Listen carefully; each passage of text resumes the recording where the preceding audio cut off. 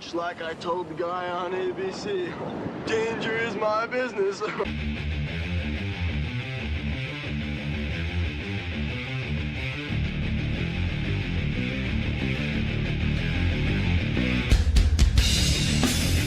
Danger is my business. Oh, you need to switch me over. Yeah, it's a good thing we have a producer. There we go.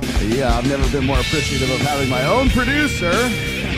She's trying to teach Captain Michael Sartain how to do his own podcast. Well, finally, we're back in lovely Las Vegas, Nevada. Home of the Western Conference champions, the Las Vegas Golden Knights. Suck it, everybody else. The villains of the NHL, apparently. Oh, man.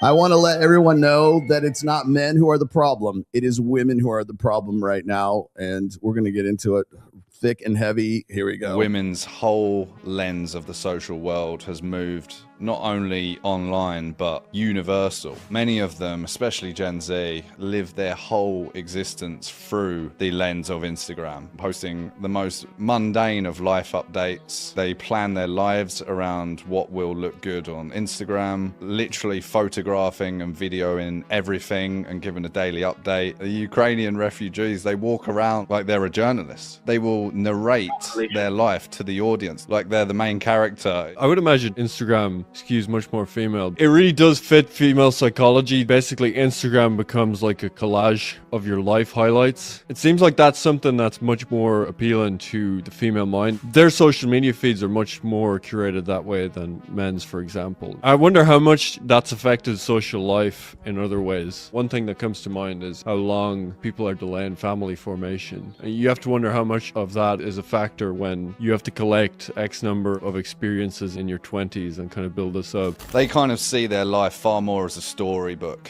Their youthful prime is this opportunity to gather the most attention. Every time that they post, they're being socially validated, which is really what women run on. Yes, including this chick right here. Describe your ideal partner. Tall, muscular, rich. Do you think are the qualities of a man that you'd like to date? Rich, muscular, tall, Tough. 8-pack. Like your motherland. Rich, muscular, but tall. Mm-hmm. You need to lower your standards. You're not going to get tall, muscular, 8-pack. You don't go to Where did the this gym. 8-pack come from? I don't know. 8-pack looks good. You don't go to the gym. I mean, excuse me, you don't need that. We're supposed to go to the gym today. There's no shame in being picky when it comes to love, all right? Right. Okay. Everyone, bookmark that. Remember that for the today's lesson. Okay. What is the perfect arm for a boyfriend? Oh God, 2 or 3? I think. Wait. Before I do that, I got to set this up. Kyle, okay, look at those arms right there. Yep. Okay. Which do you think women, predictively, which would you think women would prefer? 3. 3? Okay, here we go. 2.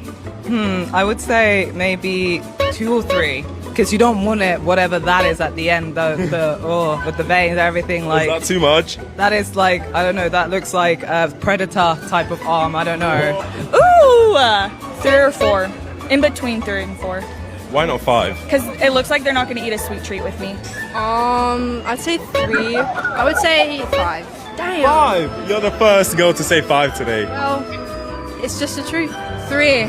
It's right in the middle. What do you think is the perfect definition? 2. Why 2? This looks inhuman. That looks not. So does this a little bit. So somewhere here. What is the perfect arm for a boyfriend? Maybe a 2. Why? Because like anything above a 3 is definitely for the male gaze.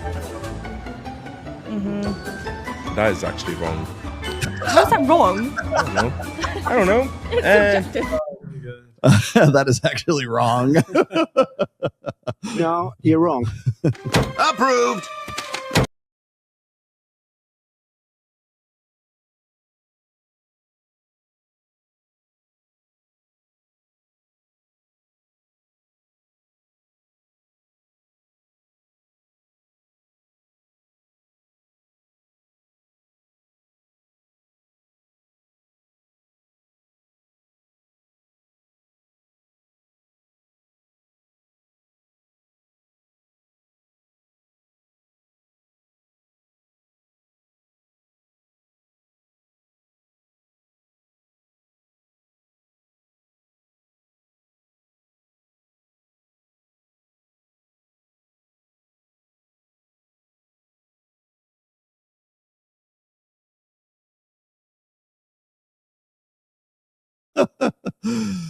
B, you are falling in love with Garrett Graham, but reminded that you have a husband and kids. Why these kids of ours are always getting in the way? Married woman. I'm cracking up. This was me today. Married woman.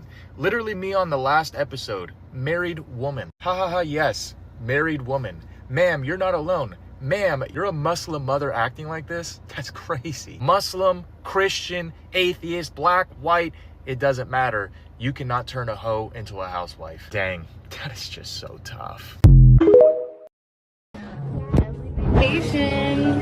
Oh my God, pay attention to this one. This is like pure evil. Who's that? Family vacations. Missing your lips right now. Somebody. Let me see. Nobody. Who the fuck is Joshua? Oh my God. He's my friend. He's gay. He's just saying because he knows that I want to JJ, go over there real quick. JJ. All right. Go. Who the fuck is that? I will fucking put on the whole fucking scene in this. Your friend. Who the fuck? But why they keep texting you?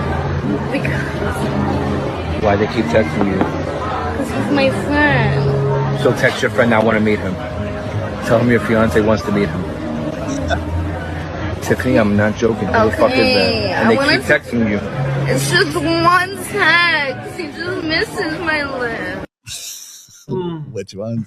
The most dangerous type of fuckboy because you don't see him coming. He presents as someone who is safe. He's, he's maybe a 6. Like usually boys are like really good looking and you can kind of know what you're getting into, but you do it anyway. Like maybe an Austin or a Craig or something or a Shep. And Wes, the entire cast of Southern Charm. The entire cast of Southern Charm. You don't see Wes coming. You kind of get to know him as like a friend. And then all of a sudden you're like, wait a minute, I'm being played by this guy. It's like he's had to make up for his lack of looks his whole life with his personality. So Right. he has created this alter ego that has Jake Cope. really become this person who can attract women and charm women and get them into his grasp. Like it seems like this has been what he's worked towards his entire life to, make up, because he's honestly not that attractive. So he has relied on his personality and really, really gotten good at playing people and being somebody that he's not. Like, honestly, like, maybe he should get into acting because he has been acting this entire time and people have fallen for it right and left, even the smartest people like Sierra. Oh, those guys are fags! One. Imagine being this Oh, guy. yeah. My favorite video of the week. My name is Tom. Kind of a nerdy guy. I like a lot of his Dungeons and Dragons, Vampire the Masquerade, and By the way, just because I know people are going to ask, yes, I did send this to Jake Monroe to give me his rundown on it. I don't know if he did because he's running like a 12-hour live stream today. anime, video games. Feel like this is playing really well so far. I like it. So you're actually into goth girls? Oh, absolutely. Have you ever taken this many girls on at the same time? Wow. No, I cannot say that I have. Oh, new experience. New experience, yeah, we like that. We like having new I experiences. love being people's firsts. Yes. Okay, noted. Are we your first? Yes. Damn. Or one of you probably All right. will be. Tom, you're a catch. Thank you so much. I appreciate that. That tongue did something already. Really? The tongue did something already. And I don't know how I feel about it. I What's funny is this guy's like this total normie. it's like an NPC. know how I feel about it. I feel good. What makes goth women like better than like non-goth women? They're hot. We subscribe to a more alternative lifestyle, so typically we're just going to be a breath of fresh air from your typical woman. Can already tell because what they mean by that is that they're going to have mental health episodes that are even more extreme than an average female. Well, yeah, So, like, that you're too. right. It's going to be different. It will be even more profound and extreme. Worth it? Okay. Is that possible? Yeah, things right now that I'm like, Yeah, that it's I've possible. not been used to before. It doesn't affect anything, by the way. So. I kind of would have liked it if it did. Unless you wanted to, you can, bite down a little. You bite back? Yeah. You know, they're looking for an eater and you're looking for a biter. I kind of like that. Yeah. She's a voice actor. Do the voice thing. Voice? Yeah, really good at it too. Oh, that was nice. That was nice. I like that. Okay. Anybody else do voice stuff? You are such a good boy. People wonder why I love Cockroach. Oh my god. The simp economy is so big now. It's actually crazy how big the simp economy is. Yes, it's Tectone's ex-girlfriend. It is. That one of them is absolutely Tectone's ex-girlfriend. Yes. Are you a good boy, Yes. Tom? I am today. Hey. I mean, just read the shirt, you know? Uh-huh. Yeah, who's a good boy? Who's a good boy? Yeah. Oh, okay, yeah. So performative, yeah. Wow. I don't know what to say. Here's what you say. Well, I'm a whore. This is known as a pre-selection picture. Now, we got to watch here. This is a pre-selection picture. Well, that's one. a lot of guys think if they take pictures with attractive women, that's going to make other women more interested in them and makes them look more higher status. But yeah, what I actually have found is that it backfires. If you are looking for a serious woman, hey, who is that? Who's that fine animal in the back there? Those guys. Who's that? I was like, come on, man. Like, who doesn't know who that is in the back there? You don't even like. Why would you bother like blacking out his face? Everyone knows that's Michael Sartain. to date, her going to your Instagram profile and especially looking on your dating apps, if she sees this, It's called especially, not especially. you are immediately disqualified. The only thing that you're going to do is impress other men. The only exception to posting pictures like this is if you're a promoter or if you're a photographer who Yep. You mean like Michael Sartain is a promoter? photographs women and you want more women to see, look, I'm with other women, I'm a safe guy. So here's what you should do instead. You should do something called subtle pre-selection. Now, subtle I see. So we're gonna come at it from the women's I like that. I like subtle pre-selection. We're gonna talk a little bit about that later. pre-selection won't backfire. When I say subtle pre-selection, this means that you show signs that a woman might be with you or hints that you have women in your life. No, you don't want that. Actually, you need to. For example, this is me at a rooftop pool party. It is. Where are you? I just so happened to capture the photo when a woman was handing me the drink. It's a hand with a drink. It could have been anyone. That could have been you, man. Wait, hold on. Other examples of subtle pre-selection include attractive women standing beside you or around you. Yeah. Or let's say you're at a nice dinner, you take a picture of your food, but you don't show who's in the back, but you do show a little bit of the plate, just a little bit. Dude, I'm sorry to say, like, I don't think I have ever in my life taken a picture of my food and put it up on my Instagram. I mean, I might send it like hey, check. I might send like if I'm having a really good, like I got some new sushi thing, right? I might take a picture and send to my daughter because that's my fucking daughter. Okay. I don't put it on Instagram. What the fuck? She should not be touching you and you should not be touching her. Looks overly romantic. It looks hover hand. Looks too try hard and it looks like you're trying to prove yourself. To be honest, what if it's casual? What if it looks like somebody else like took the picture? Especially for dating apps, I would much rather you take aesthetic, nice pictures of just you yourself. Because at the end of the day, you're not selling a lifestyle. You are not selling the fact that you're with other women. You are selling yourself as the product. Women care about you, not how many hot blondes you're around. Now, if you want to learn how to take high quality and high leverage photos, yeah, that's enough of that. I firmly disagree. I sent this to Mike already. I'm sure we will probably have something to say. We will probably dedicate an entire show to this dissection. this whole thing. Yeah, so it's there's a concept. It's called mate choice copying, my good friend, and it's especially important for you to remember. Let's willing go to cry on the internet to get what you want. I think you're kind of weak. You should do whatever the it takes to get people talking about you. I cry and listen. I was #1 on Twitter. I have a TV episode on Hulu. All because God, that hair, man. Fuck, how do you get that? Because I was willing to shed a tear on the internet. Have you trained yourself to be able to cry on command? Yeah, actually I have. But when I shed these tears, of course, you'd never know with those glasses on. It's from a place. Can you do it for me now? Well, I got to be in the right place. It's a reality. I think about the fact that I'm completely alone in this world. I have very few friends, really anyone I can trust. I basically have no family other than my brother, and then I have up childhood. When I shed these tears, it's coming from a place of being brutally by this world. Oh my God. I'm sorry to say, everybody, but we have entered the you're the producer. My bad. Yes, yes, ladies and gentlemen, we have entered the Derek Zoolander phase of the red pill right now. All I can do is laugh to keep from crying. So how are we all doing? Look at this today, man. We changed up the colors and the one thing I need to do for Access Vegas on the next show is I got to get some more plants and put some.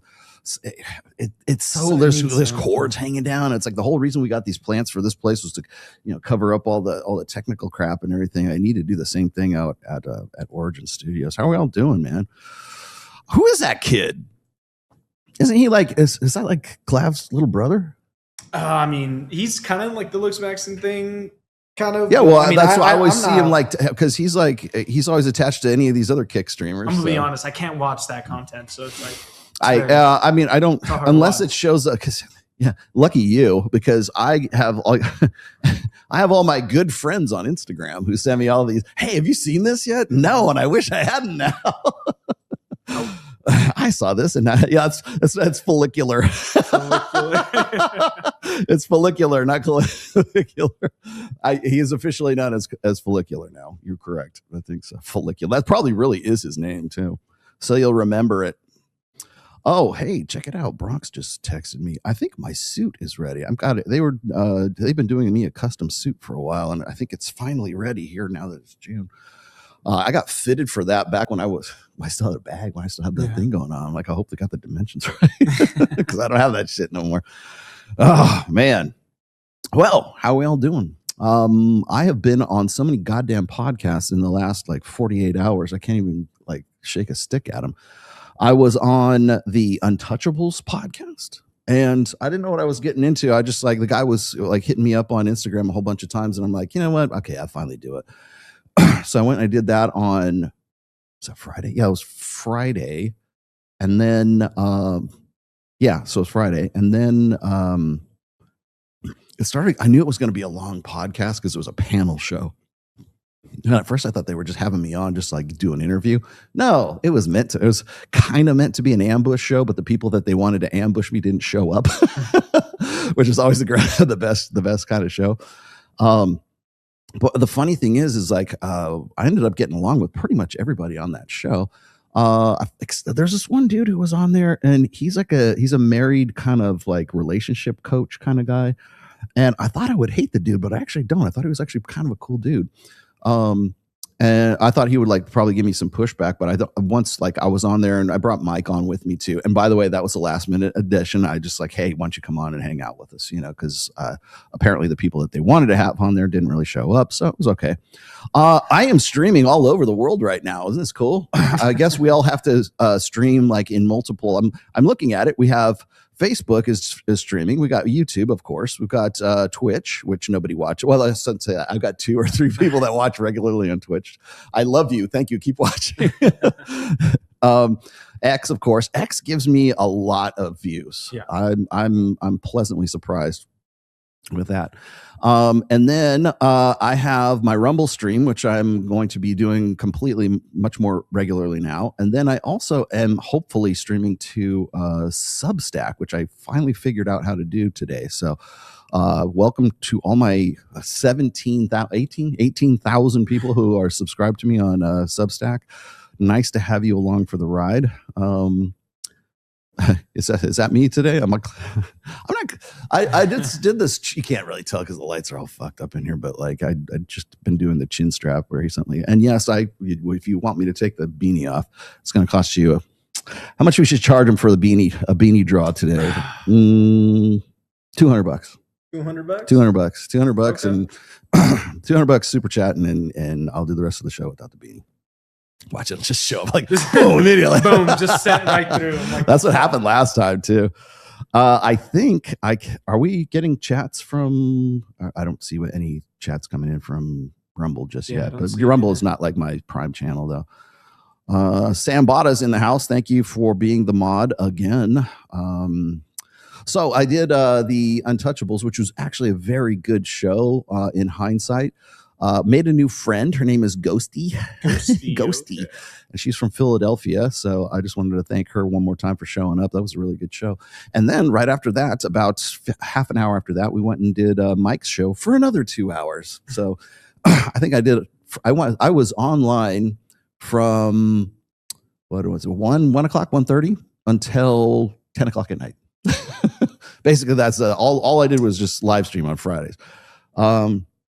And then if you watch Mike's show, we also had Emily Selena, who is also known as Selena Slay. Go look her up on Twitter. Well, maybe you don't want to. Make sure your wife's not watching your screen when you go look her up on Twitter.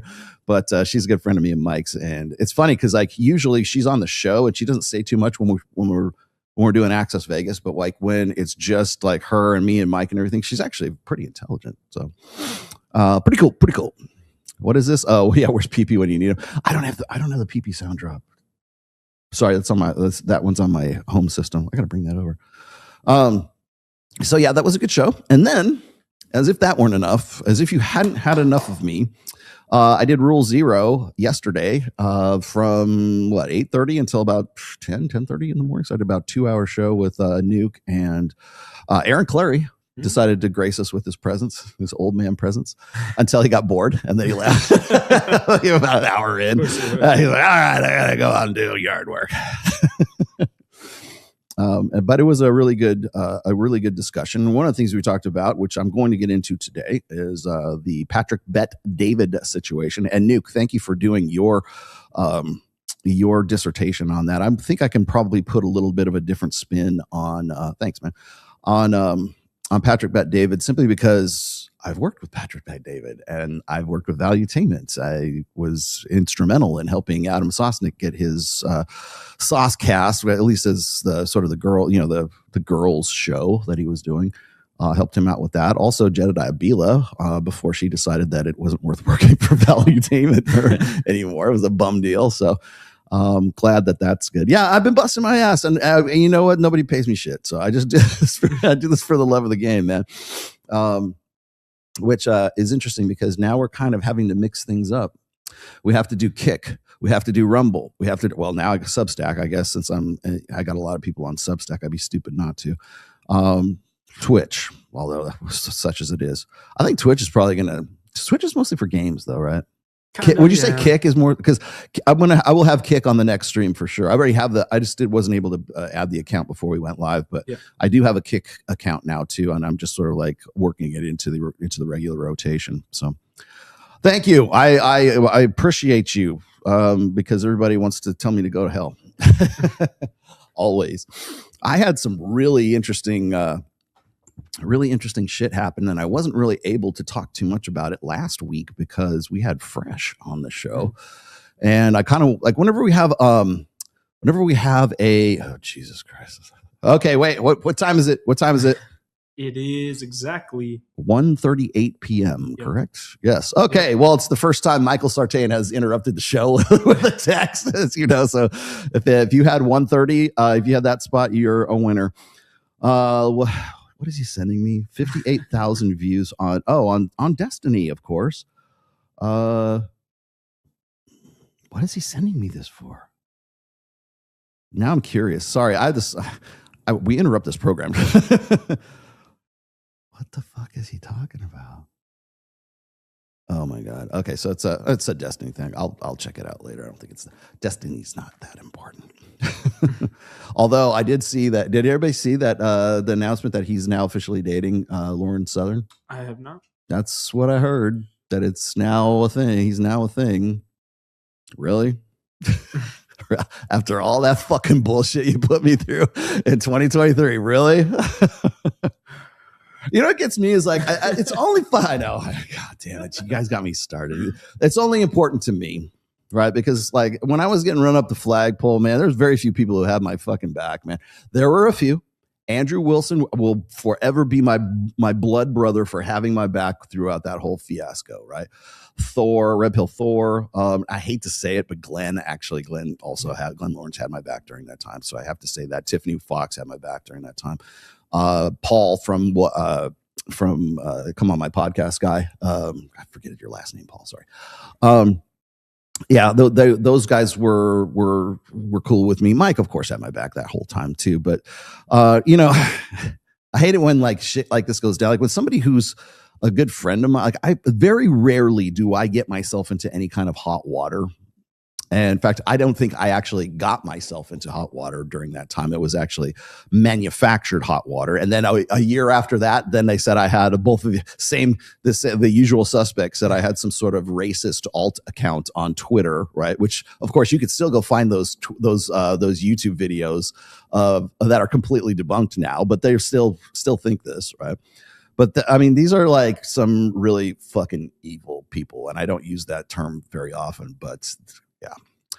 And to think for a moment that a guy who is an admitted sex offender by his own admission is still out podcasting and people are still watching this guy. Mike's right. Nobody cares. No one cares. So why should I? I don't, not anymore. Right. I look more like Asmongold. You look more and more like Asmongold. Dude, Oh no. I wish I had his hair. Yeah, his hair? Yeah, please, man. I'd be all about that. Asmongold doesn't have guns like this. Are you fucking kidding me?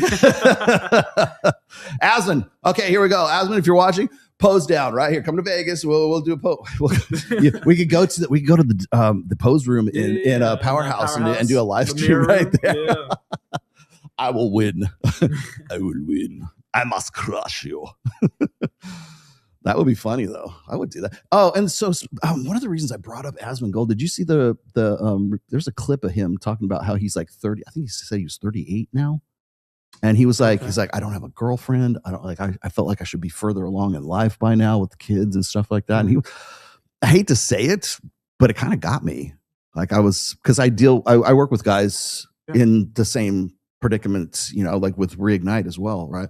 And I could have been a dick. I could have been like, see, I told you. Well, I guess the red pill's right. I could have said that, but I didn't. I was like, dude, I said, if you ever, I just, he doesn't know me from fucking Adam, but like, I left him a comment on that. And I said, look, if you ever want, to talk to me, I said, here's the book, if you want a copy, I'll send you a copy, blah, blah, blah. Just reaching out. Cause I don't care if like you're my worst enemy. If you're fucked up in that way, I'm going to reach out to you no matter what. So, because that's really what the whole thing is about. I had some interesting experiences I kind of wanted to relate to everybody. I got some stories to tell you from Miami. I wasn't able to really relate those because we had Fresh last week, but we had some really interesting times at the Miami White Party on the fishing charter. Was fantastic. Didn't get a sailfish. I wish I would have, but I got a dinosaur instead. I caught a thing was like probably like at least a 5 foot, maybe 6 foot fucking barracuda. I think that's huge, man. I don't catch fish. I catch dinosaurs.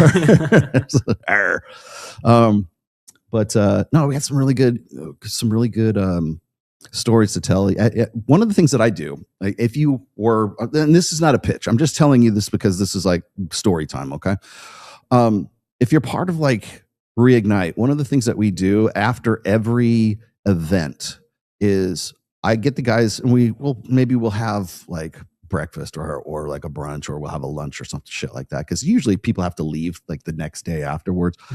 But I always make a point to get everybody together around a table and we have to tell one story from the night before.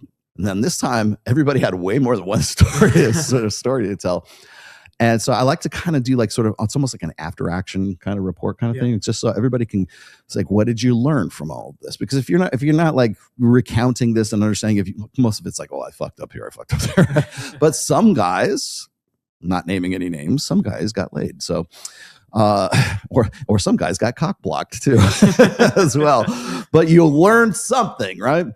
And that's the thing that I really kind of, I have to use as sort of a metric or a sort of a measurement of some sorts to figure out where these guys used to be and where they are right now.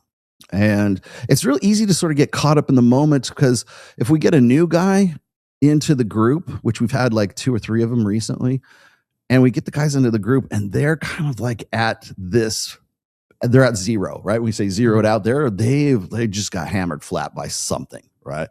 Maybe it was a divorce. Maybe they got kicked out of the house. Maybe they lost their job or something like that. And they're starting over. And then there's the guys who are already in the group who were where those dudes were. And now they're at a different place. And that's good for me as sort of, the guy who's organizing all this, and for Joe too, my partner, Joe, to sort of get a bearing on where to start with the new guys and where to use, these are sort of like, milestones along the way for these guys who are progressing. For instance, you're already very familiar with Jim Kilgore, right? Yep. Jim Kilgore no longer needs Reignite. No longer needs it.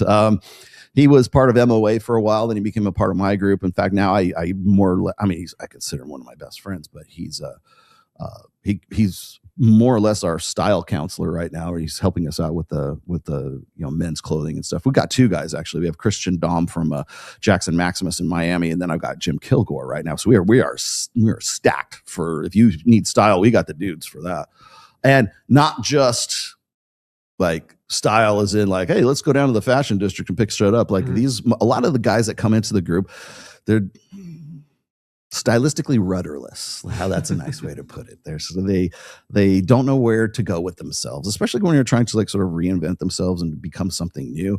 And they don't know what's going to work for them. They feel a little awkward, trying on. They've never had I hate to say it, adult men, right? 45 some odd years old, have never had a tailored suit in their life. I'm like, dude, the time is now. You need to have a tailored suit. Here we go. And they've never even had a fitting.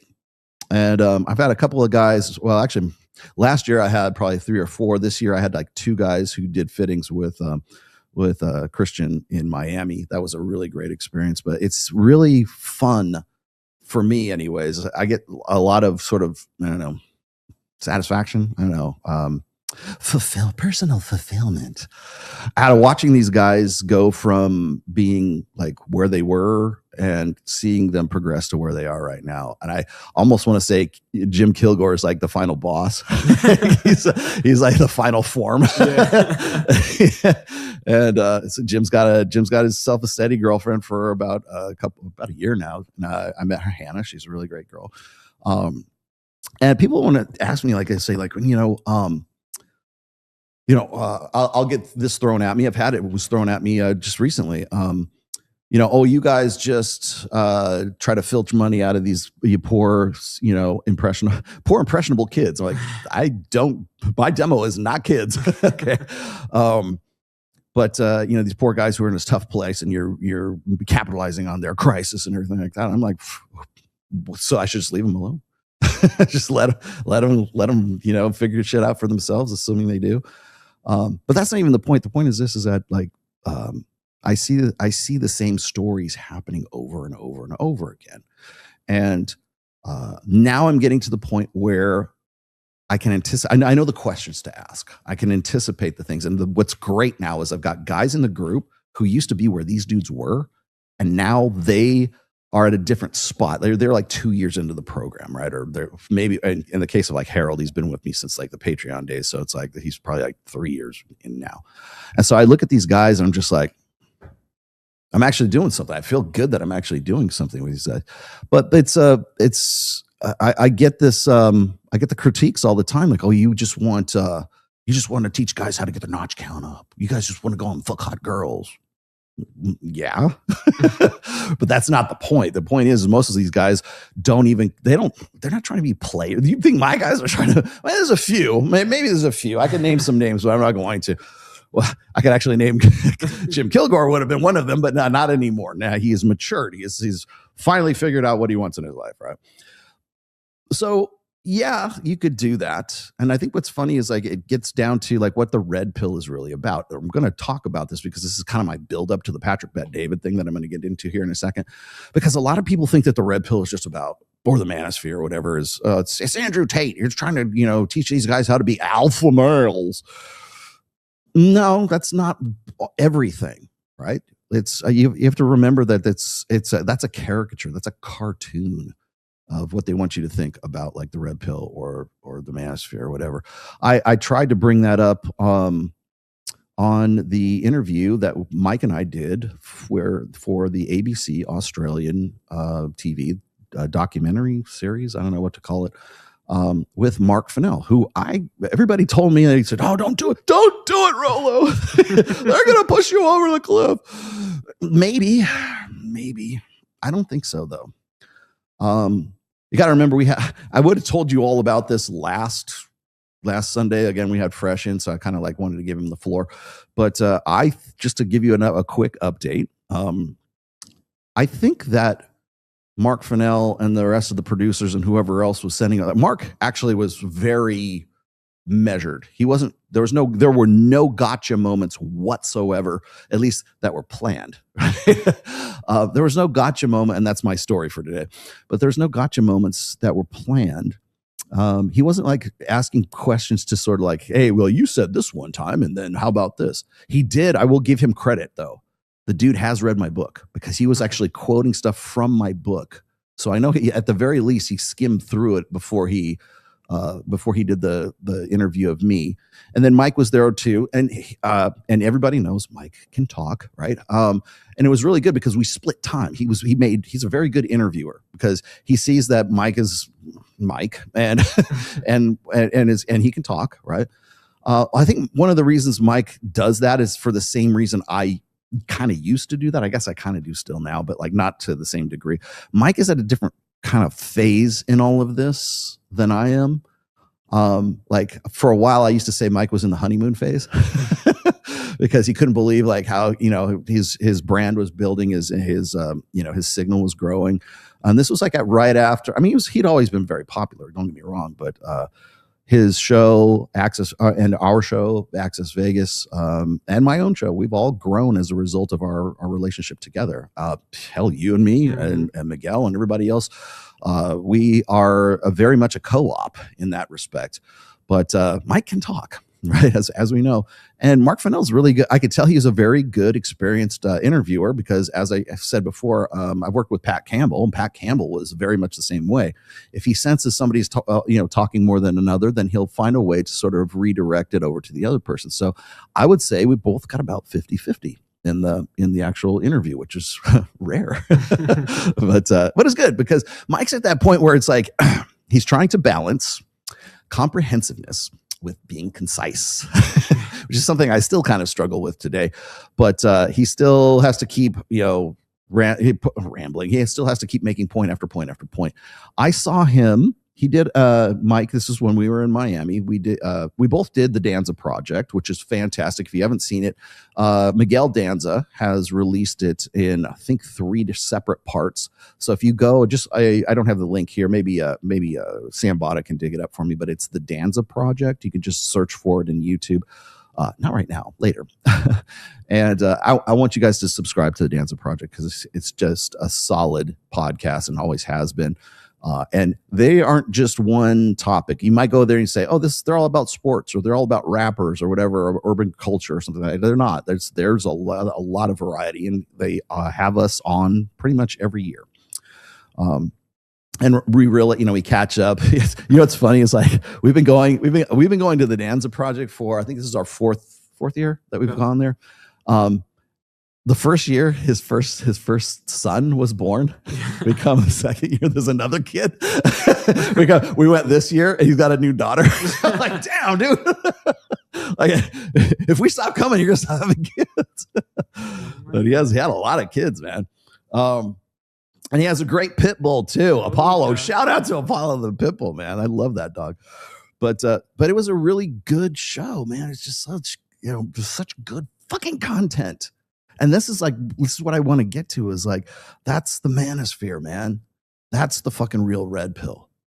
is shows like me and Mike going and doing shit with Danza. And Danza Project's not a quote unquote red pill show, but we'll go do the material there. Same thing with we were just doing I can go on what do you call it, Sean Kelly's show. And another announcement, my my discussion, my talk with Mike Rashid, not Mike, what am I saying, Rashad McCants is out finally. I had to say that we preempted that because we actually had him in on Mike's show before Sean Kelly finally released the show out, because Sean Kelly kind of like front loads all of his content and then he just shoots it out sporadically. But don't worry about it. We're gonna get to that. Would you like me to talk? Hell, fuck, why not? Let's just talk about that right now. Hold on. What are you gonna do about it? I'll suck his dick. Hi, Rolo. Are you watching Paul Elam's Fixing the Manosphere? No, I'm not. He likes to mention you. Really? Paul really knows his stuff and makes good points about red pill movement and all that. Well, the very fact that you would call it a movement means I don't think he knows what he's talking about. I don't know. We'll see. I have been aware of Paul Elam since the Roosh days. Since before I even showed my face on my smiling mug on anywhere. I remember Paul Elam when he started A Voice for Men, and I want to say it was back in 2012. It was pretty early. I remember In Malafide was still a blog back then. I think the Spearhead was still around.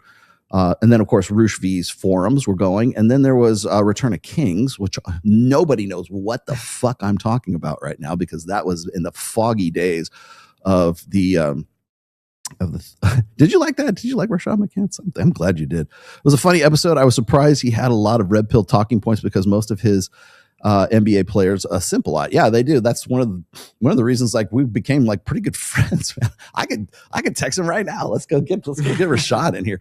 Rashad's in LA and he likes to play poker. He plays the poker tournaments here in Vegas. And so whenever he's here for a tournament, then we go hang out. So, and how that happened, I don't know. But if it's funny. Have you seen it? Have you seen that where he's wearing the crown? Yeah. And stuff. I walked into the green room at Origin Studios and he was there with that. And he's got I expected him to have bling. Okay. I mean, Fresh would have it too, right? I was not expecting the crown. And I thought, this is either going to be the worst podcast I've ever done or the best podcast I've ever done. It turned out to be the best. And we hit it off, man. He's a really cool dude. Oh, yeah. So anyways, yeah, so it was good. Yeah, Return to Kings and Roosh V Forum. Thanks, Nuke. Yeah, those were, I actually wrote one single article for Return of Kings back in the day. I know Donovan Sharp was writing for Return of Kings for a while too. So it's funny to think that there are actually guys who go back that far who actually started as writers, like blogging before they became, household names, of course. But anyways, yeah. So Elam was part of A Voice for Men. He was doing the MRA thing. I never had too much back and forth with him. It was him and Dean Esme. Those were the only two names I even knew. But then, of course, there's Karen Strawn, and then there's Janice Fumingo, and then there is Christine Hoff Summers, who, by the way, was part of all that and then springboarded into whatever. Then she became Christine Hoff Summers. And then Cassie J. And then and I started wondering, why is it that all of the MRAs I know are female? So again, it's just like, good for you. I've never been a top down guy. I've been the bottom up guy. Like I want to work with guys, and it's more like each one tell one. I would rather work on the cellular granular level than try to initiate some sort of I don't know, political change or some shit like that, because that doesn't happen unless there are people who are already red pill and then they get into, I don't know, they become a judge, right? Yeah. Or they become a somebody told me this, and I don't know how accurate this is. JD Vance used to be part of the red pill subreddit. Mm-hmm. Is that true? I don't know. I don't know. You're gonna find. Oh, Perplexity. Tell me. let's reference Perplexity. Yeah, I don't think so. Maybe, I don't know. It's a possibility. Where did I put that? I had some slides here today. Oh, all right. Well, Let's start with that one, anyways. Yeah. Okay. Sammy, what are you doing with me, Sammy? Okay. You know what? Let me just get to these super chats fast before I get too involved. I don't want to get too lost in the sauce here. Rolo, does male ontology? That's your vocabulary. Hey, you get that. Wait, here you go. Let's see. Oh, wait, no. Perfect. That's what you get for today. No, yeah, this is what you get. Cheetos! Okay, inherently preclude the formation of brotherhood uber alles to the same scale as sisterhood uber alles. Good question. Thank you, student. So here's the thing: is you gotta. This is my take on it. Okay, I'm not gonna. This is me just spitballing here. This is me being as deductive as I possibly can be. If you look at human development over our evolutionary past, right? We essentially came up in hunter-gatherer tribes, right? As such, because of sexual dimorphism, because we had a division of labor. Obviously, men were the hunters and women were the gatherers, right? They're the berry pickers. Now, is that what everybody was limited to? No, but I'm just using these as general terms right now. Okay, so when you look at women forming collectives, when I say what does a social organization look like that is by women for women, right? What do politics look like if it's by women for women? What does religion look like if it's by women for women? How do women organize societies, right? Well, they refer to, or it seems more logical to them, or it seems natural, seems emotionally fulfilling, let's just say, if everybody all got along, right? Because there's strength in numbers, because women are the vulnerable sex. So it's better if we can all get together. And if you look at like how little girls interact, like when they're 5 years old, 6 years old, this is straight out of psychology, child psychology 101. Little girls form what are called peer clutches, right? And the worst thing in the world for any one of those little girls, and I know this firsthand because I watched my daughter go through this, right? The worst thing in the world for any one of those little girls to happen to them is to say, I'm not going to be your friend anymore, and to be ostracized from the group. Because why? That meant death back in the caveman days, back in the, let's see, the Pleistocene era, not the Plasticine era, Mike, the Pleistocene era, the Paleolithic era, whatever you want to call it, back in the day. So to be ostracized from the village, remember how they say it takes a village to raise a child? Well, that's because women think it's better to do an organized society in the round. It makes better sense. It was safety in numbers. Security is one of the primary, imperatives of women. It's the prime directive of women throughout life is security. Women are happy to trade security, or to say trade liberty for security. Okay. So if it seems like everybody's going to get along and it seems like everybody's going to be more secure and there won't be any more war if women run the country, right?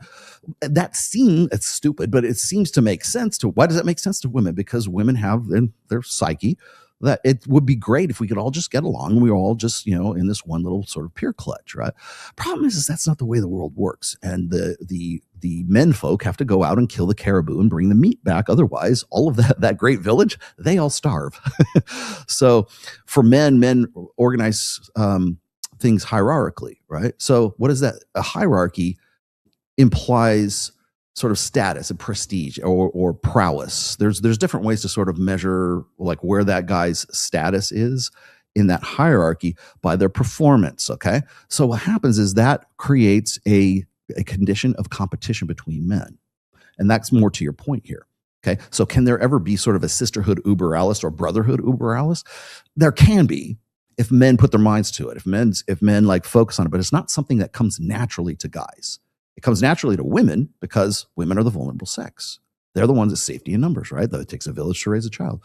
For men, if you organize society in a hierarchy, that implies there's got to be some competition. You have to be able to outdo your competition. That's literally what capitalism is based on. Is you have to you form a country, or excuse me, you form a company, and Jim down the street forms a company and you're selling the same widget. You need to find ways to outdo Jim or buy him out or whatever else. You have to outperform that guy, right? Makes sense. I mean, that's essentially how it works, right?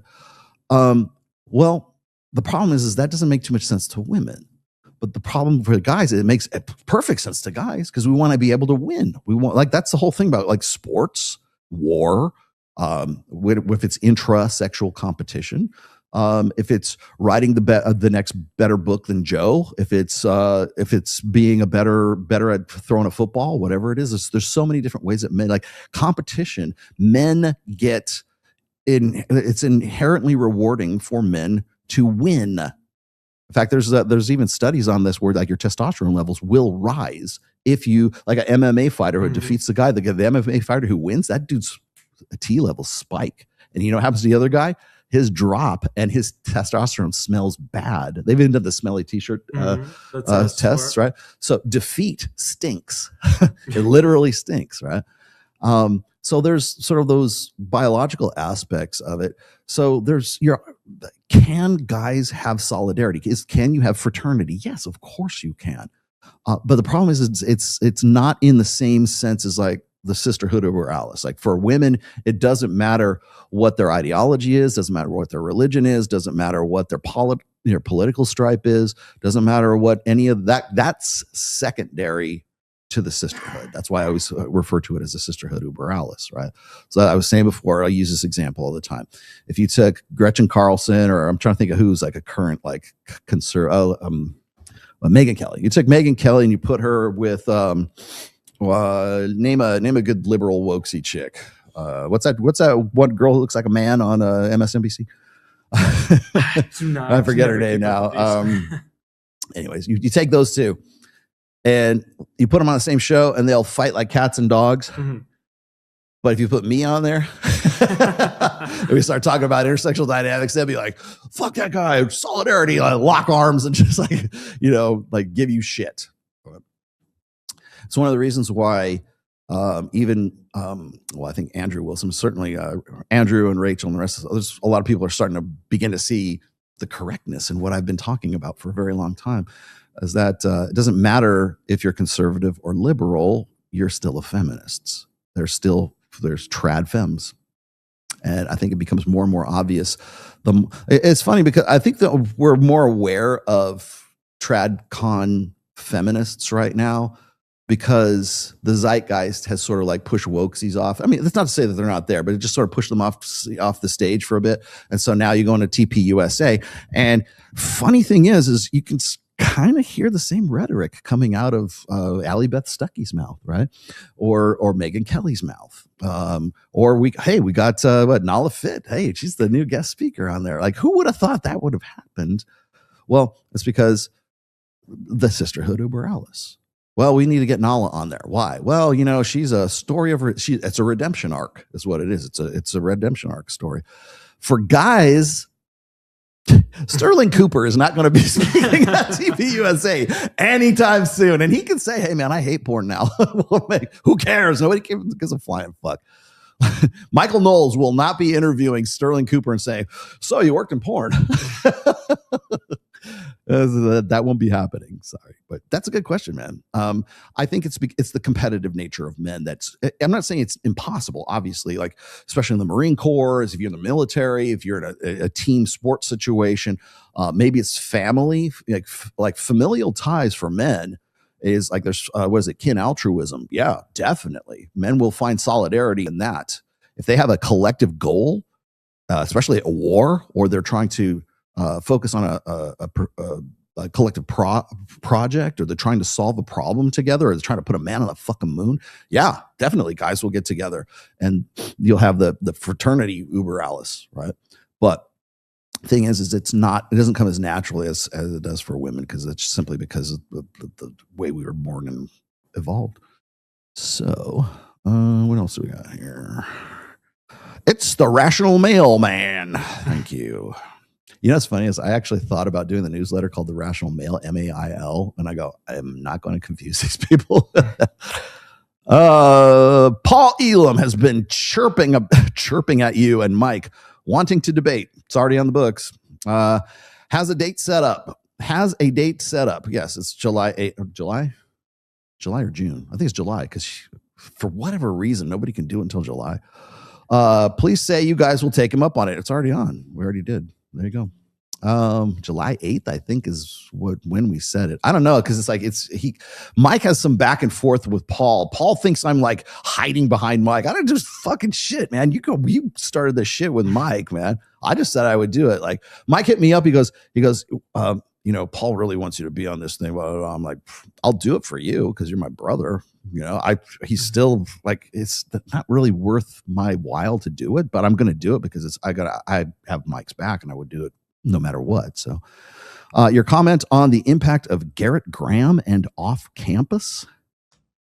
Impact of Garrett Graham. Who's Garrett Graham? Can you dig that up for me, Sammy or whoever? Can you tell me who Garrett Graham is? This is that's a fucking $20 super chat. I want to help him out. Of off campus and off campus. I don't know who Garrett Graham is. I'm sorry, dude. Somebody will come up with that. What's going on? What's going on, Guard Emperor Rolo? You feeling, brother? I'm good. I'm much better now.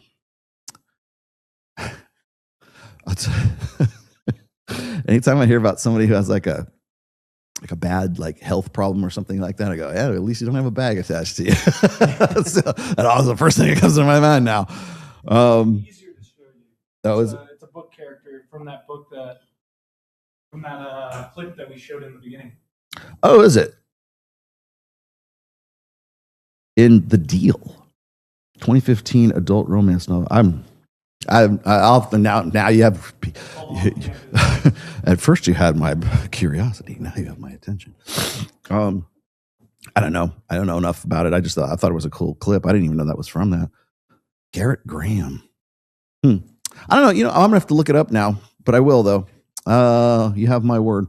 Have you read Vox Day's recent writings on evolution? If so, what are your thoughts, and has it impacted your work at all?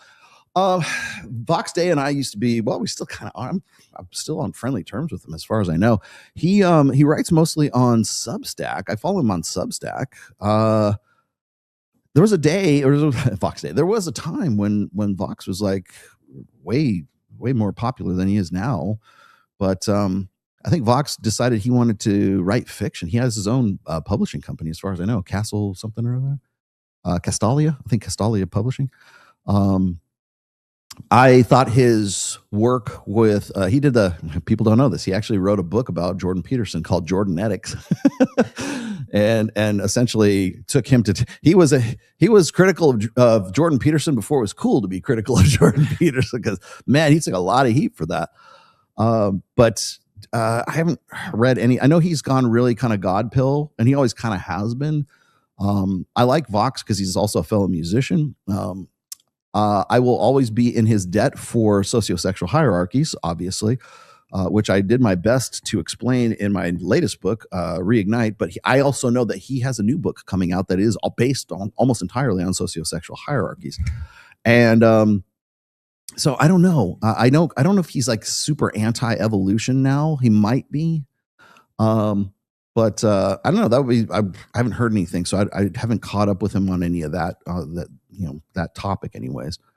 But I've got nothing but respect for Vox. I mean, I know there's people who are going to be like, oh, anytime you put the consecutive letters EVO in front of anything, and every Christian ethicist, every Christian will roll their eyes, or you basically change the tone of the conversation once you say evolutionary psychology, or you say Evo bio. Once you put evolution into as like sort of the pretext of anything, you lose a certain amount of people. And it's funny you should say that, because I was watching, if you guys haven't seen it, it's actually another really brilliant interview with Mike. I was supposed to go to this interview, but it was in Miami, and I couldn't do it because I was with my Reignite guys. But Miguel Danza got us this podcast. I think it was in Fort Lauderdale as well. And I don't even remember the name of the thing, but it was other podcasts. And apparently one of the guys who works for him or is a producer is pretty tight with Sadia Khan. And Sadia Khan left Mike some voicemail about like, I think he's an idiot. I think he's a goon or something like that. And I don't know, Mike was just like, well, Sadia is who she is. He was one thing about Mike. I'll give him this, is like he's better at this than I am. I concede. He's better with state control when it comes to shit like this. Because I think it's because Mike wants to be everybody's friend. And maybe that's a good thing to do, man. Maybe it's better not to be so. I mean, people are going to be confrontational with you in the first place. So maybe the best tact, I guess, is to be more diplomatic. But the guys who were doing the interview of him, and I'll dig it up here at some point. I was actually going to talk about it today. He was doing one of those couch interviews, like what? That's the new. I know, man. It's like that's like a chick podcast, That's a chick man. podcast thing. That's like fucking call her daddy, man. Let's get up on the couch and put this nice little throw, blanket on us, this oversized giant cup of coffee. Are you comfortable? Yes. Are you comfortable? Yes. We're gonna sit here and like it's like a fucking pajama party or some shit like that. Hey, let's talk about our feelings. God. When did that format become? Right. It's the chick format. It's like that's the femisphere right there. But I mean, it was cool. It was actually a pretty good podcast. But at one point during the podcast, they're trying to nail Mike on the fact that Mike is like monogamous, sorta. Like he kind of wants to be monogamous, but he still wants to have a chick that wants to fuck other chicks, which is what he's got, right? But so everybody wants to sort of nail him on that because the guys on the show, at least I think one of them on the show, has been with his wife the entire he met her in high school and they've been together since, right? So it's kind of speaking a different language, and it sounds like, especially if you're coming from this really sort of churchy evangelical cult, which I could tell he was because he was using a lot of Christianese, and like okay, let me give you a little bit of advice, guys. So if you are in the blog space in general, and and I don't mean like in the religious blog space, but if you're a religious person, if you're a religious guy and you're in this space, every opportunity is not an opportunity. Every podcast is not an opportunity to witness. Okay. I'm just saying, okay. Because if you keep doing that, everybody's going to like, I mean, your religious friends will love it. But whenever somebody uses a podcast segment as sort of like, I believe in Jesus Christ as my Lord and Savior and my personal, whatever, and da da da. It's like this. It's memorized. It's rote memorization, right? And you have to confess the Lord in front of everyone so that He will confess you in front of God. Like that's the whole thing, right? Okay, good. But once. Can we get on to the topics? This is actually a show. Can we actually talk about stuff that's probably going to rustle your jimmies?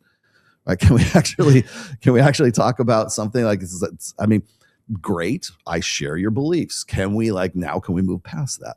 People have always asked me this too. They go, well, Rolo, how come you never talk about God? How come you never do religious stuff? And I'm like, that's exactly why. But the thing is I'm focused on the topic. I'm focused on the material. I could go and do a religious podcast if you want me to. People would hack up and discuss, but in fact, they would probably, people would probably love that opportunity. If I was to go and I was to read just like the last 2 chapters of my book, Religion. Yeah. If I just went on here and just read that, and that's it. That's the whole podcast, right? Man, I tell you, you would never see so many comments in your life. He doesn't know this, and he's a real Christian. Da da da. Yeah. Was the Galgamec contingency from the Catholics from Galgamec from South Park. Maybe we should forget about the Galgamec. Forget about the Galgamec. God, what happened to South Park? Why is South Park not like that anymore? That was so good.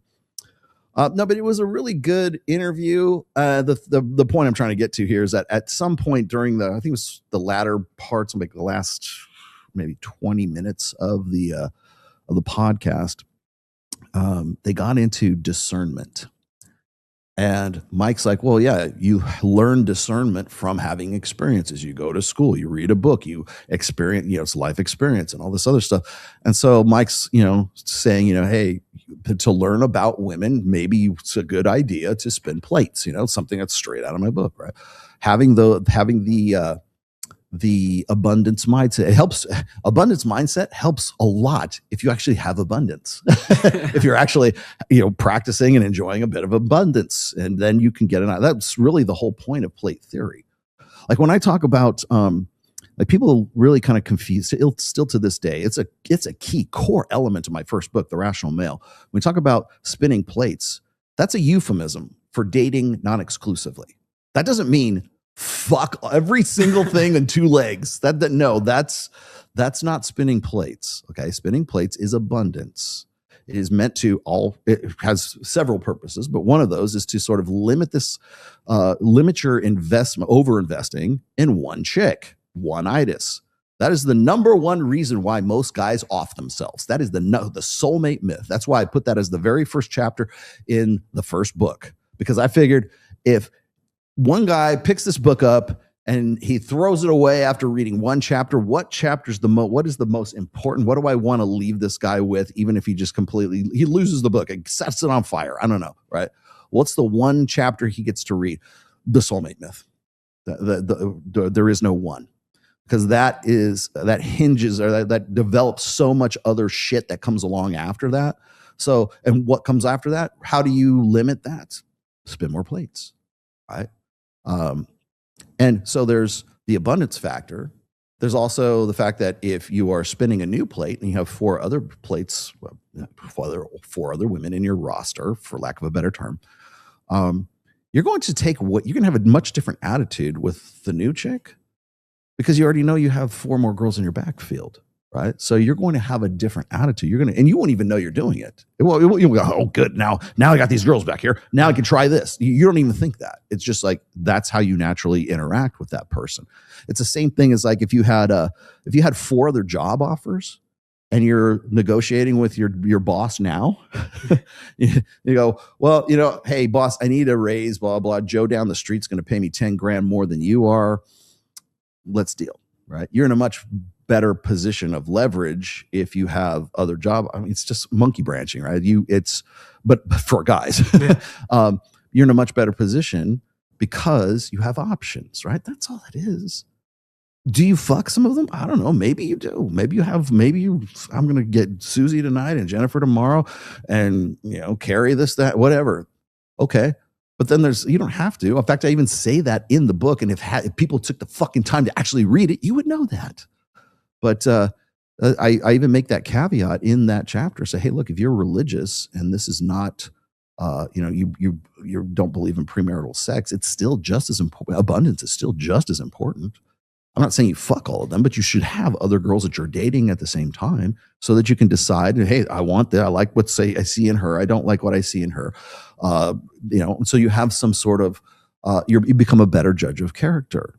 Well, the problem is that when you're religious like this guy was, it's like, no, you don't need to have any of that because the Lord will just grant it to you in a dream. It'll just,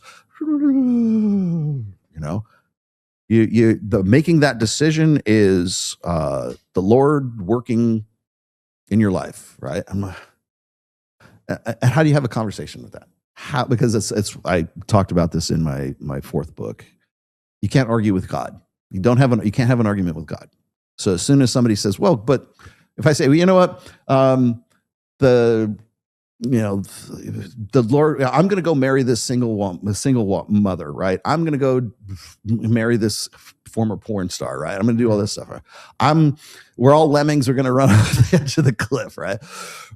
Are you insane? Don't you know you're going to die? Yeah, but God said I should jump off the cliff. It's a leap of faith. Okay. But I could tell Mike had gotten to that point where it's like Mike can quote scripture. I was actually impressed that he did. I think it's probably he's done it often enough that it comes out like when it's supposed to. But no, there was the whole thing about like discernment. You're just you don't need to learn anything. You don't need abundance. You don't need a textbook. You don't need a college degree. You don't need to do anything. You just pray about. Oh, that's it. Yeah, I'm good. Yeah, and that's a very fervent belief. And I'm like, how do you can't argue with that. I don't know. I think Mike has run into this twice already. He was on Ryan Panetta's show, and he was on there with that bald guy, that Brian dude, who was kind of trying to put Mike on the spot as well, but trying to like whip him into shape with like scripture. And well, if you were a real man, you would be only married to one woman and you'd have 4 kids already. It's the same thing that Lila Rose tried to do with Justin Waller back in the day. And so, as I said before, Mike is at a certain like stage of progression. This is where he's where I was right before I wrote religion. That's where I was. I had to answer all these questions, the same ones, as a matter of fact. Grand Autarch Elder Farciarolo. Thank you for referring to me as my formal title. Between people like, who the fuck is he talking about? Between drinking with male friends, walking my dogs, etc., I don't even see women. Yes, you do. Should I join Pilates, local D&D? I'm pretty sure you won't find. No, I shouldn't say that. Some chicks play D&D now. Yeah. Some do. Not the ones you're hoping will. Yeah. Megan Fox, she doesn't play D. Was it the girl? The girl who's on our show, Emily, Selena Slay. I would love to get her and like to get in here and play some D&D with her. I tell you what's funny. Everyone has a prescription about everything else. Okay, so you're basically asking me where to meet chicks. Where do I find chicks? Go ask Aaron Clary. See what he says to you. Why do you care? That's funny because like I go to this, I'm going to give him a shout out. I go to this game store that's local to me. I think it's actually probably my favorite store in Las Vegas, and it's called Little Shop of Magic, and it's in I guess it would be in South Summerlin. It's out by Rhodes Ranch near me. Fantastic store. Very well stocked. Love that place. Not to take anything away from the other local game stores because they're cool too. But the people there are really great. And that's why I said I noticed that there's some girls there that actually play Dungeons and Dragons, but they look like girls who play Dungeons and Dragons. So one of the things, as you guys know, I do play D&D. I just did on Wednesday with the guys from Masculine Geek, and we have had an ongoing campaign for something like 3 years now, and so every time we get towards the end of one module, it's almost like time to celebrate. But how cool would it be? I've actually brought this up with Vince. He's the guy who hosts Masculine Geek. Mm-hmm. I said, how awesome would it be if I could get all you guys around a table and I could get like 2 or 3 of these girls from Access Vegas, and they have to come in thongs and bikinis, and you guys have to roll characters up. How awesome a show would that be, man? Vegas girls play D&D. God. And they don't get a White Claw until like 15-20 minutes in. They have to do a charisma because they still have to actually do it takes some time to like create a character, right? Create your characters. Once you're done, then the tequila comes out. That would be awesome. That would be totally awesome. The fun starts in 3 hours. It's Vegas. Where else are we going to do this? Paducah, Kentucky. Seattle, Washington? I don't think so. Have you ever been to Germany, Europe? Any favorite places? I have been to Europe several times, actually. I've never been to Germany, though. I've been to Amsterdam. Well, I've been to Holland, the Netherlands, several times. God, 6 or 7 times. When I worked in wine and spirits, I worked for a company called Van Gogh Vodka, Van Gogh Imports. And now I'm happy I can say that and not have to worry about any of those guys firing me. But I used to go out there all the time to do bottle checks because we had to do production stuff out there. In case you're wondering, I did all of the illustrations for Van Gogh vodka bottles, like the old ones that look like they're hand drawn. That was me. I actually have artistic talent, I know. And so if you look at those old bottles, that's Rolo Tomasi. And so I used to have to go to Europe quite a bit. And that was the first time I actually went to Europe. And I went to Rotterdam, Schiedam, Amsterdam. I've been to Belgium. I've been to the north of France.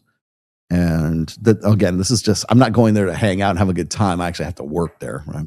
So those are pretty much the places I've been in Europe. I've never been to the UK, although Mike is going to the UK in June, the end of this month or end of June.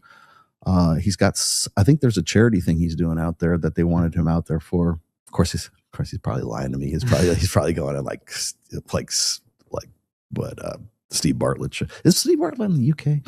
Because all I hear is like accents on that show. Let's see. Godfather, if Whammon, really. If women are so emotionally intelligent, why do they crash out so easily? Because that's the sign of intelligence. Right? It's just expressing herself. There's no such thing as emotional intelligence. I hate to burst your bubble, ladies. It does not pass the intellectual acid test. If you would like me to, here, you know what? I'll go dig it up. How can Rollo say there's no such thing as emotional intelligence? I will give you a perfect example right now.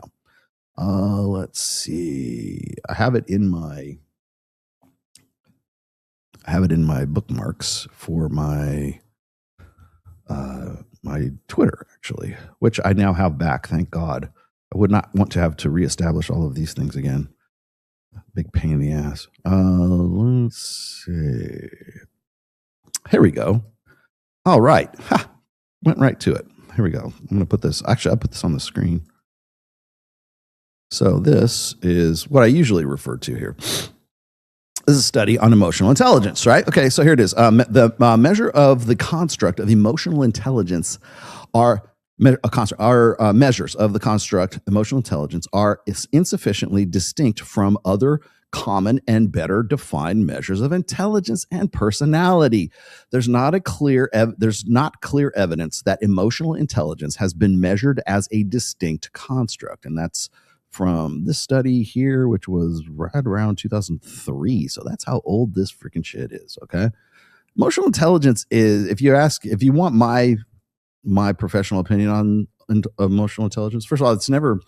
It's emotion, right? So how everything is, it's not quantifiable.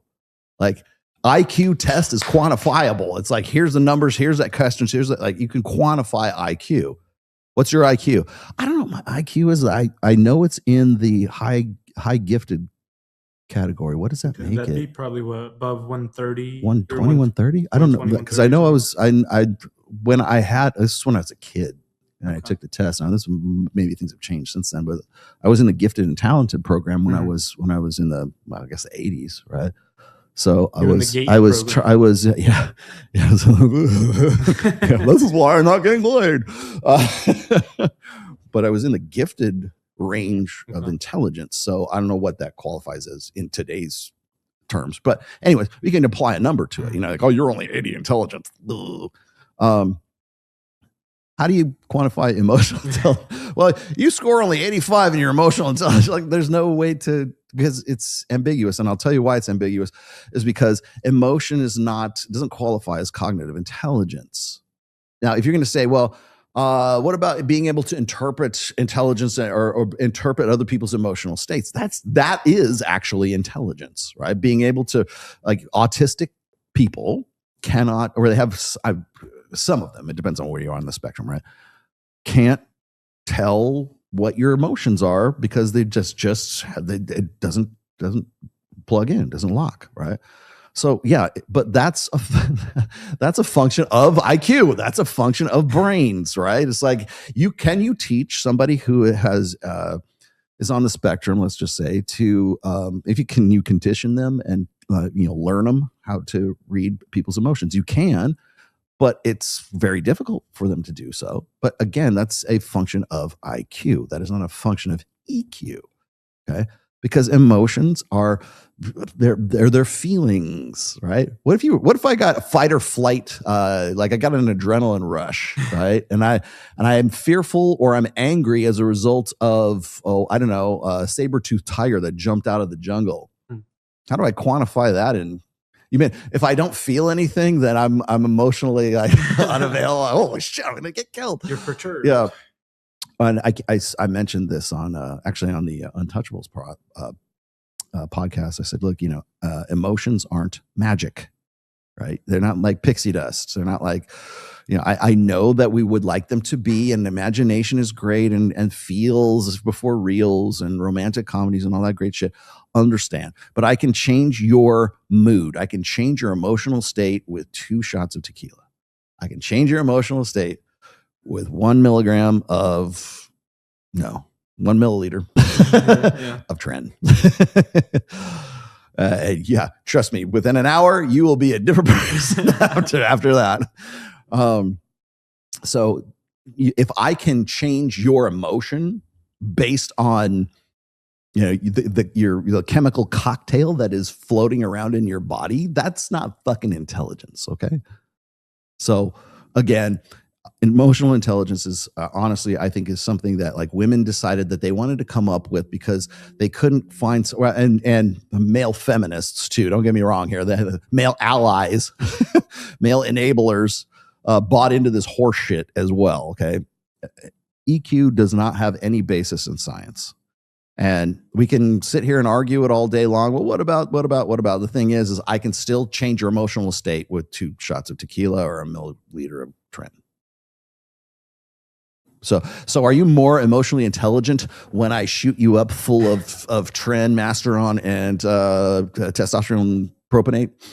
Oh yeah. Are you now more you know what? You're certainly more emotionally expressive. Yeah, exactly. Yes. Are you sensitive to the emotions of others? Fuck yeah, I am. Are you hypercritical of their driving skills? Fuck yes, I am. Wow, I suddenly become more emotionally intelligent because I shot up all this gear. Nice, right?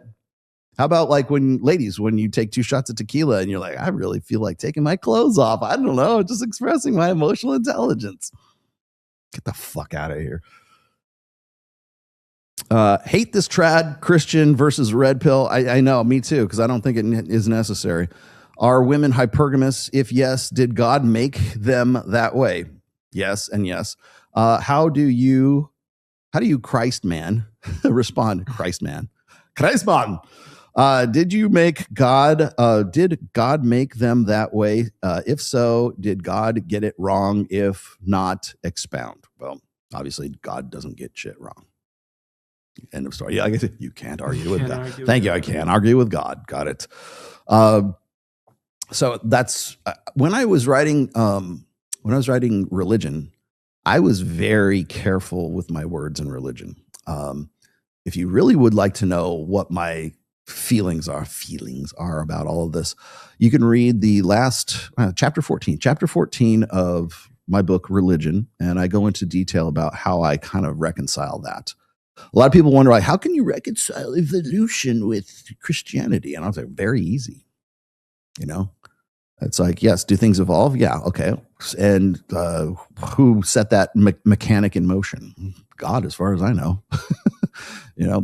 There's something beyond evolution. Okay, great, but there's still evolution. We see it happen. Or obvious. We can plot the human genome, and we can accept the fact that 1 in every 200 people on planet Earth can be directly related or genetically traced to Genghis Khan. That's okay. We'll believe that. The blue birth mark on the back. But women are just this unknowable, unfathomable mystery of the universe. Get the fuck out of here. There's you know what? I don't want to be flippant. I will point you in the right direction. There's this really great book, and it's called Finding Darwin's God. And I want to say it's the last name of the author is Miller, but I think the first name is something or other. If you can look that up for me, it's called Finding Darwin's God on Amazon. That was one of the books, one of the last books my dad gave to me before he died. He says, you should really read this. Kenneth R. Miller. Finding Darwin's God. And it was a really great book because it was sort of this balance between like religious, like understanding and religious, it doesn't have to be necessarily one particular religion, just like sort of God and evolution. And it was for the first time I'd ever read, and it was really weird coming from my dad because my dad was like a dyed-in-the-wool atheist, right? But especially coming from him, it kind of it was the perfect like dovetailing of religion and evolution. And I'm just like, this is a really great book. I haven't read it in a while. I need to go back to it again. But it's called Finding Darwin's God. Go read that. Then you'll understand. Sorry, it's supposed to be God Emperor. Yeah, it's okay. I'll take Farseer. We can go Eldar. I actually have probably more Eldar than I have Space Marines, honestly. I know that's heresy. I get the dancing monkey, but do we have to be dancing clowns? You have to dance at all. I've seen guys make fools of themselves and get no tail. So if they made fools of themselves and they got ass, would it then have been okay? It's worth it now. Like, was it worth it now? Like, and if so, does she have to be a really hot piece of ass, because to make it worth it? Where is the line and the limit? Well, how hot is the girl? that's the limit. I love it when I get this. And I'll just go dig this up because I wrote about this not too long ago on Substack, which you should all go subscribe to right now because I think I'm live on right now. Yeah, I am. Look, I'm looking at it right now. I went to Substack. We're actually live on there. That's fucking great. Of course, now I need to go here. And there it is. I put this out here. I'll just put this on the screen so you guys can all see it in its glory. To answer your question, I still got to get to PBD here. Oops, not the video file. Give me the share the screen. There we go. Okay. So this is called The Paradox of Self-Improvement. It's actually kind of an update on an old article I wrote a while back. There's Arnold. The worst thing I can be is the same as everybody else. Arnold Schwarzenegger. Brandschrager. This is the I do it for me thing. But really the reason why I put this together was kind of to I don't know, poke the bear with regard to Paul Elam here. It's like a lot of the times when I get into conversations with guys who talk about dancing monkey hate, I don't want to be a jester maxing. You're jester maxing. What isn't jester maxing, right? Like, what do you do that's really for you? In fact, I'll read you this is the opening shot here. Okay, here's a shot across the bow. This is a conversation I've had several times, but I just had it recently with this chick on Access Vegas, right?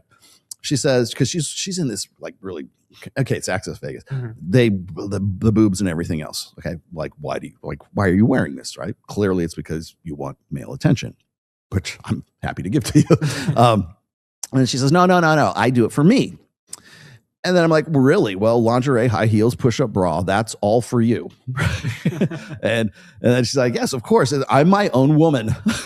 I'm strong and independent. And I go, so it's not about the attention and the affirmation that you get from all the men around you. Obviously you're wearing this outfit to the clubs and everything else, right? Clearly. Okay. Again, I've had this conversation. Even when I worked in wine and spirits, it's it never ends. This girl was the girl I originally had this conversation with. She's probably 45 years old and has a couple of kids. Now I have the same conversation with the girl on Access Vegas and she's 24 years old. Okay.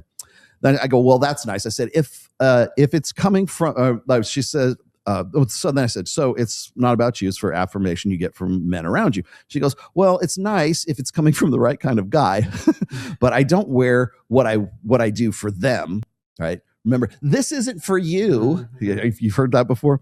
And then there's so then I say, okay, so if I came over to your house unannounced at 4:00 in the afternoon, you'd be wearing all of this while you were vacuuming the house and not in sweatpants and a t-shirt, right?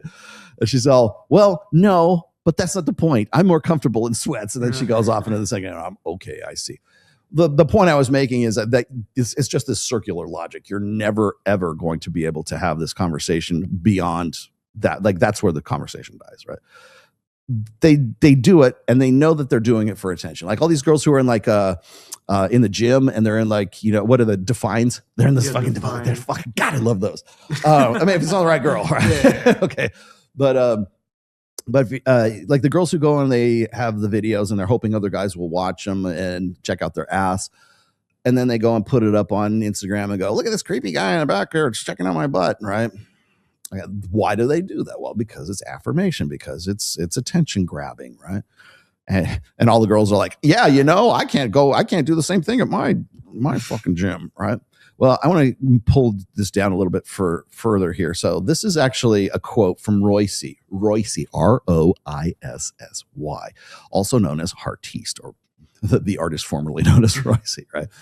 Okay, so this was, I don't know why people don't refer to this a little bit more often than they do, especially in our circles, but he wrote this really great article one time, and it was called The Unbearable Triteness of Hating, and it was from 2012. And what he was doing is he was coming up with all the most common forms of hate.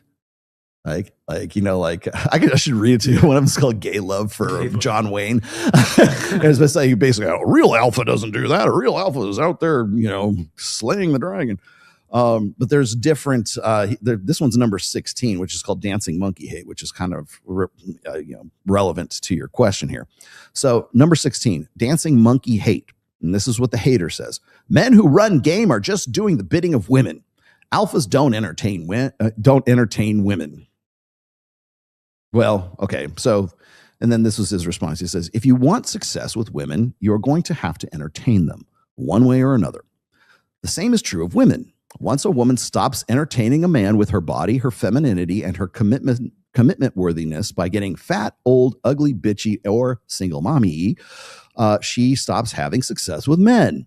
We are all doing the bidding of our biomechanical overlord, and on our knees to his will, we will surrender by force or by choice. You fool yourself if you believe you have some plenary indulgence from this stark reality. Or if you can't beat them, join them. And so that's kind of like the basis of this article here. But it centers on a concept that I came up with called the crisis of motive. Okay, why do you do what the fuck you do? Why does Rollo do this podcast? It must be for girls. He only does that Access Vegas show because he likes the girls. Yeah, I do, actually, but that's not the point of it. The point of it is to have this conversation and this back and forth and to build a good show that we really like and, Mike and I are proud of, right? And we've been doing it for coming up on 4 years right now. So are there other reasons we might be doing Access Vegas besides seeing a hot piece of ass next to us every other Wednesday? Yeah, but that's also part of it. And so I talked about that. I gave you the example of the girl who wears the tight, outfits and everything. She does it for herself, right?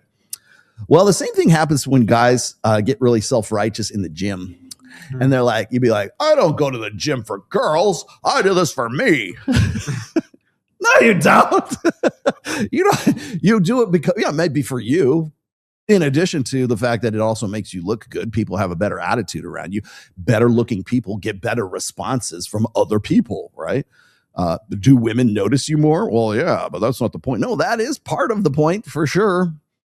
And there's nothing fucking wrong with it. That's what gets me. It's the idea that you have to have some sort of noble, virtuous reason. I'm just going to do this because this is what a man does. Yeah, it also happens to be something that chicks dig and they want to fuck you for it too, right? Why can't that be okay as well, right? I work out. Why do I work out? Because I don't want to be a fat ass. Am I doing it so I can get laid with other chicks and have girls want to fawn all over me? Well, it's not. To be realistic. I like it's. I'm not going to say I don't like being. Hell, dude, what is it? I'm 58 years old. The more. The older you get, the more being in shape is a flex, right? Thank you, Ed Lattimore, for that quote. Yeah, that's great. Oh, you're just flexing. Goddamn right, I'm flexing. Why aren't you fucking flexing, right? And what's wrong with that? Is it okay? Just because it's me? No, I love it when whenever I post a video of me playing in the band, like I'm playing with Jinx. We had a rehearsal last Tuesday. So imagine being his age and doing this. Yeah, imagine's all you're gonna fucking do. Yeah, it's fucking cool. It's fun. I enjoy it. They said the same thing to Phil Labonte. Bro, do you know what fucking band Phil Labonte is? Do you have any fucking concept? They've said the same thing. Imagine being his age and being in a metal band. Yeah, imagine's all you're ever going to be able to do because he does everything you don't. I do everything you don't, man. Fucking, your goals are a list of my accomplishments, motherfucker. But that's, again, it's like, that's, Rollo sounds like he's on a roll now. It sounds like he's trying to pop off. Well, sorry, but you're doing the same thing. Everybody does. That's what gets me about the whole thing with Looks Maxi and Clavicular and all these other guys. You'll get Rob Henderson and Freya, India, whatever. These she's 24 years old. I had no idea. Yeah. But all these guys who just want to throw rocks at Clav and probably he's Zoolander. He's fucking Derek Zoolander. I get it. Okay. But the only reason you're talking about this guy is because he like insults your reality. He insults your identity. This shouldn't work, but it fucking does. You know, I don't think you should go to the extreme of like breaking your face with a fucking hammer, but get your fat ass in the gym, work out, and there's no well, why are you doing it? You're just doing it because you want girls to like you. Yeah. Mm-hmm. And what is the fucking problem? That's dancing monkeys. You're doing triple monkey backflips, right? Oh, and is it working? If it wasn't working, yeah, you'd be a fucking idiot. But if it is, then why do you have a problem with it? Well, the reason you have a problem with it is because you're not doing it, and that's a form of intrasexual competition. How do you get, if you see somebody who is this is the art of the AMOG, by the way. So let's get a little red pill 101 lesson here. If there's a guy that is clearly outclasses you in physical prowess, affluence, status, prestige, money, whatever, I guess that'd be part of affluence, and clearly a superior player, and your mental or your subconscious registers that, what's the only way you could compete with this guy? He must be gay. You disqualify him from the game. He must be gay. Well, only guys like that are so superficial. Guys like that, they're players. They're fuck boys, right? He'll never stay with you, girl. I'm not unlike me. I would give you the world. How many guys' game is dependent on that kind of disqualification? That's where it comes out. Like, don't be mad don't hate the player. You can hate the game. Don't hate the fucking player. He's just fucking good at it. He's just better than you. Acknowledge that and get better. Don't wish it were easier. Wish you were better.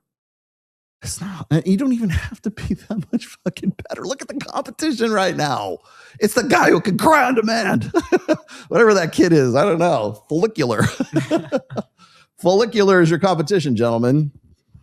You have your marching. You know what to do. Well, that's just it. It's like the idea is this. Why do you do what you do? Do you do it because it's intrinsically? It doesn't have to be like working out. It could be anything. Right? Why do I do a podcast? Why do I write? You want to make money. Yeah. I also want to help people out. It certainly wasn't about the money back in one of the blog days. That certainly wasn't about the money when I was in the So Suave forum days for 12 some odd years. And then another, 3 on the blog. I didn't even write the first book. I didn't publish the first book till 2013. And then, 2015, 2017. Oh, all you do is sell a book. I'm an author. That's what I'm supposed to do, you fucking idiot. All you do is sell alcohol. Yeah, because that's my job. But the thing is, like, why do you do that? Why do we do what we do? Do you go to the gym because you just want to get your dick sucked by a hot chick? Yeah, kind of, yeah. Or do you do it also because maybe you're going to have surgery, emergency surgery, and you'll be more survivable, like my surgeon told me. He says, considering he had to go from a 4-hour surgery to an 8-hour surgery when I went back in December. He says, and one of the reasons why, you're as healthy, you're making a comeback as quick as you are is because you're in really great fucking health. Imagine that.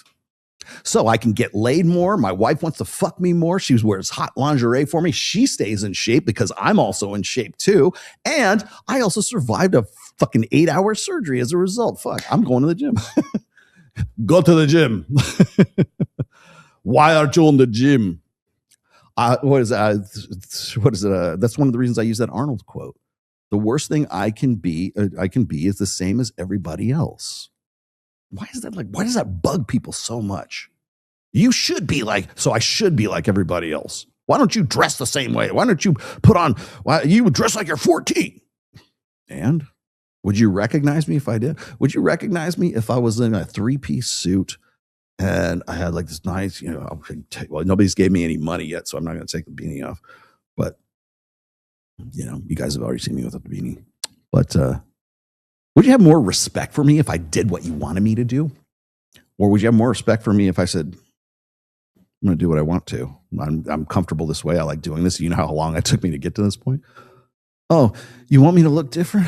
Okay. I guess I'll do it. I gotta wear Dockers and penny loafers and a good, nice, sensible Izod t-shirt or button down. Oh, okay, I'll do that. You think that'll work? Would you have more respect for me? No, you would not. Also, conversely, I've asked this question before. It's like if I where is it? Hold on a second. Oh, this is good. Would you like to know more? Although that's not the one I wanted. But like for instance, like when people want to tell me like I don't have any receipts. Roller doesn't have any receipts. I'm like, man, Roller sometimes you don't get no hoes, man. You know where that came from, right? Of course, I can't even remember where it came from now. Because people thought receipts was having a lot of was being like Dan Bilzerian, right? Well, he's got receipts. He got these hot chicks. Dan Bilzerian can't even have receipts because he paid for those girls. You don't get to win. But then I go, okay, well, I've been married coming up on July 20th. I will be married for 30 years. Yeah. Woo. And other people are like, Rolo hasn't seen a new vagina for 30 years. Why would anybody take advice from him? How do I win? How do I win with you fucking idiots, man? I can't. But that's the thing is like you just move the goalposts and that's how it works. The same thing with dancing monkey hate, right? The same thing with why are you doing what you're doing? Well, if I say I do it because I want to stay in shape and I want to be in good health and everything else, or why do you go to the gym? If I say that, am I more virtuous than if I said, yeah, I like to look better so I can fuck my wife better? I like sex too much to ever see myself as a fat ass nailing my wife, right? I don't want her to have to deal with that. I don't want to deal with that. I like being in shape. I like having some stamina and 58 years old, and it's fun as fuck, man. Let me tell you. I love it. Love every minute of it. Oh, it's TMI. Yeah, it is. I'm going to tell you about it right now because I can. And if I had this attitude with like, well, the only reason I do anything is because I want to be virtuous amongst the holy people. I want to be more intelligent. If that's the case, okay, if we're not supposed to go to the gym to look better so we can have sex, then why are we there? Well, health. Okay, good. Anything else?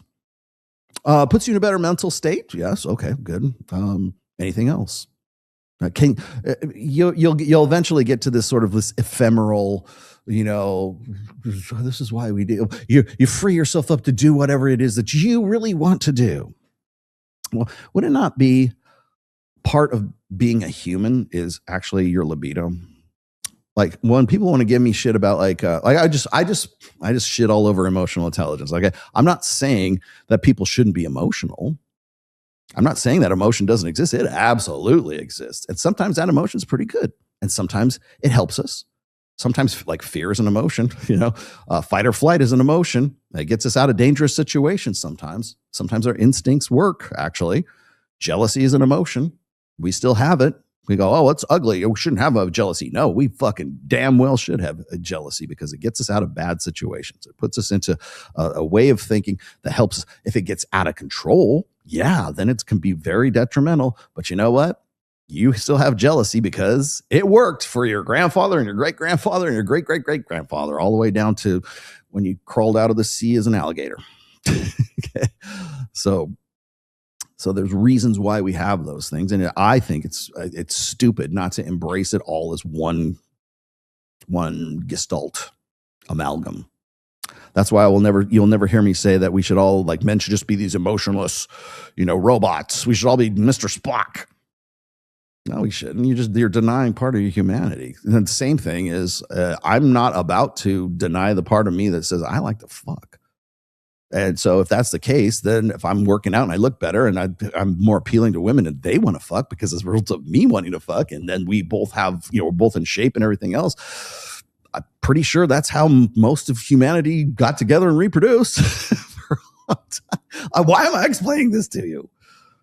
It's like that conversation. Like it's like Mike trying to defend the Earth is round instead of flat.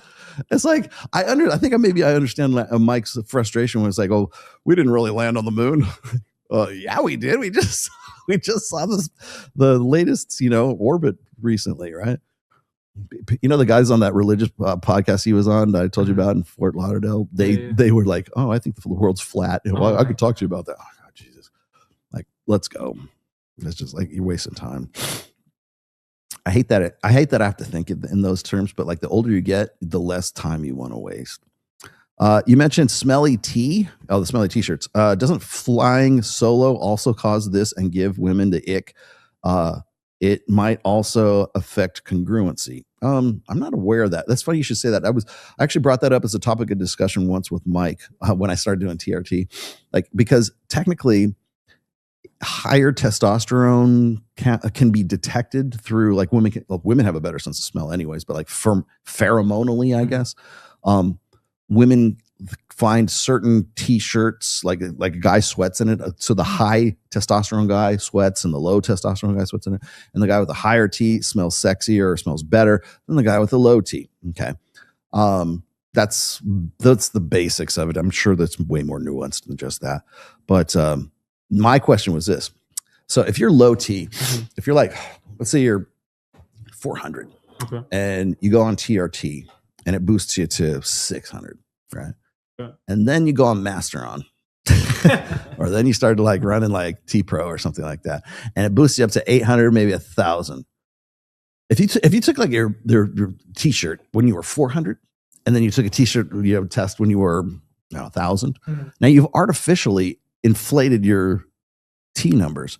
Should not then the 1,000 T-shirt smell better than your old 400 T-shirt? Same person. Would artificial, like, if you do gear, would the testosterone from the guy doing the gear, would his T-shirt smell better than the guy who has? For basing it off the study, then I would think that they've never done a study like this before, so I would be very curious to see if that's the case. Like, can you artificially inflate your sex appeal, whatever it is that they're measuring when it comes to the sweaty T-shirts thing? I don't know. I think that's something for the books. Why is your subscriber count stuck at 2024? Would you like me to tell you? Because I'm fucked for months. No, it's not months. It's been coming up on 3 years now, actually. It's very unlikely people not finding your channel and not adding when Red Pill is at an all-time high. Yes, well, let me tell you why that is. Because I and myself and let's see, Aaron Clary and Richard Cooper and let's see who else, MTR, Mediocre Tutorial Reviews, Sandman of all people, and then Pearl Davis and Myron Fresh. We were all part of an experiment courtesy of an NGO called Diverting Hate that was funded by the Department of Homeland Security through ASU, Arizona State University, and the McCain Society, McCain Foundation. And what that entailed was YouTube kind of conspiring and colluding with this NGO to essentially redirect our traffic to state-approved masculinity sites as far back as November 2022. And the reason I know this is because the annual report was stupidly published publicly by these guys in March of 2023, which I still have a copy of too. And essentially what we've been, ever since we were put on that list, all of us have been locked at the same, we don't get more and we don't make less. I've gone as low as 223, but then it's like 223.8. And then it goes back up to, like, right now I'm at 224, like 120, I think. And it never goes more and never goes less because we are fucked. We are on some list. Aaron Clary, same thing. He reports, he's told me the same thing. I can't get more and I can't get less. Like, we're locked at our sub count. And does it matter now? Probably not, because subs are vanity metrics. So I don't pay too much attention to it. But when I do, it's usually because I know that we're still locked on that list somehow. So my bass player is 57 and he'll run laps around these guys. I'll do the same one day. Maybe we will. Maybe someday. Can you explain women's love for true crime and terrible tropes in fiction books? It's essentially porn with no, you can say porn, with no pics. Thank you, sir. Well, there's a lot of things that are porn. That's it's funny you should bring that up, because my opening clips there, that was book talk, by the way. Those chicks that are on there, and they were all talking about how they wanted monster porn, or they wanted they want the Minotaur, man. Yeah, they want the Minotaur. And I was just talking about this when I first published The Rational Male in 2013. One of the top selling books at that time was a book called Come For Me, Bigfoot. I shit you not. And I was like, I'm like, why am I writing? Like, I thought, I was like, I got all like, oh man, nobody will ever read my book. Oh, I need to write xenoporn. And the chick who wrote it was like so utterly embarrassed that it was making her all kinds of money that they were like, and people wanted to interview her. That girl was making $30,000 a month off of that one book. Nice. And she couldn't, like, she made millions of dollars off that book. So it's not just the Minotaur, the Morning Glory milking farm. That's not a new invention, just to let you guys know. All right. So let's get to Patrick Bet David finally. Patrick Bet David has decided to take it upon himself to throw his hat in the red pill ring. This is what these guys do when it's a slow news cycle. Patrick Bet David has been pretty vocal, pretty anti-red pill. And now a lot of the stuff he's popping off with is just basically stuff we've been talking about in the red pill since 2012. And I also want to point something else out here before I get started, is that I got to sort of hand it to Adam Sosnick for hanging in there as long as he has, especially now, because Adam is, I mean, he's still part of PBD's crew, and I'll give you a little bit of background on PBD as far as my dealings with him are concerned. Let me see if I can find PBD.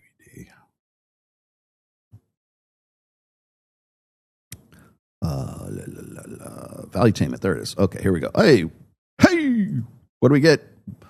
Was that $500? No, it's $50. Sorry, but I will read your thing. Oh, gnarly! I got the high rollers here. Hold on, let me bring up Valuetainment real quick, and then I'll just leave it. Massive epidemic going on with young. Okay, here we go. What do you got here? Howdy, Rollo. Howdy. I'm a podcaster. Howdy. Rollo and class, only cutting 50 today because diesel is $6 a gallon. Yes. What are you, are you a trucker? Is the unmarried single woman epidemic a real thing? Yes, epidemic. I'm glad you brought it. I'm glad you said it, not me. Yeah, as a matter of fact, it is. In fact, it's men's fault too. Just letting you know. I've gone on record. I'm going to say that here's your preamble for Patrick Bet David. As you know, I am of the opinion that if you can explain the crisis of male loneliness, the fertility crisis, the gender divide, whatever that means, the inability of young women to find suitably acceptable, eligible bachelor husbands, and let's see what else. Well, I guess the porn epidemic might be involved in that. You can also add, let's see, what else? Pretty much anything. Any of the political divide, the gender political divide, right? Anything that you can point at as a sort of an intersexual gender dynamics kind of problem that's being written about in the Atlantic or anywhere else can be boiled down to one reason. Average women do not want to get with average men. Simple as that. Average women do not want average men. And it's gotten to the point where I have to read you shit like this, okay? This is from Echo because she's blocked me, and I'm going to read it on my fucking podcast and poke you back in the eye with this one, Echo. You're not being punished for being average. You're being punished for believing your completely ordinary traits should attract any woman you desire. No, that's exactly what I've been saying, okay? Women aren't ignoring good men. They're ignoring men who think they're entitled to her as a reward for clearing the lowest bar. These guys are not upset with that no girl wants them. They're upset that women want the women they want would have to dramatically lower her standards to date him, all while calling the women who actually are in his league fat and ugly. Women aren't the problem. No, they are, because those fat and ugly 4s and 5s and 3s think that they're fucking 10s. It's the problem that we've colloquially termed the 49ers problem. It's a 4 who thinks she's a 9. That's the problem. You're the problem, Echo, not guys. You are the problem. Guys will be happy to fuck you. Guys, I can't even imagine how many dudes will be happy to have, what do they say? I would love to have just a mid. I'd love to marry just a mid chick, right? They would be happy to have any of that, but they can't get that because of the global sexual marketplace. That's why. The problem is you. Here's the other problem, okay? Look, this is from the New Statesman. I just grabbed these stats before I came on. I talked to Mike before, because Mike and I have been talking about this lately. It's a New Statesman research and a survey, I guess, that's been done. Overall, do you have these are the stats from the questions that the New Statesman asked. Overall, do you have a positive or negative view of the opposite gender? Positive, neutral, or negative? Men, look at that. 72% of men polled in this thing all have a positive attitude towards women, or positive a view of women. 21% have a neutral, and only 7% have a negative view. Look, women, on the other hand, though, 50% of them have a positive view, 29% of them have a neutral view, and 21% have a negative view. Ladies, the problem is you. Do you think the economy works well for or works against people like you? Men, 48% say don't, or works well. 15 say don't know, and works against 37. Okay, so you're getting a fair amount of balance there. Women, on the other hand, only 34% said it works well for them. 23% said they don't know, and 43% say that it works against them. Poor victims, once again. Do you have a positive or negative view of capitalism? Positive. Oh, yeah, you can see the rest of it. The point I was making here is the outlook on men and women. There's actually this is a whole panel of survey questions here. What I'm getting at in all of this is that average women don't want average men. Would you like to see what an average man looks like? This is what an average dude looks like. Todd is the most typical American man. His proportions are based on averages from the CDC anthropomorphic data. As a U.S. male, age 30 to 39, his body mass index is 29, and one shy of medical definition of obesity. At 5'9" tall, his waist is 39 inches. He is a beach ball. Now, of course, I tried to find a similar illustration for women. I'm hopeful if you can find it, please let me know, because Google wouldn't let me find it. So I had to go with this description instead, because I was trying to find something that was similar as an illustration, but Google would not give me an actual picture of an equivalent of Todd right here. So I had to settle for a description here. Based on the latest anthropomorphic reference from the CDC, the typical American woman 20 and over has the following average proportions. She has a 63.5 inches high. So she's 5'3.5". Okay. Weight, 170.8 pounds. So about 171 pounds. Mm-hmm. Karen is a beach ball. All right. Waist circumference, 38.5 inches. Just one shy of the guy, right? Body mass index, 29.8, more than the average man. Got it? Profile averages for the moment are of overweight according to the mass indexes. For further details, blah, blah, blah. Okay. Now, mind you, I couldn't find an actual illustration of this. They wouldn't let, or if they'd exist, then I wasn't getting it back as a return. So, Echo, it would appear to me that the problem is actually you. Once again, I'll use these stats here again. Let's have a look at this. Young women have become much more liberal. Guess what, Echo? The problem is you.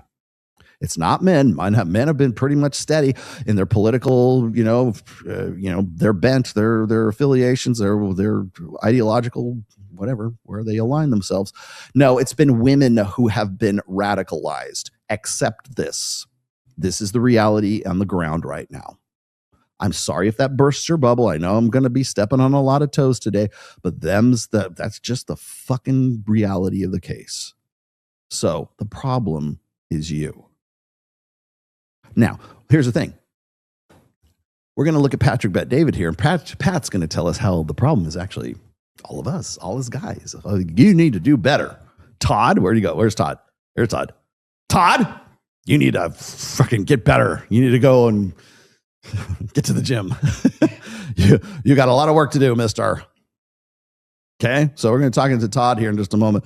But Patrick Bet David has taken it upon himself. Oh, good old Uncle Pat has decided to tell us about this. Now, before I get started here, I want to let you guys know that this is the same Patrick Bet David that gave Adam Sosnick a world of fucking shit for saying exactly what he's saying in this video. I want to make that, because as far as I know MLD did a show on this. I think Richard Cooper did. And I know Nuclear Codillo did just yesterday. Thank you, all of you. Thank you for you throwing your hat in the ring here. But one thing I didn't see in any of these things is going back to the, what was it, almost about 7 months ago? I think it was before I went into surgery. So it would have been like last fall. Pat got all up Adam Sosnick's ass for talking about how difficult the sexual marketplace was, how difficult, how overextended, how overinflated women's egos were, how difficult it is to make that connection, how the women simply aren't in the clubs, right? Or then, of course, what does Pat do? Pat, did you find it? I made it. You made it up. Yeah, Okay. I ended up making this one based on the stats. Yeah, throw it up. Okay, so this is Karen. Karen and Todd. This is the average American female, 20 and older, by the way.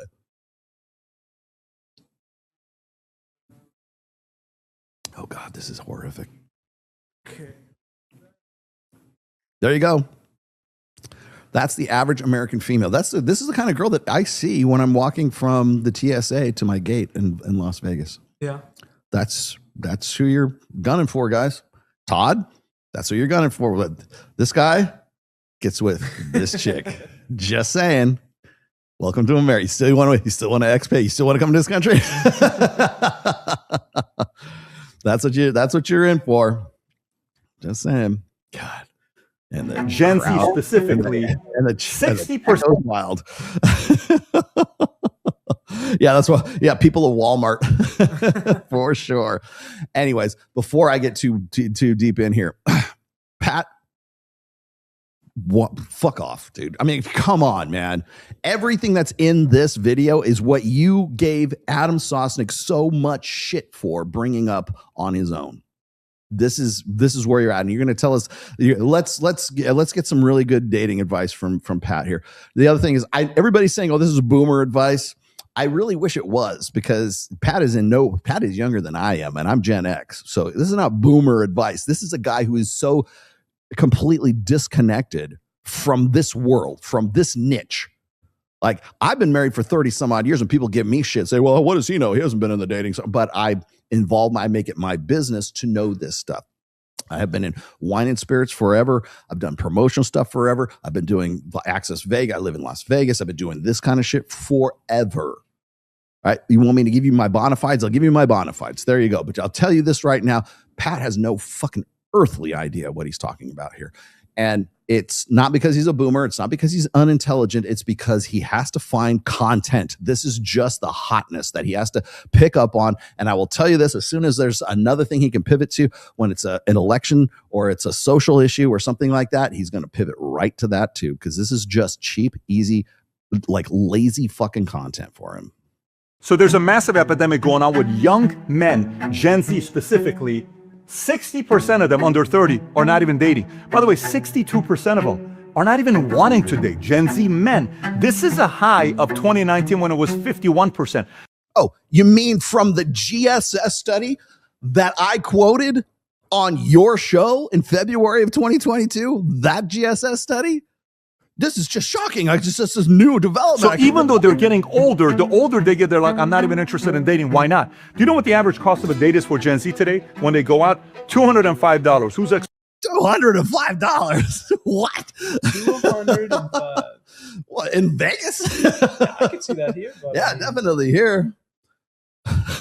$205. So, of course, he's wants you to all believe that he's a financial wizard, right? So, of course, he's got to take the economic, circumstances into effect before anything else. Expected to pay for it? Of course, men. Millennials' average cost for dinner is $250. Of course, men. Wouldn't that make them dancing monkeys? Gen Z is $205. The national average is $189. We need more Gen Z dating because we need more babies, especially with. Well, okay, if that's the case, why don't you just say, hey, you guys get out there and get fucking. That's because if that's the operative, if the whole thing is just about like we Gen Z, we need more babies. You know why they need more babies? Because they need people to take care of them. They need slaves. They need people to, it's either that or import them, immigrate them here.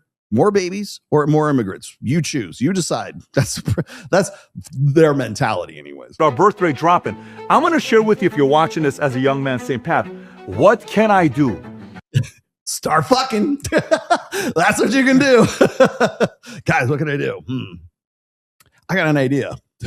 How about we start the band? What's this plate theory thing? What's this plate spinning thing that I hear Rolla talking about? Oh my God. And I'll tell you the other thing is, like, I love it how it just blows my mind whenever somebody has to quote me about the we have a fertility crisis. We got a fertility crisis. We've been below fertility replacement in the United States since 1975. Go look it up. It's not hard to find those stats. Now you're banging a gong? Get the fuck out of here. To succeed in a market, because I'm looking for girls, I'm going to give you certain tips that helped me when I was 23. Hopefully it'll help you out as well. When he was 23, what was it? 1996. How old is Pat, man? Hey, these things would help me out. I want to, look that up really quick because I want to point something out here. I run a program called Reignites. Okay, certainly part of my charter is I try to help guys who are 45 to 65, somewhere in there. We have guys that are younger than that, just so you know, and I have a few guys that are just a touch older than that. Okay, but that's the good spectrum right there. It's 24 or 47, but it's a 24-year gap. So he would have been how old? 24 then? When he got married? 25. Would have been 25. Really? Really, motherfucker. So here's the thing is, when I try to help guys, like, sort of reintegrate them back into the sexual marketplace, they need to know that they need to have an Instagram and all this other stuff, because they're still, a lot of the guys that I work with are coming out of bad marriages, or maybe they just never really, understood how to go about dating or whatever, who knows. But for the most part, these guys need some sort of reintegration into the new, this brave new world, right? They're stranger in a strange land. So that's also what MOA does too. Just letting you guys know, he just has a different demo than me. But a lot of guys are like, they don't know that they have to have an Instagram, a curated Instagram account. They don't know that Instagram is the #1 dating app on planet Earth. So there's certain things that, people will criticize me. Well, Rollo, don't you try to put guys, give them advice on how to date and everything? I just give you the education. I give you the intersexual dynamics part of it. It's up to the individual how they want to apply it. I can point you in the right direction, but I'm sure as shit not going to say, it's never occurred to me to say this. Like, I got a few more. I got some tips from when I was 27, and I met Mrs. Tomasi. And let me tell you, I'm going to tell you guys in 2026. You should, you should probably watch Club MTV, learn how to dance. God. So my point is this: it's like we need to update our software, okay? Please, it's like running Windows on a 486 instead of where we're at right now.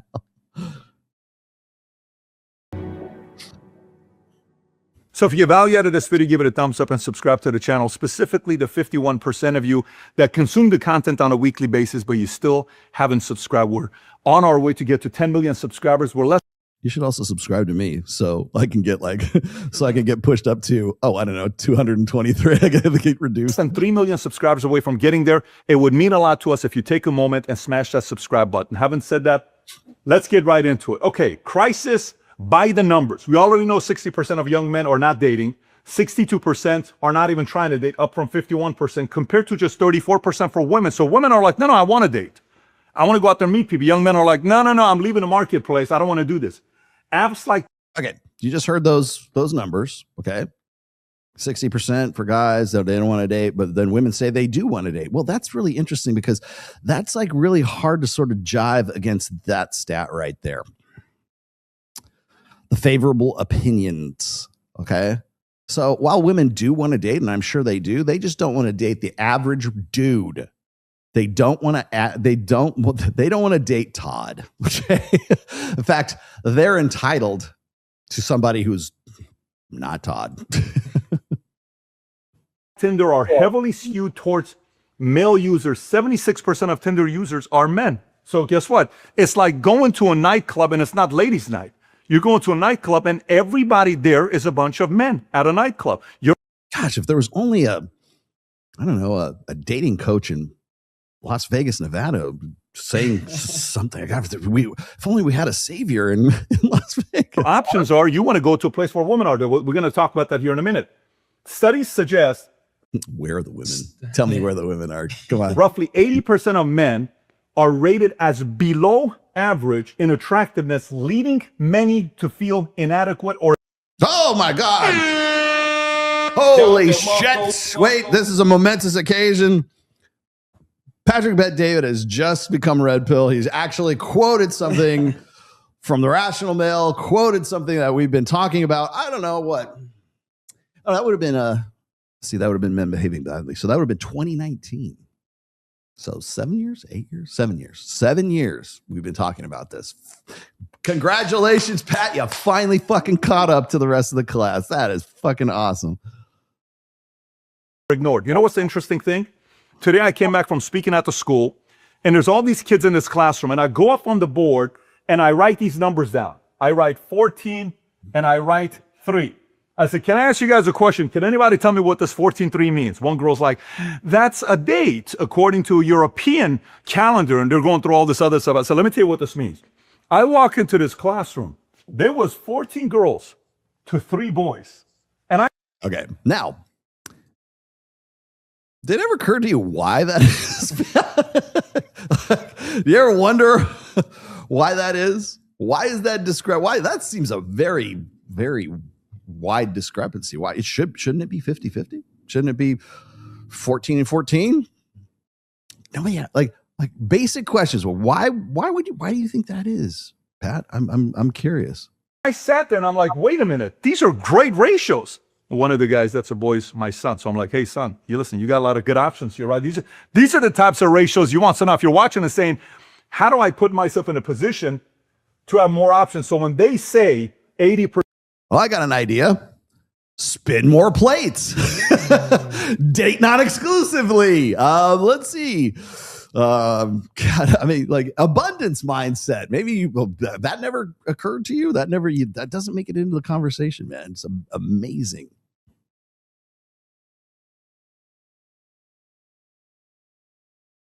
Oh, they're here. Percent of it's attractiveness, all this other stuff. Look at some of the most beautiful women in the world. Are they all married to attractive men? Not necessarily. So what did these men have that these girls? Not to hear, but I thought assortative mating was a thing. Apparently not in empaths. Dated and chose to go with them. There's a reason for that. We're going to talk about that. So now, biggest dating fears. Pervasive fear of being perceived as creepy or toxic. Oh my God. Okay. I don't know where he's getting all of this stuff, but you'll also notice the first thing out of his mouth is an emotion, fear.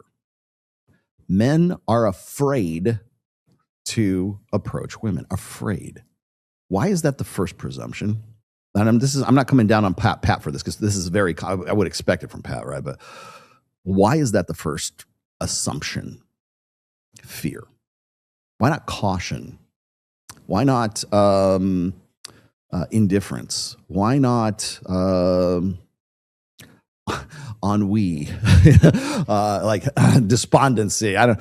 Why is it fear? Men are afraid. You need to get over your fear.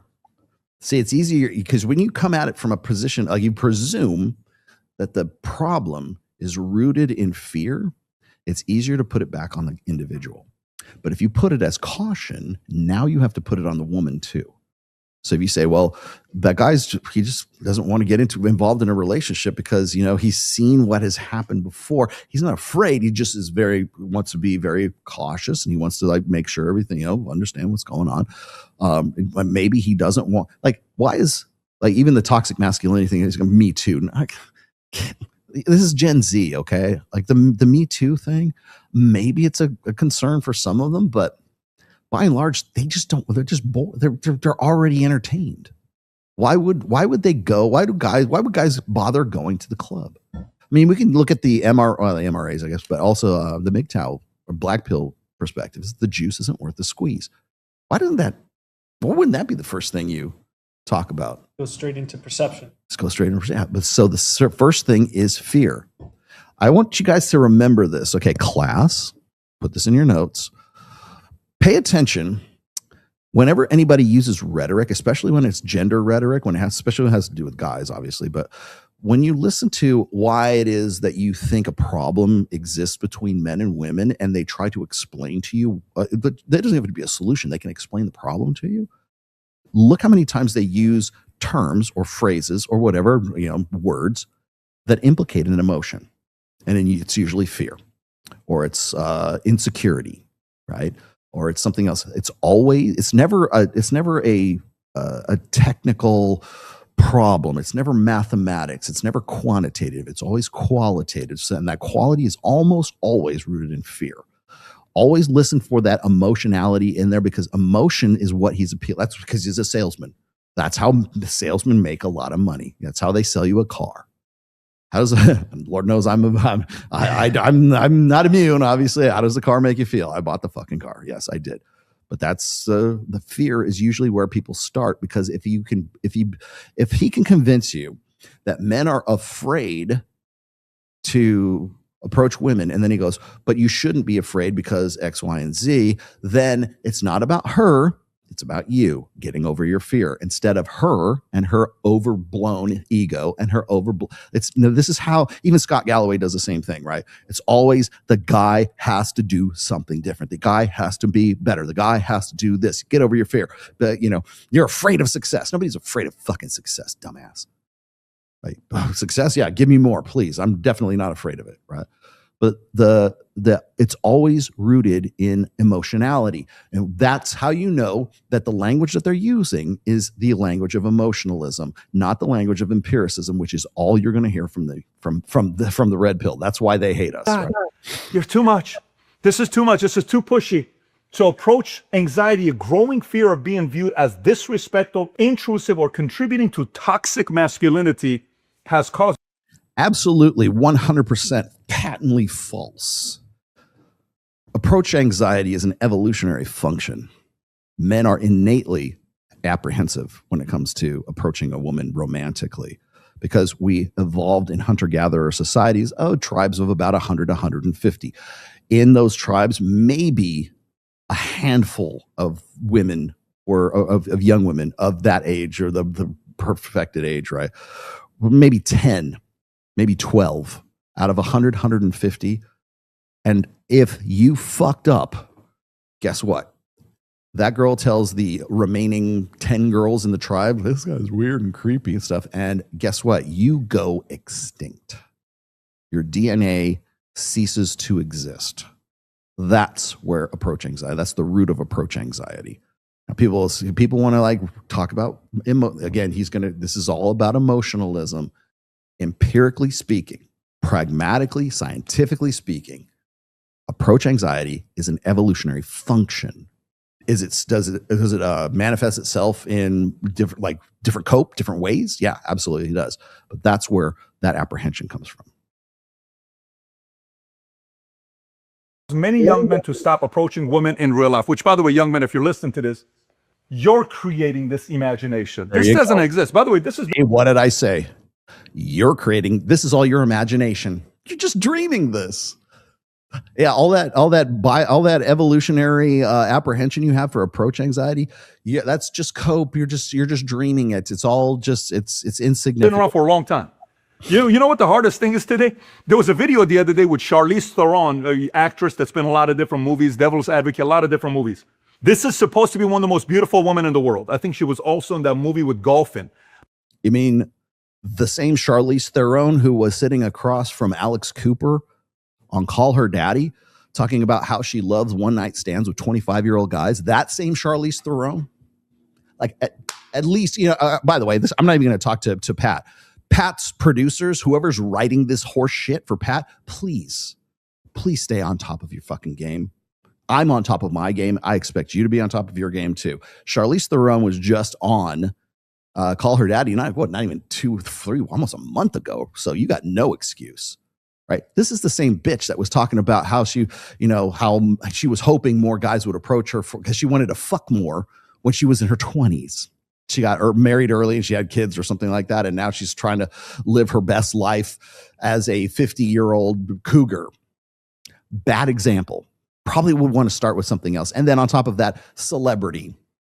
For fuck's sake.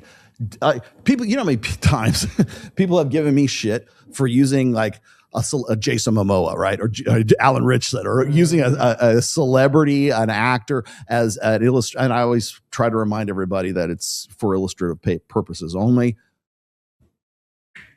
And you're not like, it's Charlize Theron for Legends of Bagger Vance with Matt Damon, if I'm not mistaken. Can you verify this?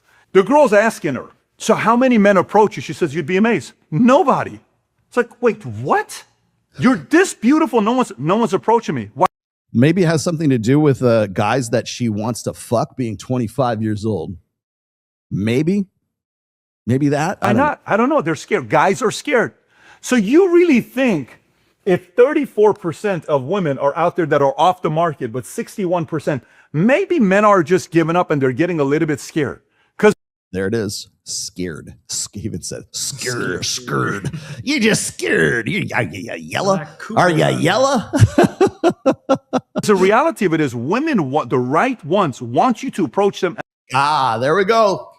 The right ones. Now we've qualified it. How about just anyone? The right ones. Okay, what are the right ones? How do I, Pat, I'm taking notes here. Like, how do I identify the right ones? wait, put her back up. Add her to the stage. Add her to the stage again. Is this the right one? Is this the right one, Pat? Because that's the average chick in the airport. Is that the average? Is that the one I'm supposed to be looking for, man? Guys are getting out of the market. This is kind of like when 2008 happened. You know what happened to realtors overnight? We had some 600,000 realtors in America in 2006, 2007. Overnight, 40% didn't renew their licenses. 240,000 left the real estate industry because it was so difficult. So it's like, oh my God, it's so hard to be. Yeah, because they were going broke because of asshats like you. That's called the Big Short. Yeah, they did. Be in real estate. Yes, but if you're good, the market's going to come back to you now. Yeah, so the quality, there it is. Well, if you'd had a fucking crystal ball like me, have an option because you have more homeowners that are looking for fewer realtors. So you can look at that as an edge. Now let's look at this because some of the here's my this is my real estate plan right here. Should I get out of the wait? Should I get out of the market right now? This is valid. Some young men are really going through it. As a matter of fact, what's so funny about this topic is this was the conversation we were having this last Saturday night when we're out with the family. It was about dating with my 14-year-old, 12-year-old, and my family was sitting there. We're going through it.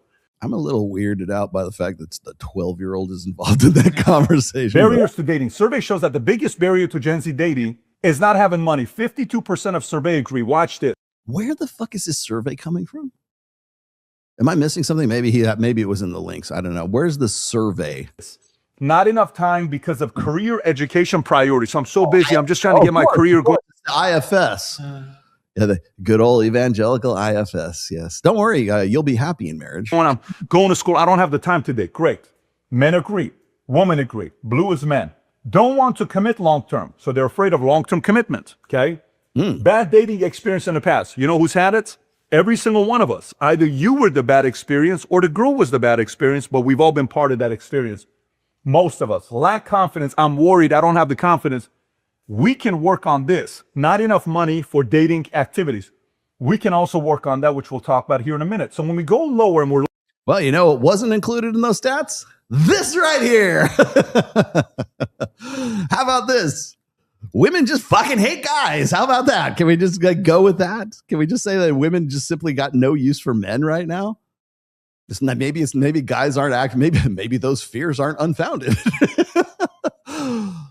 Come on, Pat. Like, work with me here. At least be thorough, my friend. At least be thorough. You're going to use IFS. Looking at the dating cost, it leads us to this. Okay, dating, marriage, skills gap. Desire and attitude are not the problem. They want to build connections that explore a long-term partner. This is young men. Young adults need dating skills. Lack of experience, social and emotional confidence, stretch, develop social skills, struggle to express interest in dating partner, struggle to communicate on a date. Less than 4 in 10, 37% said they trusted their judgment when it comes to choosing a dating partner. Again, is this the same IFS studies he's referring to? Because I'm still confused, like what studies he's citing. Like, that's the thing that really kind of gets me these days. And then this happens more on Twitter than it does on YouTube these days. But whenever somebody quotes something or they'll show like some graph or some shit like that, I'm like, dude, at least put the fucking link to the study instead of like most people just let it because they want the engagement, right? But at least put the cite your sources, bro. There's a book I read, which my assistant many years ago called the Rational Male told me about. I said, listen, I just made a decision. I'm never getting married. I enjoy my own company. She says, yeah, whatever. I said, no, I'm telling you, I'll go to movies by myself. I'll go to dinner by myself. I enjoy my own company. She says, before you decide to be single the rest of your life, this morning I was listening to this Christian radio channel, and this guy was talking about a book called 101 Questions to Ask Before You Get Engaged. So she says, you should go buy it. So I'll buy the book. It sits on my desk. I do nothing with it. I'm thinking, I don't have time to go through a book. I open it up. It's literally a question and an answer. You write the answer. It's blank. So I went and started answering all the questions. Some of the questions were not important. I think 54 of them were important to me. By the time it was done, I was like, all this time I thought I knew what I was looking for a woman. I was looking for this. That's crazy. And then I wrote out exactly what I want her to look like physically. Was that this girl right here? Here you go, because that's your sample size right there, Pat. Height, personality, temperament, because I wanted to see how she was going to be with my kids. My personality is here. I can't date a girl like this. When I did, we almost killed each other. It was like World War III. All right, so now just hold it right there. We'll come back to Pat. Now, do you guys remember when I was explaining to you the conversation that was going on between Mike Sartain and this guy on the last podcast who was talking about what biblical discernment or godly discernment, right? I imagine Patrick Bet David would have a much different conversation with that guy than Mike did, right? Now, Mike actually, I thought, handled it. I am very impressed, by the way, with the state control of Michael Sartain. Yeah, he is military. You can tell he's military. Definitely tell he's military. He is very much in control of his state. Better than I was when I was, back in the day with Pat Campbell, for sure. I had to learn that. And I'll still fucking get going, right? But I think that would have been a much different conversation because now, remember, this is the IFS, right? IFS is like, I want to say, I don't think it's TPUSA, but I'm wondering who the major funding, where the money comes for the IFS. I'm pretty sure, because it's a very conservative think tank. It's a very, like, everything is very pro-marriage. Everything is very, traditional. It's trad wife, positive shit. And I'm not saying that some of it's invalid. I'm just saying that it's coming from, let's just say, an implicit bias to begin with, right? It's confirmation bias. They're looking to find what they found, right? So they're not going to the IFS is not going to publish surveys that don't back up their ideological, so if they found, we did the survey and it really doesn't point to the direction that we wanted it to, that blog or that post doesn't get posted.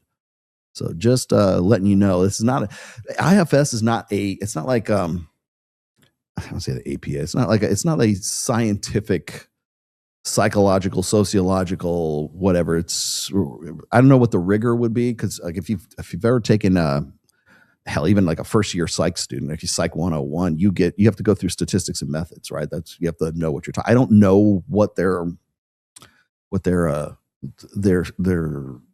policy is with regard to that. Maybe I should look that up, because I keep seeing so many people throwing out IFS after IFS studies. I can look at the GSS studies and show you what that says. And at least that's a general survey, it's a social survey, something like that. And then, there's CDC, there's all kinds of other stuff that you can go. Pew Research is somewhat reliable. Okay. No, the Jews don't own it, for fuck's sake. But to kind of find a way for temperament, right? I'm thinking family, kids, long term. And when my wife and I went on our first date, you know what I told her? I said, I'm not here to hook up with you. I said, I'm looking for a wife. I took her to Borders. That's funny, because it's not my wife. I said, I'm looking to hook up with you. That was the first thing out of my mouth, man. I was like, fuck yeah, I want to have the sex with my wife. I bought the book for her, 101 Questions to Ask Before You Get Engaged. I said, if this freaks you out, I'm super comfortable with that. If you're just thinking, I want to go out and have fun, that's not this guy. There's plenty of guys out there. Okay. Imagine, ladies, if you're watching this show, I don't know how many ladies I have in the audience. If you're watching this show, okay, ladies, you're 23, 24 years old now. And the guy that is kind of interested in you, he's kind of a little bit coming on a little thick, maybe, but you decide to go out on a date with him anyways, against your better judgment.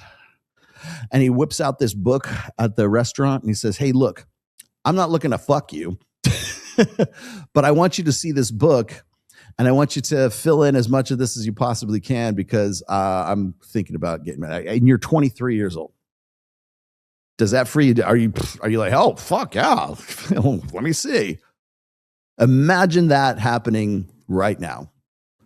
A 25-year-old Patrick Bet David, who doesn't have, well, I don't know how much money he had back then, but certainly an unproven commodity, plops this book in front of you and says, you know what, here, honey, darling, fill this out. I hope it doesn't freak you out, but this is what I'm looking for. I want to see if we're a match. Would that freak you out, or would that not freak you out? Imagine like a guy, and I know that because I know some guys that are like this, who will go because they believe in full disclosure. Like they honest to God, they think, oh, you know what? They're uncomfortable with there's different stages of a date, right? There's sort of the awkward, like getting to know you kind of stage, but there has to be that arousal stage first. There has to be that kind of like, it's what mystery would call the seduction stage, right? And then you get to the rapport stage, which is comfort and rapport, right? And most guys are very uncomfortable because they're not good at it, or they don't, they're not confident, or they're fat or whatever else.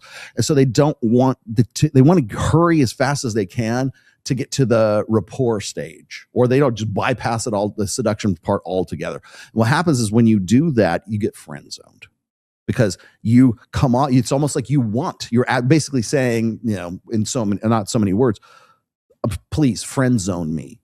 By going straight from getting to know you, there's no arousal seduction phase, and then you go straight to rapport and comfort, because what those guys have been taught for most of their lives is that you got to be your friend first. And if you're a friend first, and then it develops into something else. And then after 5 months, 6 months, 8 months, then, and you've proven your quality to milady, she'll finally want to have sex with you, because now she's comfortable with you.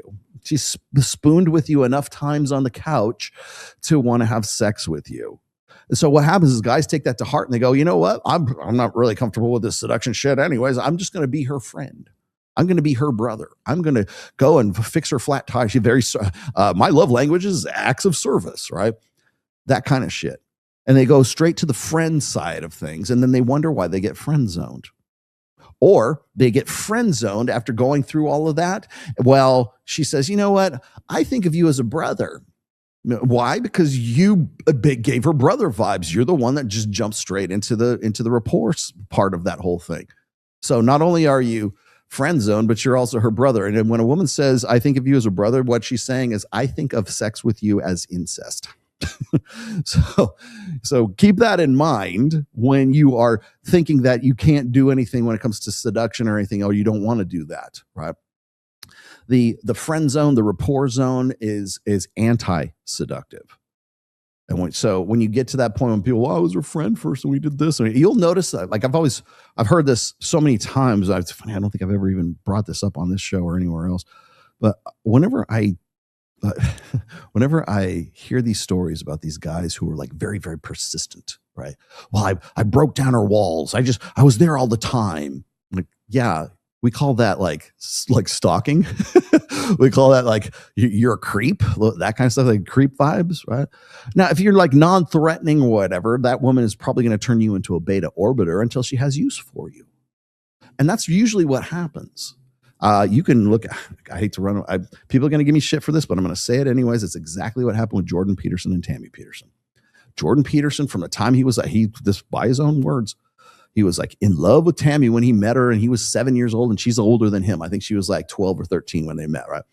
And he went through college and everything.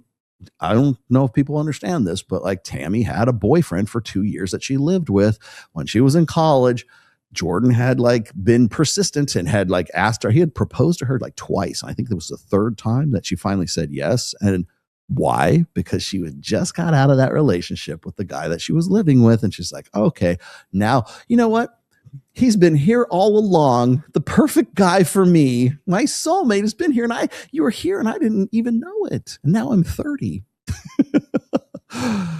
Yeah, because there's that rapport. There's that friendship kind of stuff, right? And then you're hoping that friendship is going to turn into this hot, passionate monkey sex.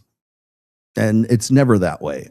And I've talked to guys who have gone through that, who've gone from like straight from like the get to know you phase to, oh, we're going to get married, or we didn't have sex, and now we're going to have sex on our marriage night and everything else, even though she's not a virgin. I don't care. And they went from that friendship phase right into marriage. And the guy does it because he thinks he's doing it the right way. Because God forbid he'd actually want to like have some sort of visceral lust for his wife, right? So they go straight into that. And when those guys get divorced, that's the first thing. Like, I work with these guys in Reignite. We were best friends. We were just friends. And for the longest time, and I waited her out and I ground her down. It's like being a sex pest, right? It's like you just ground her down until she finally relented. And now she like, go look at, I think I might still have these. Go look at the videos where Grant Cardone is telling you how he met his wife and how they got together. Go look at the video of how Ben Shapiro got with his wife. Like, he did exactly the same thing that Patrick Bet David is talking about here. Well, I know I want to marry you, and I'm just gonna sit here until you're ready to marry me. Meanwhile, she's fucking whoever, but like, it's okay because I think you're the one. And I think you're worth it for me to just sit here and just like stroke off until you're done with these guys. And then it's like, well, Ross and Rachel from Friends, right? If we're still single at 30, then we'll get married. I keep telling you guys, man, Friends and all of those sitcoms of the 90s, those are not comedies. Those are horror movies. I managed the expectations right there. And I made sure she knew I'm okay if I lose her. Too many times, if you're kind of like, well, but what if I lose her? That's a turnoff. No, this is my standards. This is what I'm looking forward to. Okay, I'm looking forward to. How do you even know what you're fucking looking forward to? You're 25 fucking years old. I couldn't tell you what I was looking forward to when I met my wife. And I was like 27, right? Yeah, you know what? I wonder if she'd be a great wife and a great mother to my kid. Who fucking thinks this way? I'll tell you who doesn't think this way. Gen Z guys. They don't think this way. They're not going, I've got this. You know who thinks this way? Gamma males think this way. Gamma males are the list makers. Gamma males are the guys who come up with the Excel spreadsheet for all the. Here's what he should have done. Instead of don't waste her time with a whole book. Just give her an Excel spreadsheet that says, I need this, or here's why I'm the perfect boyfriend. I'm loyal. I come from a good family. I want kids in the future. I like puppy dogs and rainbows and Disneyland, and I have a good job, and I have prospects, and I have this and this and this and this, and this is why you should be here. Here's the Excel spreadsheet. This is why you should. I'm logic. You're trying to logic her into bed, right? This is what I need from a woman. Da, da, da. Here's the other Excel spreadsheet. What do you? It's like a business fucking merger. Like that's classic gamma male thinking. Gamma male guys, like, and again, somebody asked me about Vox Day earlier on. That's part of the sociosexual hierarchies. Two of the things that the two least talked about sociosexual hierarchies is the delta male, as I said in the past, and then there's the gamma male. And the gamma male, like I said, he's the most annoying of all of them. As Vox Day said, like when he's talked about gamma males to women tell him that they have this uncontrollable urge to want to like punch the guy in the face. And they can't tell you why they want to punch the guy in the face, but they do. And the reason why is because the guy is trying to give them all these logical reasons why they're the perfect boyfriend. And what that does is it removes sexual selection. It's just this side of grape, right? Here's why you should have sex with me and we should have babies together. She doesn't want that. She wants to fuck Chad. Why? Because Chad engages the emotions. Chad is hot. Chad is somebody that she wants. Like, I'm just using that as a colloquialism, right?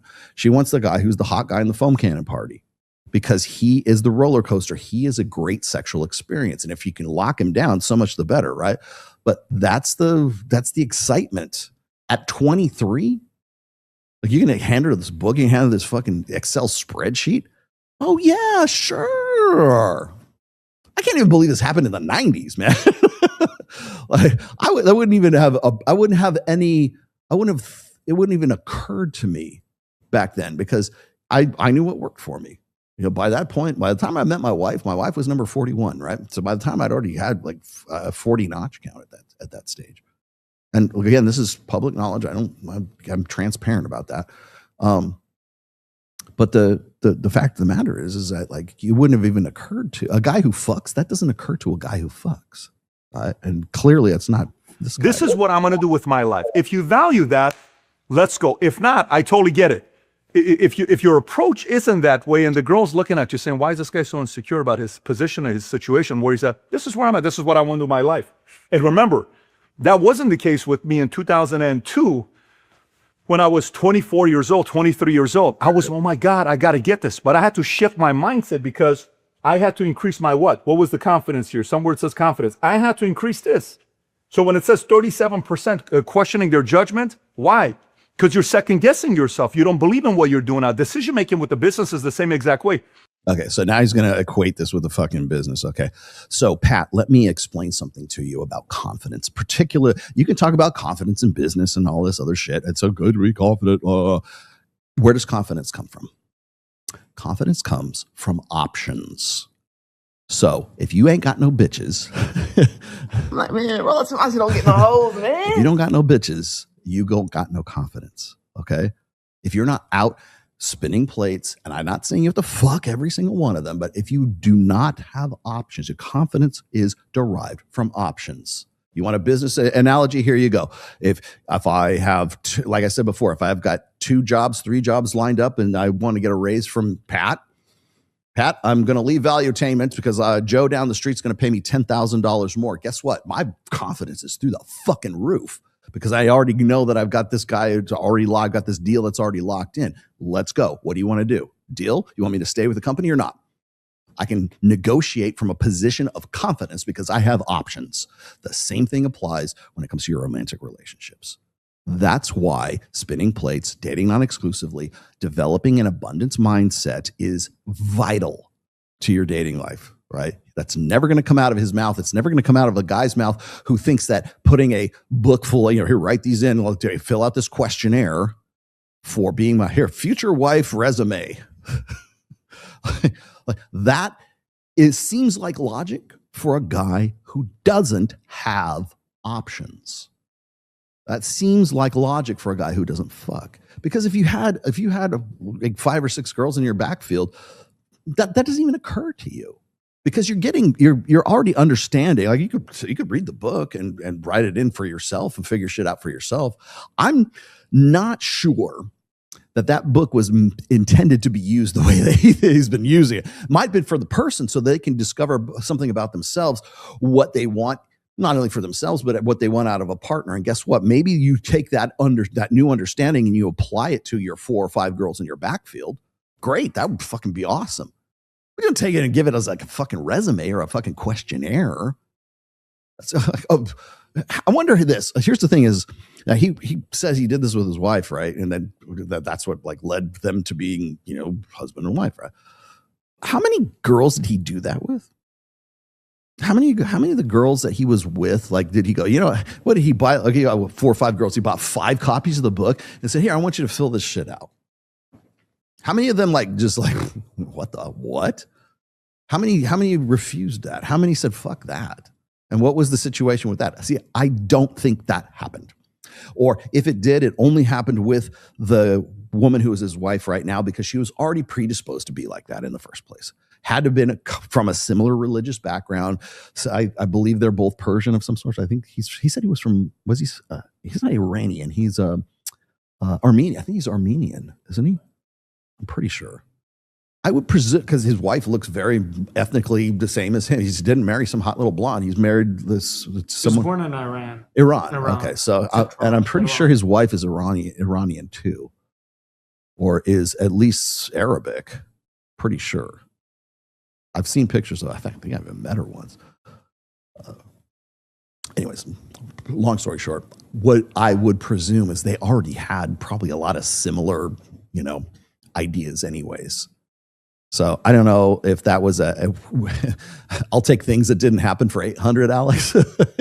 I doubt that happened. Raising your kids is the same exact way. You know what? I don't know if I'm right 100%, but this is what we're going to be doing. At least I'm leading to people I'm working with. So stay with me here, because I got some notes I wrote on the side that I want to go through with you as well. So I want you to think about a couple things here. Remember I told you the Charlize Theron story? Remember I told you? Where she's like, boys are not approaching me. Okay. So she's still fucking 25-year-olds, Pat. She's still happy. In fact, she is vocal about her raging libido after 50, okay? I don't think Charlize Theron is really the example you want to be using here, but guys don't talk to her. Is it on her that guys are not talking to her? Is she too, masculine? And guys don't want masculine girls, so maybe it's How about this? She's a fucking celebrity. How about that? How about she's Charlize fucking Theron? How about that? Can it be that? Because that would be where my mind would first go, Pat, is she's a celebrity. Attractive that you're too masculine. So some of the ladies watching this, I'm a girl boss. I'm a this. I'm a that. The other day I was watching a podcast with Joe Button. I learned a lot about women. I think I learned exactly how the fall of man occurred in the Garden of Eden. Adam and Eve were in the Garden of Eden, and Adam said one day, wow, Eve, here we are, at one with nature, at one with God. We'll never age, we'll never die, and all our dreams. I'm going to halt that right there because I'm just going to fast forward through this real quick. Okay, we put it back up real quick. There we go, because I don't know if I'm going to get a copyright strike for that. It's unattractive that you're too masculine. So some of the ladies watching this. Oh, wait a minute. There we go. Everybody. You ever see these Rupert Murdoch or Al Pacino or Robert De Niro, they're dating 28-year-old girls. Yeah. You think the girl's with them because they have a nice six-pack. You think the girl's with them because they have high energy and they go running 6 miles every morning. How many Robert De Niros are there? How many guys like that are there? What's the average guy look like, Pat? I'll show you. He looks like Todd. That's the average dude, not Robert De Niro, not the guys who are like 80 years old and still, banging 23 or banging 33-year-old girls. What do you think she's dating him for? Fame and money and access? Maybe. What's your leverage? Is it the fact that you have great connections? That's very valuable. You can get into places others can't. So the girls. Okay. So Mike would agree with that. I would say, yes, your connections, that might be part of your status. It's going to be like, wow, who is this guy? He's very important. He's able to get into rooms in certain places others don't. Maybe you should interview Mike Sartain finally. Who is this guy, right? Maybe it's your fate. Maybe the girls. Okay, let me explain something to you here. Pat, 1, no man in the history of manhood and humanity has ever logicked a woman into bed. Number 2, No man in the history of planet Earth has ever faithed a woman into bed either. Okay. You've only used emotions to get a woman into bed. Prestige, that gets a woman into bed. Status, that gets a woman into bed. Your physique definitely gets a woman into bed with you. Okay. Faith, I would look, God damn it, man. Wouldn't it be awesome? Wouldn't it be awesome? You just, hey, we're just going to pray. And she's just getting wetter and wetter. And you're just more, the more pious and the more you espouse your faith, the hotter she gets. Fuck, man. We'd all be fucking like knee deep in pussy if that was the case. That's not the case. Trust me. Okay. Like, I really respect this guy, his faith, where he's at. Wow. His faith is above me. So when your faith doesn't make you look any better when your shirt comes off. The other day I was willing to do this. He says, no, God comes before everybody. Wait a minute. He's not as interested in me as God. No. This guy's different. Everybody. Yeah, I'm out. Somebody else would want to just have me drop my panties and then boom, we get to work. And this guy's not. No. There's something different about this guy. Huh? Yeah, I'm going to make him wait. I'm going to see if I can make him jump through some hoops here. He's okay with losing me. He's interested, but his standards are higher based on the values. I'm interested in this guy. Maybe it's human nature. Maybe you're good with people. Maybe you're great. Well, maybe you're great with talking to people. You're good at choosing words. Okay, game. Okay, I'll give you that. It could be game. You could be very good with words. The problem is that when you're good with words, a lot of times people think that you're being a manipulative game player. Lord knows I've been called that. How many times? I'm sure Mike has too, right? I would say that's definitely part of game. Having good social savvy would definitely be part of it. And you feel tension. Maybe you feel when you're talking to somebody else and you kind of know this is not the time to push too hard. This is my opportunity. Or maybe you feel sexual tension. Maybe you go, man, this guy's really turning me on. Maybe there's actually something, there's a spark between the two of us. Hey, does this guy just get it? Let me give him a shit test. Let me see if I can, see if he knows how to play the game. That I would definitely agree with, but that's not where he's going with this, right? You'll notice that everything that he talks about here is this qualification. Like you're looking at, and this is kind of the fault of a lot of guys who are in this space when it comes to, and I wouldn't classify Patrick Bet-David as one of these guys, but the guys who are in the quote unquote, dating space. I'm a dating coach. I would never call myself a dating coach. I am not, just right now for the record, I am not a dating coach. I will give you information. I will tell you, I'll give you suggestions. I will show you what has worked in the past. You're the guy that has to go and figure out and put that into practice. I'm not here to coach you. I'm here to inform you and educate you and to just give you what you need, give you the tools you need to build the life that you want, right? To build the life that you want to fuck hot chicks? Great. Use that for fuck hot chicks. You want a wife? Great. Use that to go get a wife. You want to, I don't know, get out of a parking ticket or get out of a traffic violation? You can use game to get out of a traffic violation. Lord knows I've done it.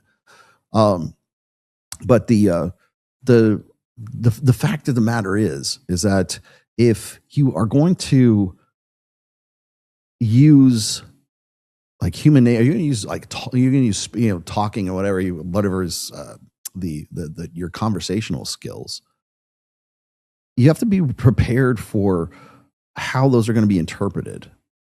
So like it's one thing to have guys who are like very good at game, very good at social. They have a social savvy, right? Again, if that social savvy doesn't have a congruency with the persona that they're projecting, all that confidence counts for shit, right? All that if you're self, like, what is it? Ryan Stone would say if you're stepping on your dick, then like it's really not going to make too much difference, like what your strengths end up being.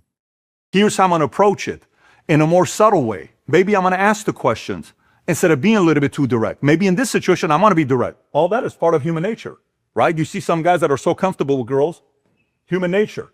Maybe you're a leader and girls want to be led. The right ones want to be led. There you go. Maybe they look at you and they're like, wait a minute, this guy's qualify it. He knows how to calm me down. Qualify it. The right ones. Here's the thing. This is what, again, getting back to the point where it's like, God, I hate to say it, but probably maybe Paul Elam has a point here. I will concede you a point. Here you go. the very fact that we're using just women as the benchmark here for like what guys have to do is like you're basing it on an ambiguous, like unfalsifiable, really, idea of what a right woman would be. The right ones will follow you. The right ones will appreciate your faith. The right ones will appreciate your confidence. The right ones will, okay, well, here's the thing, Pat, why don't you lead with that? What's the right girl? How come how many, let's statistically speaking, how many women in the United States between the ages of 18 and 20, well, we got to go Gen Z, right? 18 and 29 are the right ones. How many of them, and what qualifies as that? Is that the right ones are the only ones that can appreciate the faith thing and the human nature thing and the confidence thing and everything else? It's like, physical prowess probably should be number one. But before, he should have led with that. Okay, here's what you're looking for, guys. Here's what a right woman looks like. She wants to be, a right woman wants to be led. Okay, well, what does that look like? How does she behave? Give me the definition of what the right one is. Just because she's following my lead, does that mean she's a right one? What if my leadership sucks and she's still following me? Does that mean she's still a right one? I feel very calm around him. There's certain things about his temperament I like, right? Maybe this guy's going places, right? You're not like making all the money in the world. Maybe you're making 30 grand a year right now, 50 grand a year, 60 grand.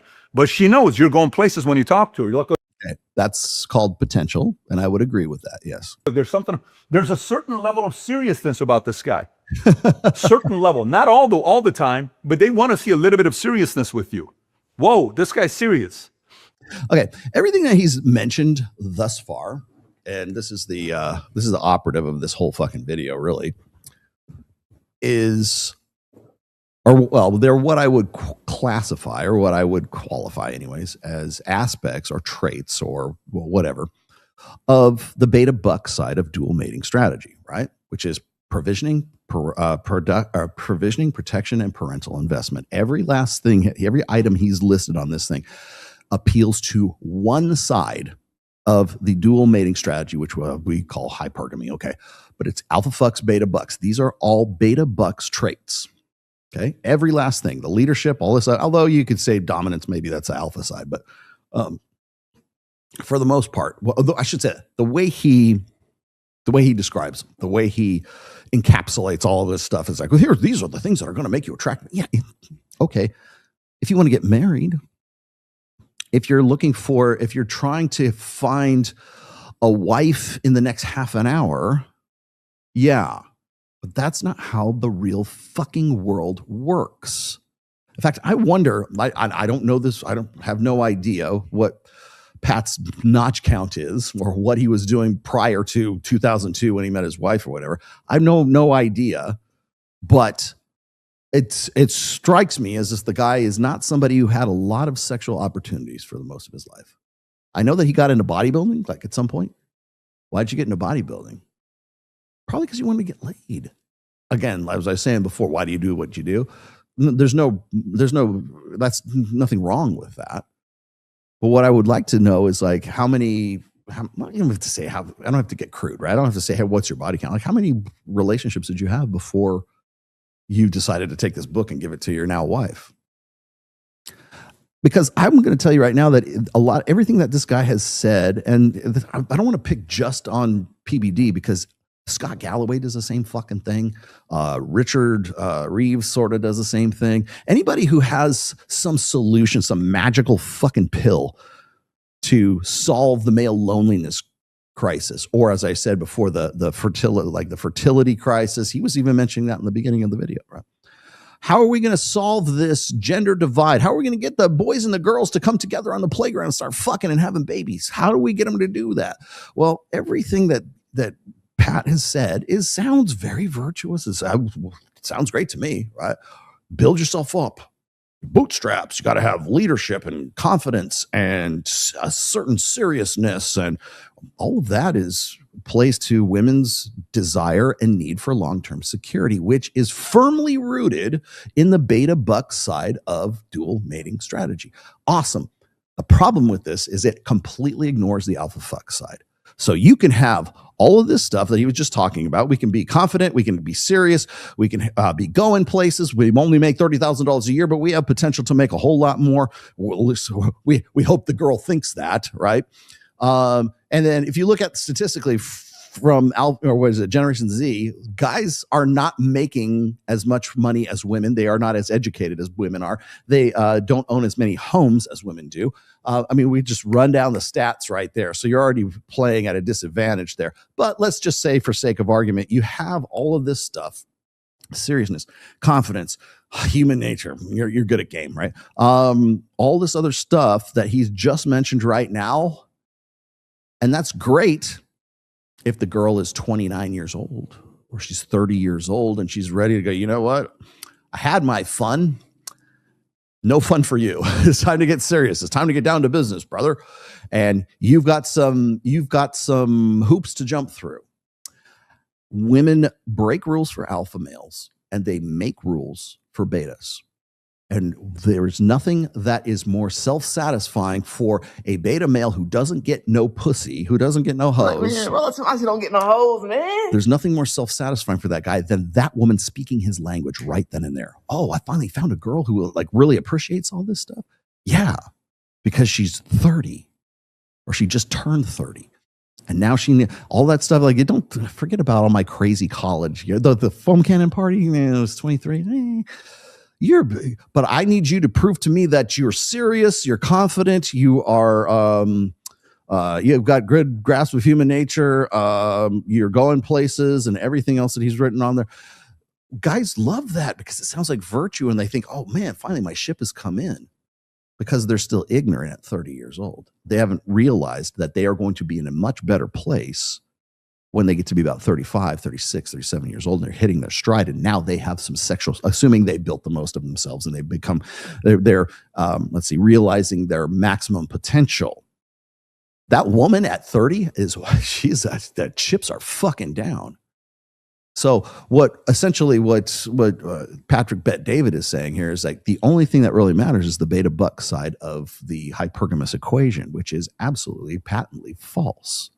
Because you can have all of that. Imagine you can find a chick who's like, it's this side of 30. Say she's 27 and she seems like I'm very serious. I found a really great guy and everything like that. But you know what? That guy is nowhere near as sexy as the guy who's this irresponsible fuck.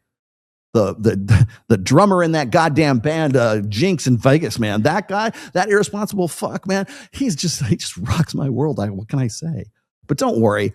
When I hit 30, you'll still be around and you'll be serious and confident and have a leadership capacity, and you'll be serious. You'll definitely be serious, and you'll probably be much more willing to jump through all those hoops that I'm going to make for you at 30 years old, 32, 33 years old, because I want to make sure we're both right with God and we're both doing the things the right way and everything else. And that guy's going to go, yeah, finally, I followed the Patrick Bet David program, and my ship has finally fucking come in. Well, your ship back in when she was 23 was a much different ship than she is now, right? The alpha fuck side of the equation has to be addressed. Scott Galloway, Jordan Peterson, for fuck's sake, certainly Patrick Bet David, understand women have a visceral, sexual, lustful side. Even that fatty chick, Karen over here. Women like to fuck. Women want to get with hot guys. Simple as that. And they don't want to get with average dudes. You have to be above average. This is exactly what Patrick Bet David is saying. All this stuff right here, I can't fault him for that, right? Be above average. Be better than the average dude, right? So being better than the average dude gets you this chick. Put her in. You have to be better than average to get Karen. That's what you have to have seriousness, and you have to have, a good grasp of human nature, and you have to have, confidence, and you have to have a lot of potential, mister, because she's worth it. She just doesn't want to get with any old guy. She's got to get with a guy who's she's not even 6. Well, I wouldn't even classify that. She's a 3, right? And if I'm being generous, I had 3. She deserves a 7, bro. And you're only a 5. You got some fucking work to do. Now, are you grasping the gravity of this problem, Pat? She's still, it's funny. She still thinks she deserves Jason Momoa. Where's my Alan Richardson? I'm going to wait here until he shows up. Get the fuck out of here. She is also in a place that is looking for the same thing as you. If you're in the market talking to girls that want this, or just want this, or just want this, you're wasting your time. If you're in the market for this and this, you have to also go talk to girls that are only looking for this and this. You're wasting your time talking to people that are not. What are you doing? Okay. Guess what, Pat? They want all of that. They want the hot guy in the foam cannon party, and they want him to have all those great beta bucks traits as well. So separating those two, if you're only looking for a girl who is loose and she's a floozy, you can go down to any of these nightclubs. You can go to 11 here in Miami. Yeah, there's Player a dime a dozen. Yeah, they'll suck your dick for a dime, Guess what? The girl who wants a kids and a family and appreciates faith and appreciates your potential leadership and your potential and your confidence or whatever, all those great beta bucks qualities. Guess what? She still likes to fuck. She still wants a cool guy. She still wants a guy who rocks her world. She still wants excitement. If she didn't, she wouldn't have been going from 18 to 28. Looking at the plan. Why? I remember, and this was actually on Valuetainment, as a matter of fact. I can remember when I was on Adam Sosnick's show. I was on with Mike, actually. And we had a panel of girls. Tiffany Fox was on there. And Amy Dangerfield was also on that panel. And my girl, my wonderful girl, Maya, was on that. Maya Allegra. Of Temptation. She was a temptress on Temptation Island, right? She was on that show. And a few other girls were on there. And Adam Sosnick went around and was asking, one of the questions he put to the panel on the Saucecast thing that we were doing. How many of you girls are looking for a long-term relationship or marriage? How many of you girls want to be married in the near future, right? And they would go around all these girls. What was funny is Amy Dangerfield.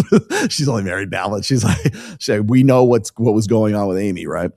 But so they're going around, and all of the girls who were this side of 30, just about ready for, or the first ones to say, yeah, I'm looking for a long-term relationship. I really want to get with the guy. If the girl was 23, she's like, I'm not even thinking about that. What are you talking about? And the reason this is noteworthy is because Adam Sosnick would run these poor girls up the flagpole for that. Oh, you're not thinking about your future? I'm 23. I even told him I should pull that clip. I should go find that fucking video and pull that clip. And because I stopped the show and I said, Adam, stop for a minute. I said, you see what this chick said? How old are you? 23, right? That girl at 23 has no interest in a long-term relationship. Why? Because she's at her peak, man. She's at her peak sexual selectivity. It would be lunacy for her to go, you know what? I really want to settle down with a guy right now. Maybe if the guy, the perfect dude fell out of the fucking sky, sure. But the girls who were the youngest wanted nothing to do with a long-term relationship. They were having a blast. They wanted to stay fucking single, especially in Miami or Fort Lauderdale. Are you kidding? And people say, well, it's because it's moral degeneracy. It's a sign of the times. It's the moral fabric. I think, okay, but it is what it is. The mechanics don't change. The the desire doesn't change. The girl's 23 years old. She doesn't want to fucking settle down. And I'm for better or worse. I'm not saying it's good or it's bad. I'm quite honestly, I think it's kind of bad. But the thing is that's the case. So that chick, it's not in her best interest to settle down until she's about 28 years old. That's why I keep saying that's the epiphany phase. That's why when you go through, where is it? That's why when you look at the timeline right here, right? The party years, man, I made it 20, but it's really 18 to 28. Of course not. That's when she's looking for, she's selecting her options. She's at her peak selectivity. She's at a peak of her power agency. She's at a peak of her sexual agency right there. And I want to point something else out here too. So if you look at the orange part right here, the party years, that's also known as the hoe phase. If you look at that party years section right there, this is out of my second book, by the way, in case you're wondering. This graph is out of my second book, which is Preventative Medicine. The entire book is actually based on this timeline. And I wrote this because I had so many guys from the first book were asking me, Rollo, I wish I would have known this stuff before I got divorced, before I got married, before I had kids, before I wish I could have known this stuff then, that I wish knew this now that I knew then, right? Or I wish I knew it then. And so that's why I came up with this. And again, this is loosely based on ideas and just basic logic, right? And so I generally peg 23 as the apex of women's sort of sexual agency. That's the peak of their power. Like right here, where this would be a good example, right? Everybody has seen this. Everybody gives me shit for this, but it has been backed up over the years. Continuing on. So 20 to about 28-ish. Well, it's 29, 28, 26 is about when women start thinking about it. But 27, 28, 29. Remember when Tommy Lahren started to like hemming and hawing about, I can't find a real man. Where are the real men? Screaming and yelling in 20. It was in August of 2020. I remember.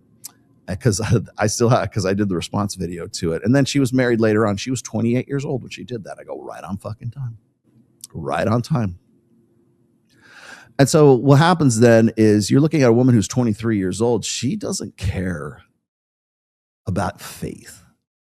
I mean, maybe she cares about faith, but she doesn't care about faith as sort of like an attraction quality to a guy, unless she's like really super religiously raised. And you're talking about average people, right?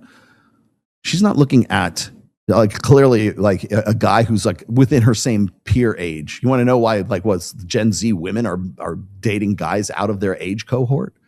Because Gen Z guys don't have those qualifications.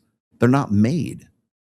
So if you've got like this potential and you've got this confidence and you've got all this other shit that Pat wants to tell you is the key to finding a good wife and then like having babies and then we're going to stave off the fertility crisis, right?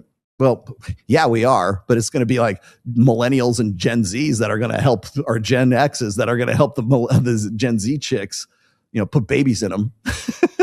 Millennials are going to put more babies in Gen Z women than Gen Z men are at this point. Yeah, take that one to the bank, man. There will be, here you go, Pat. Gen X men and maybe that's maybe a little, I don't know, because some are like, Mark Sartain is technically Gen X. So yeah. Gen X men and millennial men will put more babies in Gen Z women than Gen Z men will. Guaranteed. I will die on that hill. Take that to the bank. Gen Z's in their hoe phase. Yeah. Why? Yeah, of course. Because especially if it comes to like settling down and everything else, like all that great stuff about you got to have confidence, you got to have this and this and this. Yeah, those are unproven commodities. Why would a woman who's a Gen Zer who has her shit together, like collectively, statistically speaking, she has her life together better than most Gen Z men? Why is she going to get with a Gen Z guy? You hear this constantly on the female the femcasts, tradfem, whatever. You hear it anywhere. It doesn't even have to be like a traditional thing. It could be call her daddy for fuck's sake. The thing is, like, how come guys don't have their shit together? We go look at the what was it, the 64% of guys in Gen Z are identify as being single, whereas like 34% of Gen Z women classify themselves as being single. How does that work? They're either all fucking the same one guy who's in Gen Z, or they're fucking guys that are out of their age cohort. I think it's pretty self-evident, right? It is happening. I mean, it makes sense that deductively it's happening. So why don't we like address that gorilla in the room first, Pat? But we're not going to do that. And I'll tell you the reason why. And I'll just finish up here with it here in a little bit. In fact, I'll just take him out right here because I think I'm pretty much done with him. But everything that Pat has to say in this video is rooted in one thing, the beta buck side of the hypergamous equation. So Pat, unless you can tell Gen Z guys to get their shit together collectively and start, working on themselves, great, awesome. But you're only doing it from one side of the equation. Now, what do we do when clavicular or follicular as well? What do we do when when looks maxers go, you know what? We're going to respond to the market. That's all Clav is doing. I'm going to use Patrick Bet-David's own logic against him, right? Clavicular's not superficial. He's not that's not vanity. That's a market fucking correction is what that is. Clav is a market correction. Well, I can't possibly compete. I'm a 19-year-old kid. I'm 20 years old. How is he, 20? He's not even 21. I know that. He's 20 years old. He can't possibly compete on the beta bucks long-term security side of that equation. I mean, maybe Clav can, but like the average Gen Zer guy, right, can't compete on those. The having the money, having the affluence, having the prestige, having the status, being confident, being faithful, being having potential, all that other stuff. It doesn't matter to Gen Z women because average Gen Z women don't want to have anything to do with average Gen Z men. So why would they? Because they can take care of their own long-term security needs now, or even if they can't, the perception is for the vast majority that they can. So if that's the case, if a woman can satisfy all of her long-term needs, she's got the money, she's got her education, she's she's going to church, whatever, she can satisfy all that beta bucks, the provisioning, protection, and parental investment, she can satisfy that all on her own. Why does she need a guy? What on earth could she possibly need a guy for? And I think we know. The alpha fuck side that we keep fucking ignoring and sweeping under the fucking rug. We don't want to have that conversation. But you know who does want to have that conversation? Clavicular. You know who does want to have that conversation? Looks maxers. You know who does want to have that conversation? Guys who are running gear.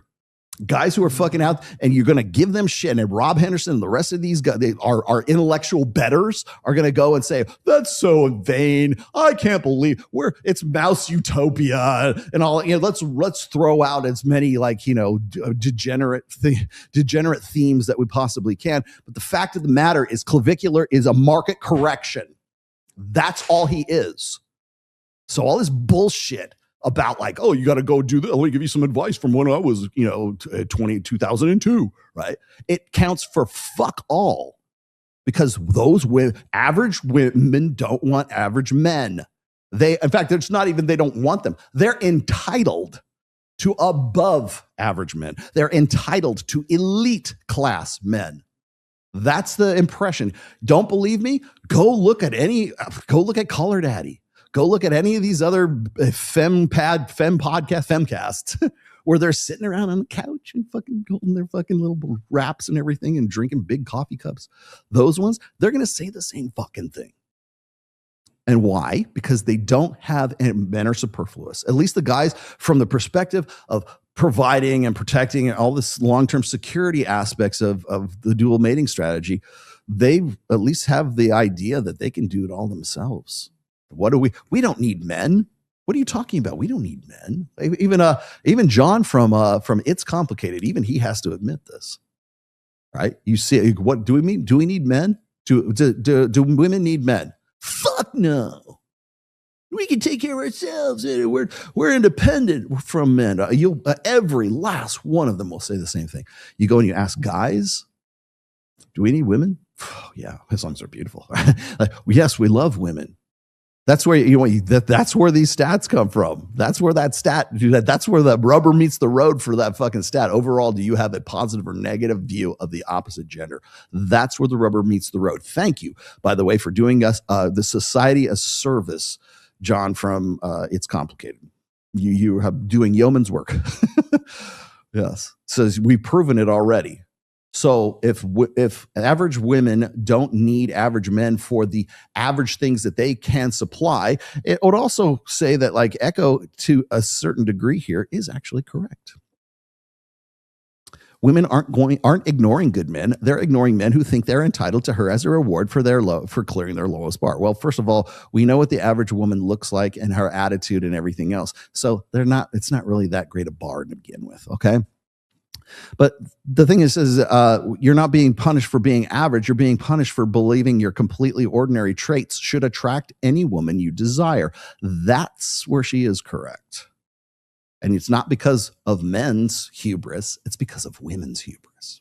Because average women, believe that they are entitled to elite men. You want to know, again, why is the marriage rate in the shitter? Why has it been at, what is it now, 6.1 per 1,000? It is the lowest rate it has ever been in recorded history. Why? Average women don't want to get with average men. Simple as that. That's why. Yes, exactly. That's why. Why is the fertility rate what it is? Average women don't want to get with average men. They are entitled to fuck and reproduce with elite men. And if they don't, then it's men's fault. Good thing we have guys like, I don't know, Matthew Hussey and Patrick Bet-David and the rest of these other idiots who are dating coaches to say, don't worry, ladies, we'll tell these guys to be better for you.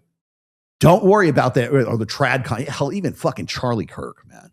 The same thing is, don't worry, we'll tell these guys to man up so it'll solve your problem because you can't find an eligible bachelor, a good godly man who has leadership qualities and all this other shit that we're talking about. We're gonna make sure these guys man up and do their duty for Karen, right?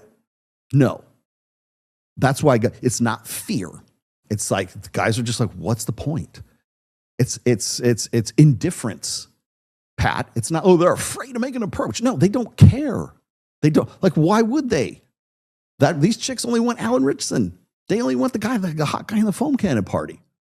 Or they're looking for a guy who's so fucking elite that there's not even any point of having much to do with them in the first place.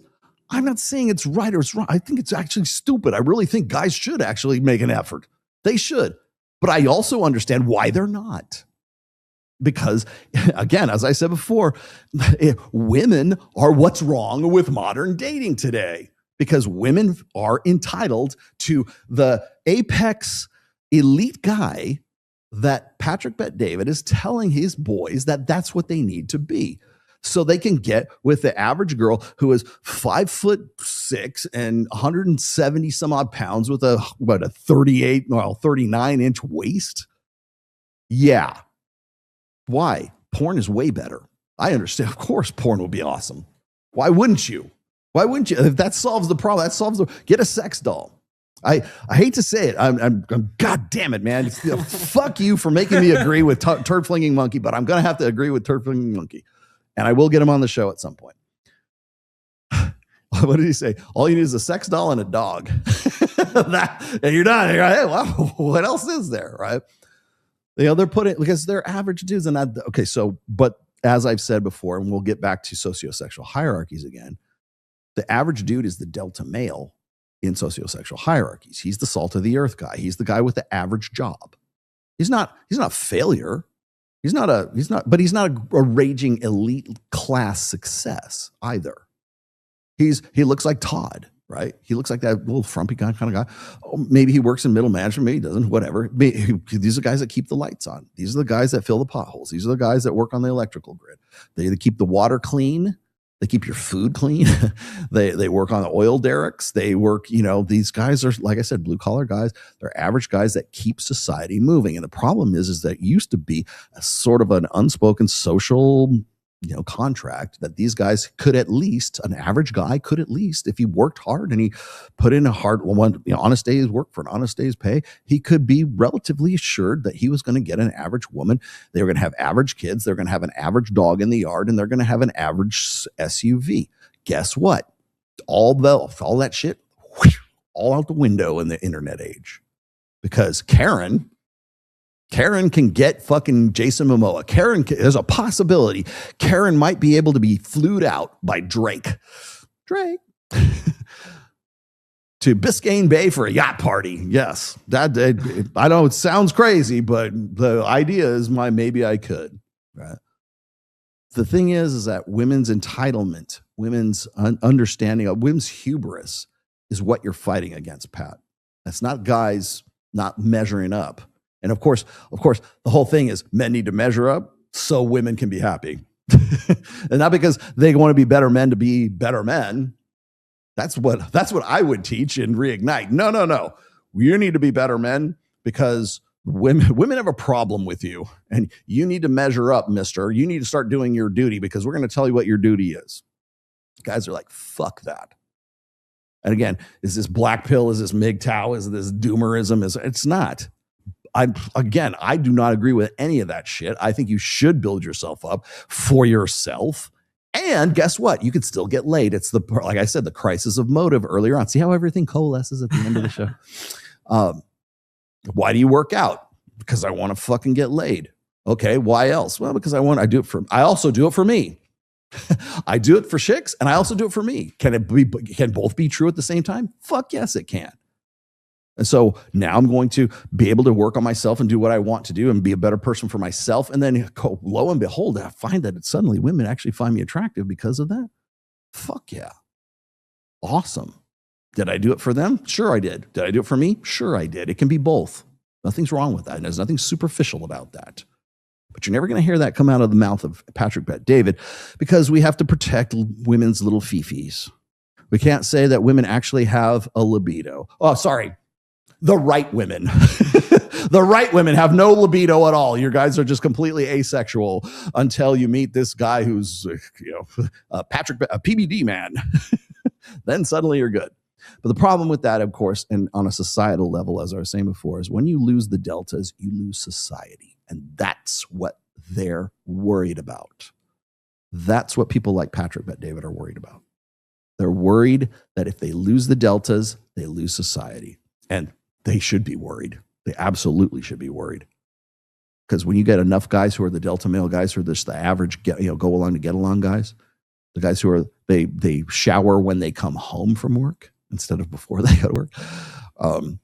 The guys who are the salted, like I said, the middle America, the day laborer guys, these guys who go out and get shit done. When you say getting shit done isn't enough, that's just what average guy. You need to be elite because you can't possibly find a good. First of all, you got to be Christian, so therefore you can't have sex until you're married. Well, but I'm never going to get married because I'm not elite. So now you're saying that because of my religious affiliation, that I'm also excluded from sexual activities because I'm an electrician. I'm a welder. I work in waste management, meaning I'm a garbage guy, right? So you're saying to me that I have to hold off and not have sex with anyone because then it's fornication, right? But I can't get married because I'm an average guy, and average men are not what average women don't want to get with average men. Guess what? Fuck you. They'll find something else. You want to know why the manosphere has exploded? You want to know why all these guys left your fucking church back in 2020 or 2012? Where did they go? Oh, the red pill. We got to get these guys. We need a men's ministry and get them back. And not unless you're telling them they can get more ass. They're not going to do that. They're not coming back. And the other thing, by the way, is the Democrats want to be able to get like the men to come back to the party. They're not going back to you for the same fucking reasons. They're not. You never had them in the first place, but they're sure as shit not going to like realign themselves with Democratic policies that don't have that hate them. Like, why would they want to participate in a game that is designed by people who hate them? They're not going to participate in that. They don't care. It's not about MGTOW. It's not about MRA. It's not about black pill. It's just fucking pragmatism. I remember when I read, when I first put The Rational Male out, when I published in 2013, it came out at the same time that Helen Smith published her book. I think it's Helen Smith. Published her book, Men on Strike. But man, all the MRAs and all the MGTOWs came out of the woodwork. Yeah, finally, men are on strike. No, you're not. You're just doing it because it's the most practical thing to do. Nobody got together and said, hey, guys, we're going to march on Washington and we're not going to marry anymore. Nobody said that. There's no brotherhood uber alles that says, you know what? We're not going to marry any of these chicks anymore. Nobody does that. They just don't because it's impractical. It's the same thing with like, well, how come the marriage rate is what it is? Because it's impractical. Dropped in 2013. Yeah. What is it? 2013. Was it Helen Smith? It was Helen Smith, yes. What month? June 4th, 2013. I knew it, yeah. Because mine was October 1st. Yeah. Men on strike. Nobody remembers that. Nobody was on strike. Nobody got together. Nobody gave me that fucking memo. Hey, Rollo, we're going to go march in the streets. No, we're not. Hilariously enough, that's what 2 years after that. That's when all the SJW stuff started blowing up out of proportion. Yep. And it wasn't really men on there. Bunch of women. No, that's the whole thing about wokeism. Wokesy. It sounds like Nazi. Wokeism is the same thing, man. It's how do women organize society? Society by women for women. What does that look like? A fucking police state is what it looks like. It looks exactly like what the woke are doing right now. It looks exactly like wokeism. That's exactly what it is. And I know Helen Andrews thinks she was original in coming up with this, but there are many people who predated her. Okay, I'm glad. I'm happy for her participation. Thank you.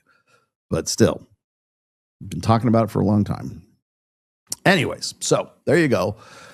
That's the reason, Pat, until you are willing to accept that women are part of at least part of the problem. Like I answered this question the other day. It was, I think it was on, it was on the Untouchables podcast. And somebody said something like, well, if, don't you think that women are going to be as bad as men will allow them to be? Like as if men have the authority to just force women not to do what they're doing. That ship has sailed, my friend. I hate that shit too. Because you'll hear it often from like trad femme women. They'll be like, when it comes to topics like pornography, if men were better, then women wouldn't do that stuff. If it was like supply and demand, if there was no demand, then we wouldn't supply it for you. Bullshit. Of course you would supply it. First of all, it's stupid conversation because there's always going to be a demand for sex. The other part is that it is, and I don't know why some of the most well-meaning tradcon guys just like die on this fucking hill. But what you're saying is that women don't have any agency. The little ladies would be better if it's men who have the power, and if we just stepped up and just said, "Hey, you're not going to do this anymore, missy." Like, fuck you. They make their own money. They got OnlyFans. They got everything. They don't care what you think about that.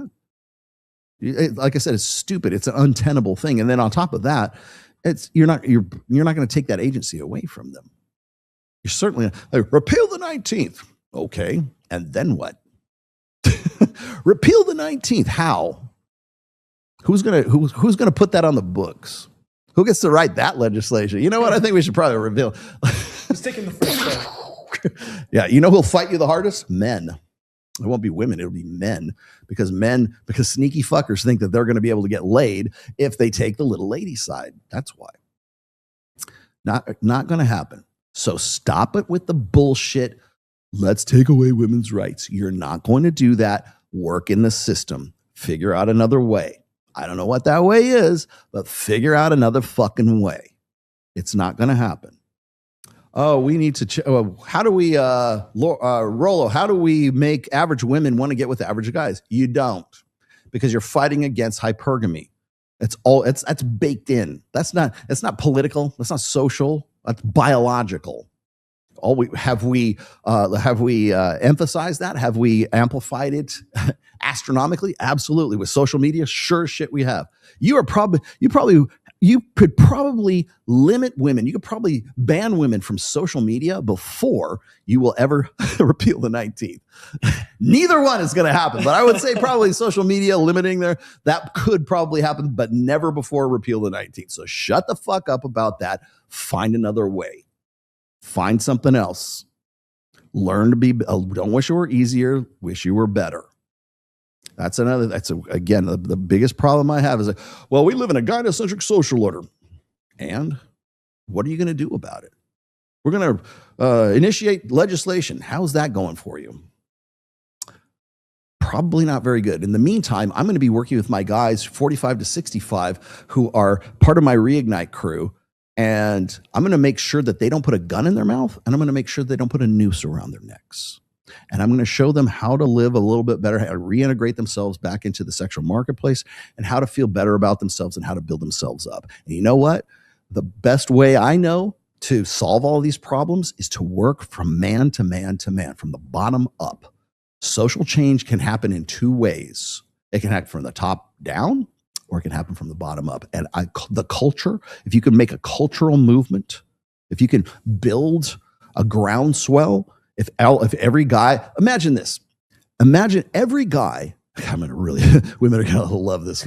Here's your clip. This.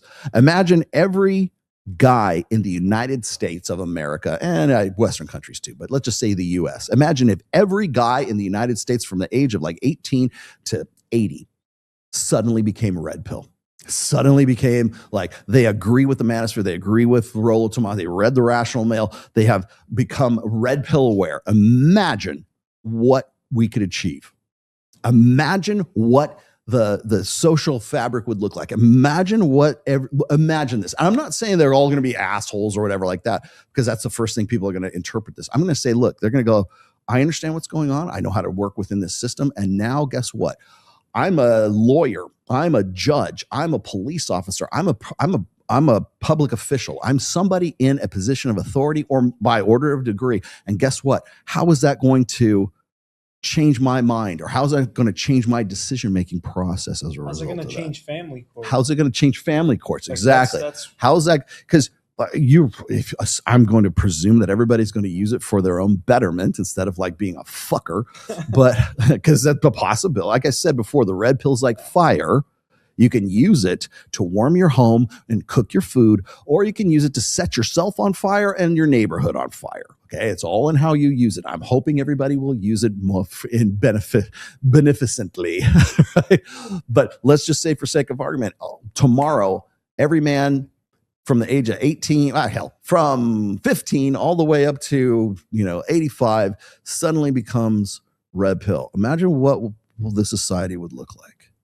Imagine what decisions would be made as a result of that. If everybody had this, you know what, we're not doing it that way anymore. We're doing it this way now.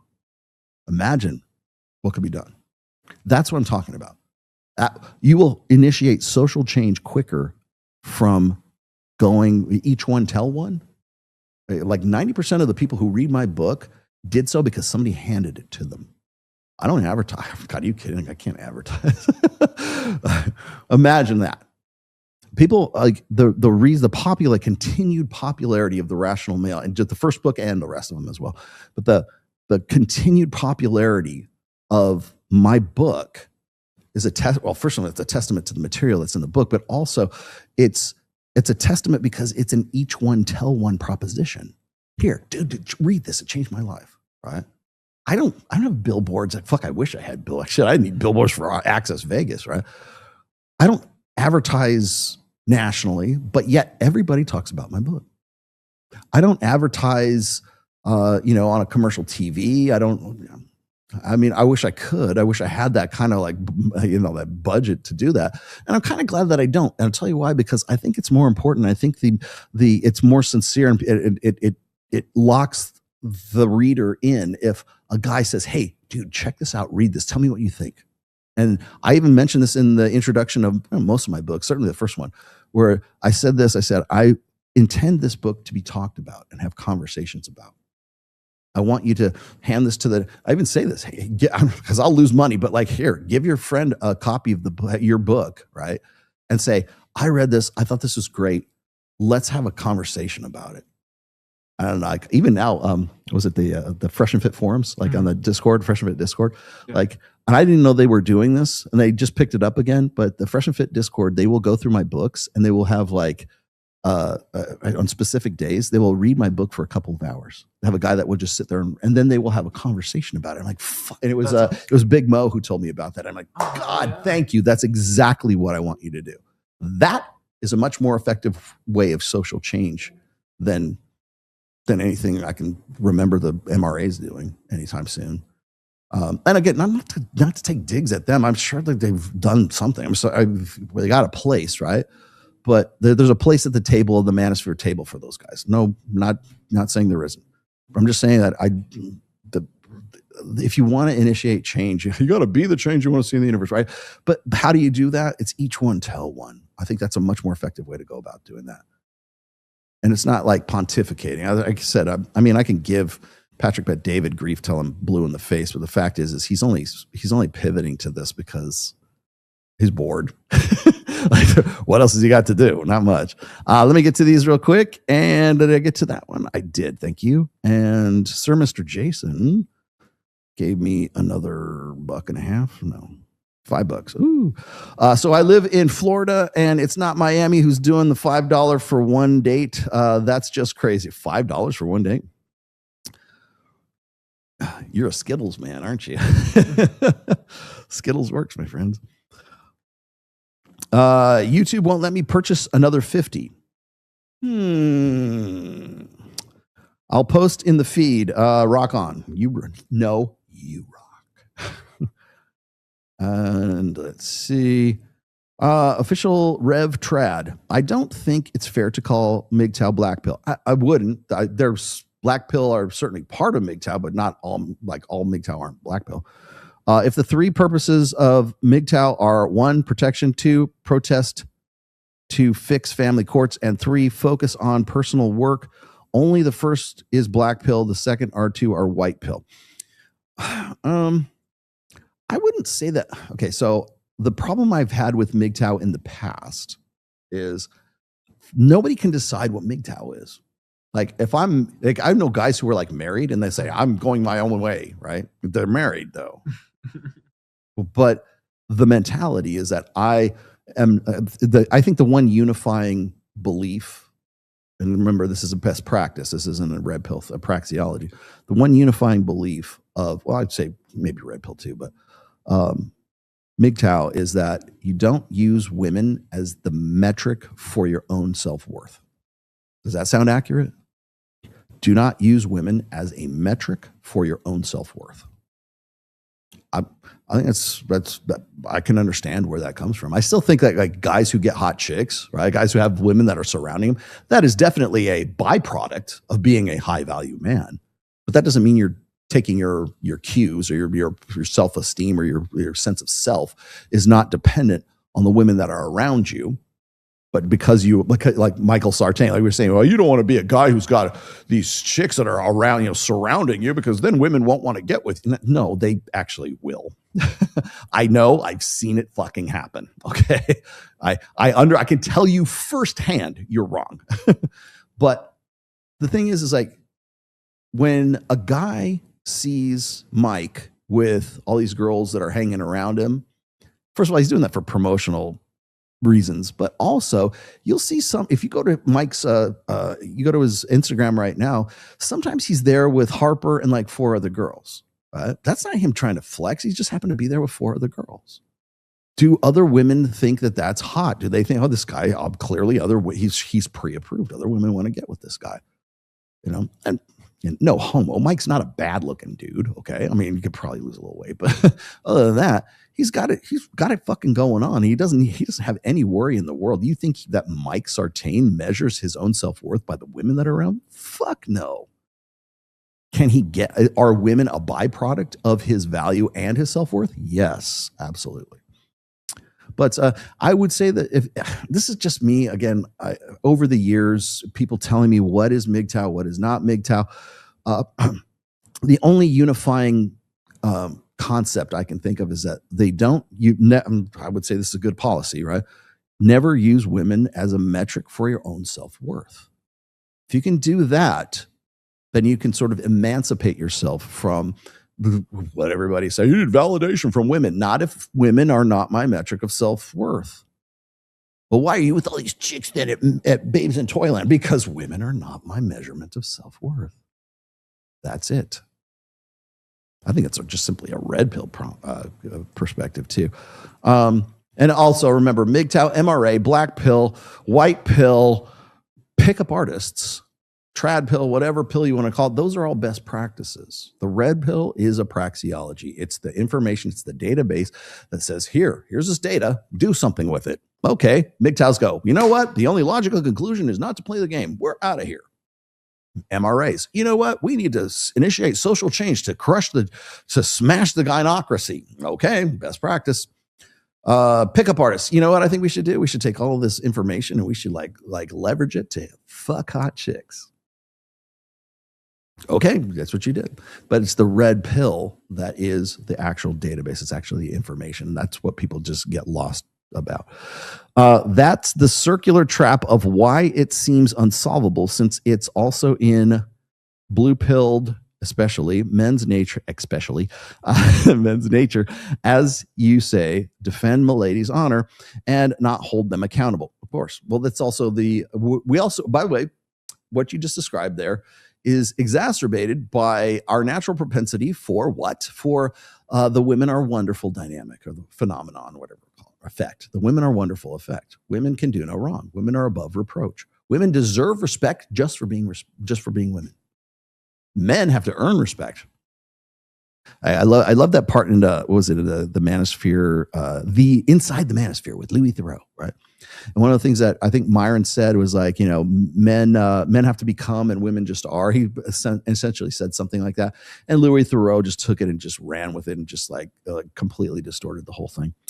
And so I felt like I had to go and do sort of a breakdown of what that really means. And there you have it right there, right? Women deserve respect. Men earn respect. That's because there's two different gendered concepts of respect. I mentioned this when I was on the show with Mike and Myron, when we kicked all those girls off the show, a full table castle, and then Frank castling, and then we actually had some serious discussion that everybody appreciated. Thanks. And so I explained that. I said the whole thing about men must become and women just are. Right? They are very offended by that. Well, women have to become too. No, they don't. Not for that value. Because women have respect no matter what. What's how weird? You don't respect women. That's the common definition of respect. Men have to earn respect. What makes you respectable? Respectability is merited. Women don't have to merit that respect. Period. End of story. At least in gynocentric United States, gynocentric Western cultures. Every woman deserves respect. Why? What did you do? Or did you do something that I should respect you for? Did you write a book? Did you help starving children in India? What did you do? I put on my makeup this morning. Polling shows women have marriage plus kids at the bottom of their priority list. For men, it's the reverse.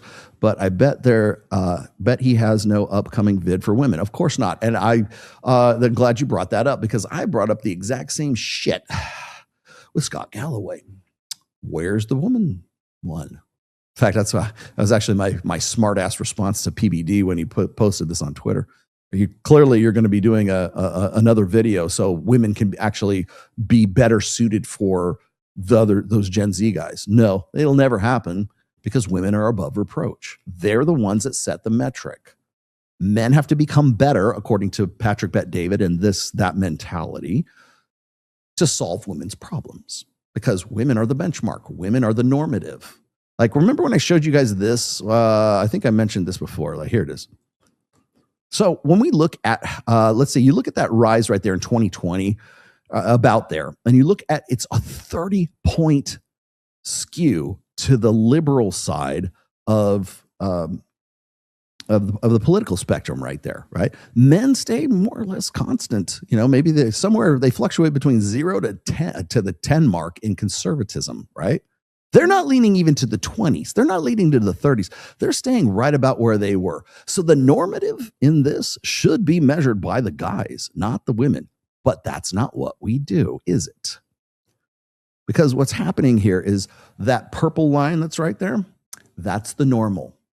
How is it the normal? Because we live in a gynocentric social order that says the female experience preempts the male experience. So the male experience is that orange line down there below. The female experience is that purple graph right there. Okay. So that's the normal.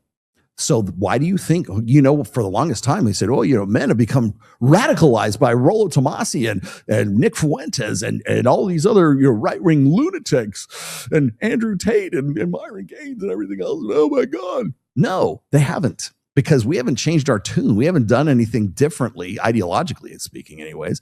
We haven't done anything differently in the past, 20, 30 years. But you have. You've skewed so far to the left, and you think that all those men should be you believe, like by default, that they already are. They believe just like you do. They don't.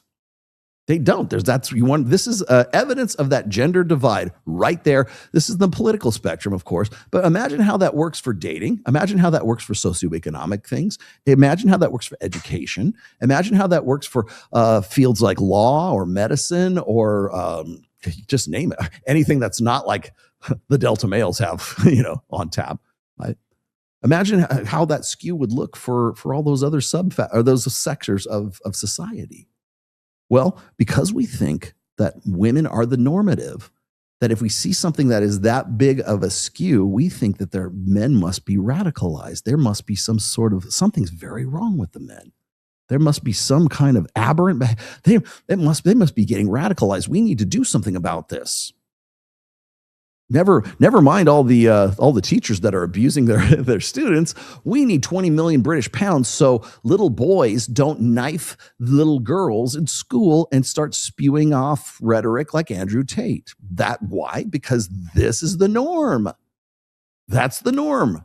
Purple is the norm. And so everybody agrees with us. Of course they do.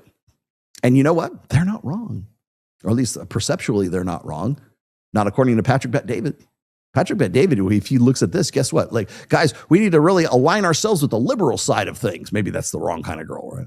We really need to step up our game so that we can really match the girls. Well, the girls are so far to the fucking left. I don't know why you would want to do that, Pat.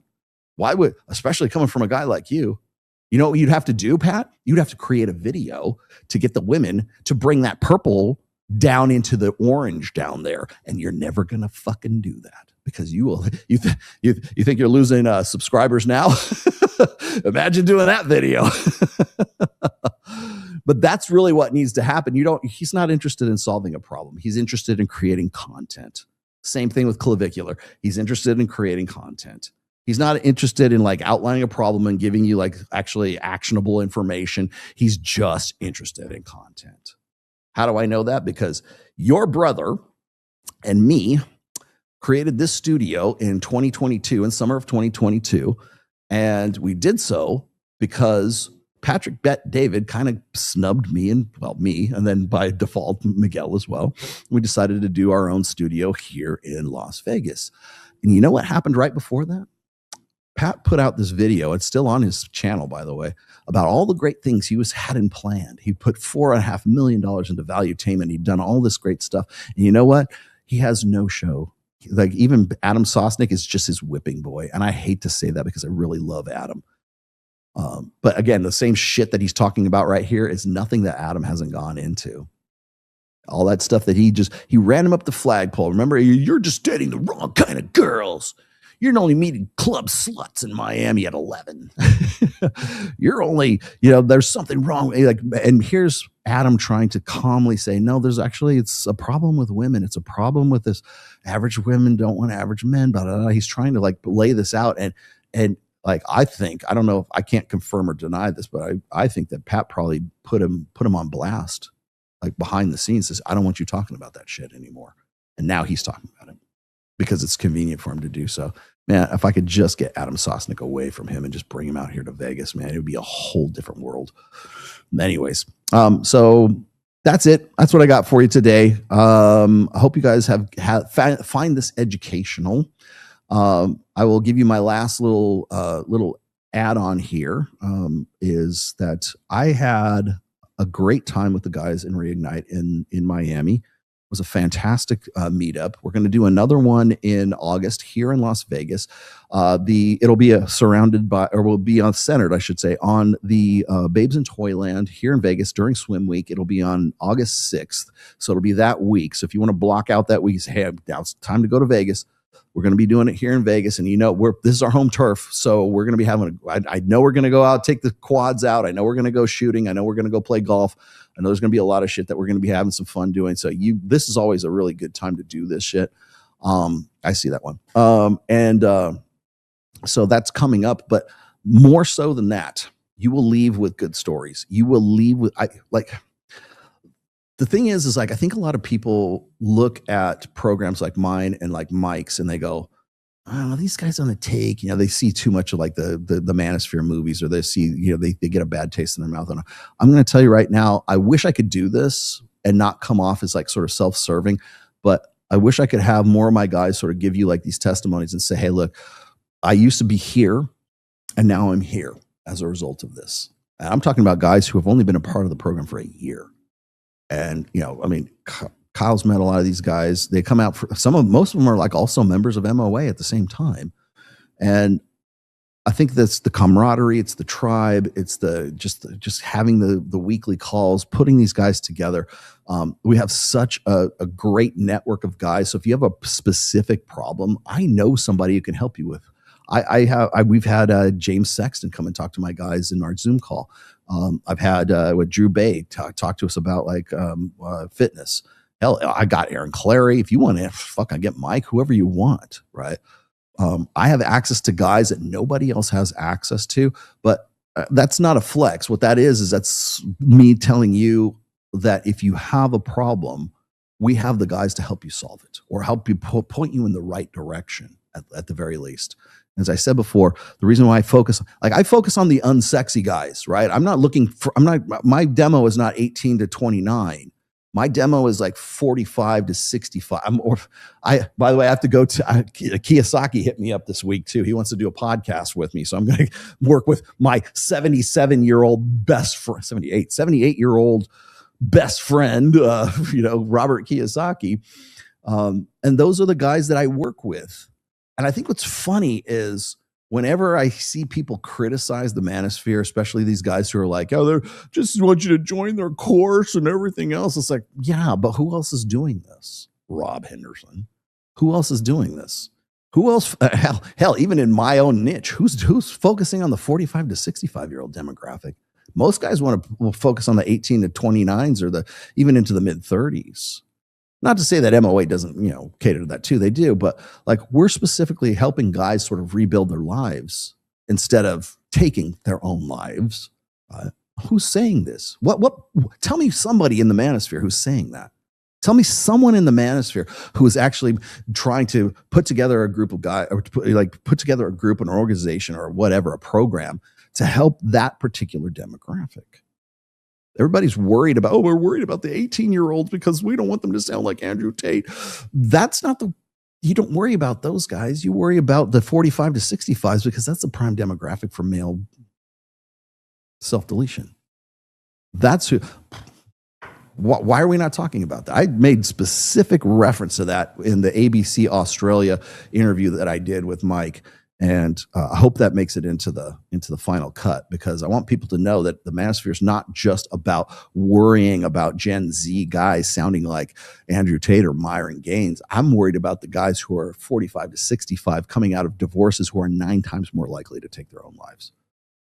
And I can tell you right now, we've prevented some. I've prevented a few of those. And we're also helping those guys build themselves back up from being zeroed out. It's not sexy. It's not sexy to go and say, here's this poor guy who just got it. He's broke, man. I mean, he's coming out of a divorce and lost half his shit, right? Maybe he lost his business. Some of these guys lose their businesses. Some of these guys are just fucking down on, they are fucking at rock bottom. And they don't know what to do with themselves. They don't know how to reintegrate themselves. They, like Patrick Bet David, their dating skills are still stuck back in 1995, right? They don't know what to do, so they need somebody there to help them. Their churches don't help them. They help the women. There's all kinds of networks for divorced women in the churches. There's nothing for guys. So guess what? Church, congregation, men's group guys, guess where your dudes are going? Coming me. You know how I can confirm that? George Bruno. George Bruno will say the same fucking thing. I've also had speak at a Reignite stuff. We're here to help. We're here to help you put yourself back on fucking track. That's what I want to, it's like I'm 58 years old. I just had my health, I'm going to say health scare, but just, put things in perspective at least, right? I want to make sure that I do good. I want to make sure that I help some people out before I go out, right? I want to make sure that if I have a legacy, it's going to be my books and it's going to be the people whose lives I've affected over the years. I might I have only these hands. I will die a pauper. What movie? But there's a lot of sales tactics I could throw at you. There's a lot of like funnel marketing bullshit I'm supposed to say. I'm not going to say that. I'm anti-marketing, right? I want people to find this program. I want them to read the Rational Male and the Rational Male Reignite. If you're trying to rebuild your life and put yourself back together, if you're looking for some fucking fun guys to go out and hang out with and do some cool shit, and you get to go to Babes in Toyland and actually meet hot chicks too. How awesome is that? You're only doing it to meet hot chicks. Yes, we are. But we're also having a good time too. Both can be true at the same time, right? All right, here we go. Last ones. Is there ever a bad time to give someone an extra copy of your book? No, there's not. What's this? Not a trucker. I fix elevators. I got a question for you, Kyle. We need to answer this before the show is over. Okay. I'm glad you're talking about 80, 20, and 5% rules. Friday was fun. Oh, okay. So you did see the show. Watching a recovering alcoholic and a self-proclaimed Sigma get pilloried. Yeah, that one guy. I didn't want to tell him. I actually kind of like that guy. I forget the dude's name. Jonathan something or other. I didn't want to tell him he's not a Sigma. I'm a Sigma, so I'm away from him. If you call yourself a Sigma, you are not a Sigma. No Sigma would ever call themselves a Sigma. I know that's very Zen, but it's true. It's very Buddhist. You have to think. No, there is no such thing as a Sigma. There's really only there's pro-social and antisocial alphas. Okay, a Sigma is basically an antisocial alpha. But thank you. It was a good show. I thought it was pretty good. Hi, Rollo. Can I ask something? Yes. Do you remember this part in Conan movie when Conan fights Rexor and Valeria came from the pit of hell to fight alongside, yes, of her man as Valkyrie. Yes, I remember that. God, now I'm really dating myself. That was like 1981, 82. Do these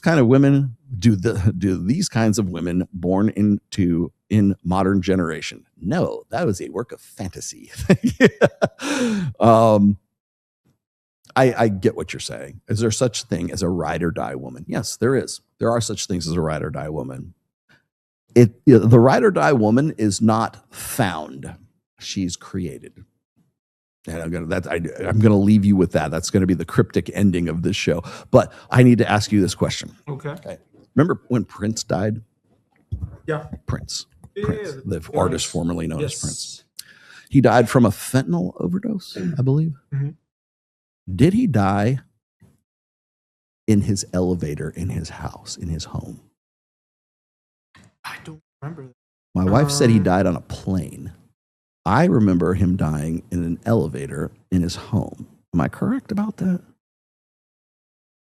Find out right now. Rip Prince, I know. Unresponsive in an elevator. Fuck yeah, I was right. At the compound. I win, motherfucker. Yes, in his an elevator in his house. In his home. Yep. Ha! And that's why it was weird. And you know why it was weird? Because don't ever let the elevator break us down. It was in Minnesota. Yeah. Oh my God, it was true. Oh, you get chills when I think about that shit, man. He died in the elevator. Okay, ladies, don't forget that the average woman looks like what? Show me the average woman. One last time. That's what you're all fighting your wars for, gentlemen, right there. That's the average woman who says you're not enough. Keep that in mind, my friends. Let's see. I got nothing else for you. No Access Vegas until next week. So we're off for this Wednesday. We'll be back. I want to say it's the 10th. I think, yeah, we'll be on the 10th. And I will probably be on some other podcasts between now and then because people keep asking me to do shit. Oh, and then don't forget, if it's live, I'll let you know. But Robert Kiyosaki, I'll be doing a show with him probably this week. So I'll let you know when that happens. Don't forget that the Vegas Golden Knights will be playing on Tuesday, and to see the first of the 4-game sweep that they're going to get from the Carolina Hurricanes. It'll be great. It'll be a great day. If If they get 2 wins next week, I'll wear my Andre Fleury jersey on the next show. How's that? All right, guys. Thanks for watching. I'll see you next week. Thank you, Kyle. Thank you, everybody. Bye-bye.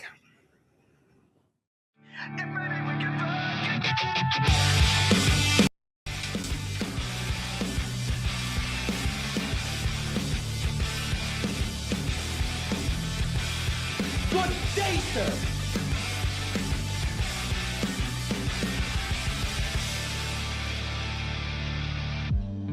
Would you do it again? I need to feel you on top of me. It was my first time. Hello there, children. How's it going? But I was just a kid when we met and went to bed. It was my first time. If there's any girls there, I want to tell them. I'm breaking up the rules now in the game. I've got some new tools. Please do the same. Time came by when over like a matchbox stereo. We're never gonna score. We're never gonna score. What are you gonna do about it? I'll suck his dick.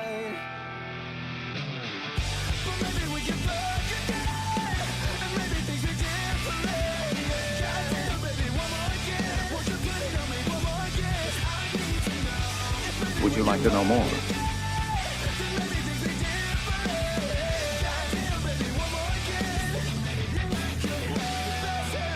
Cheetos!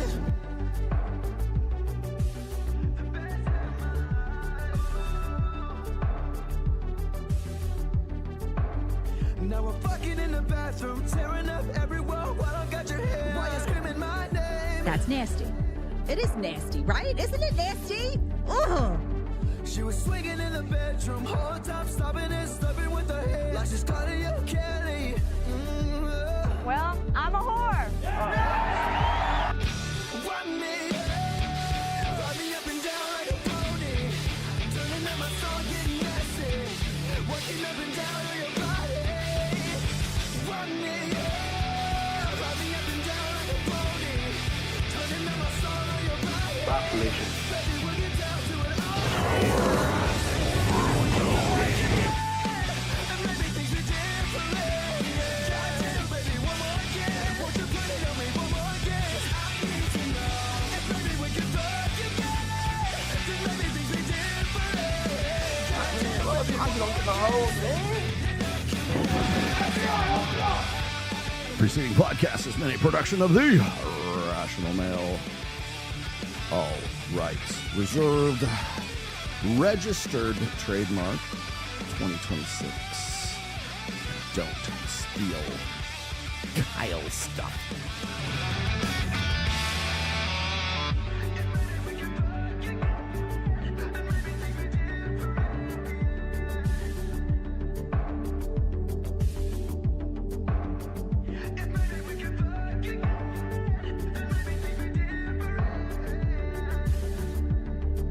Good day, sir. Guilty, guilty, guilty, guilty. And maybe things we did for late.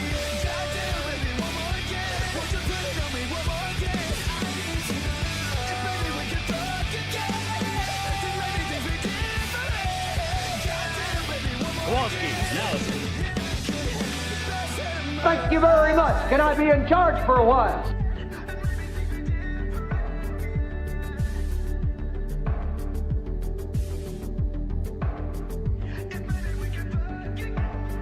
I want to cast magic missile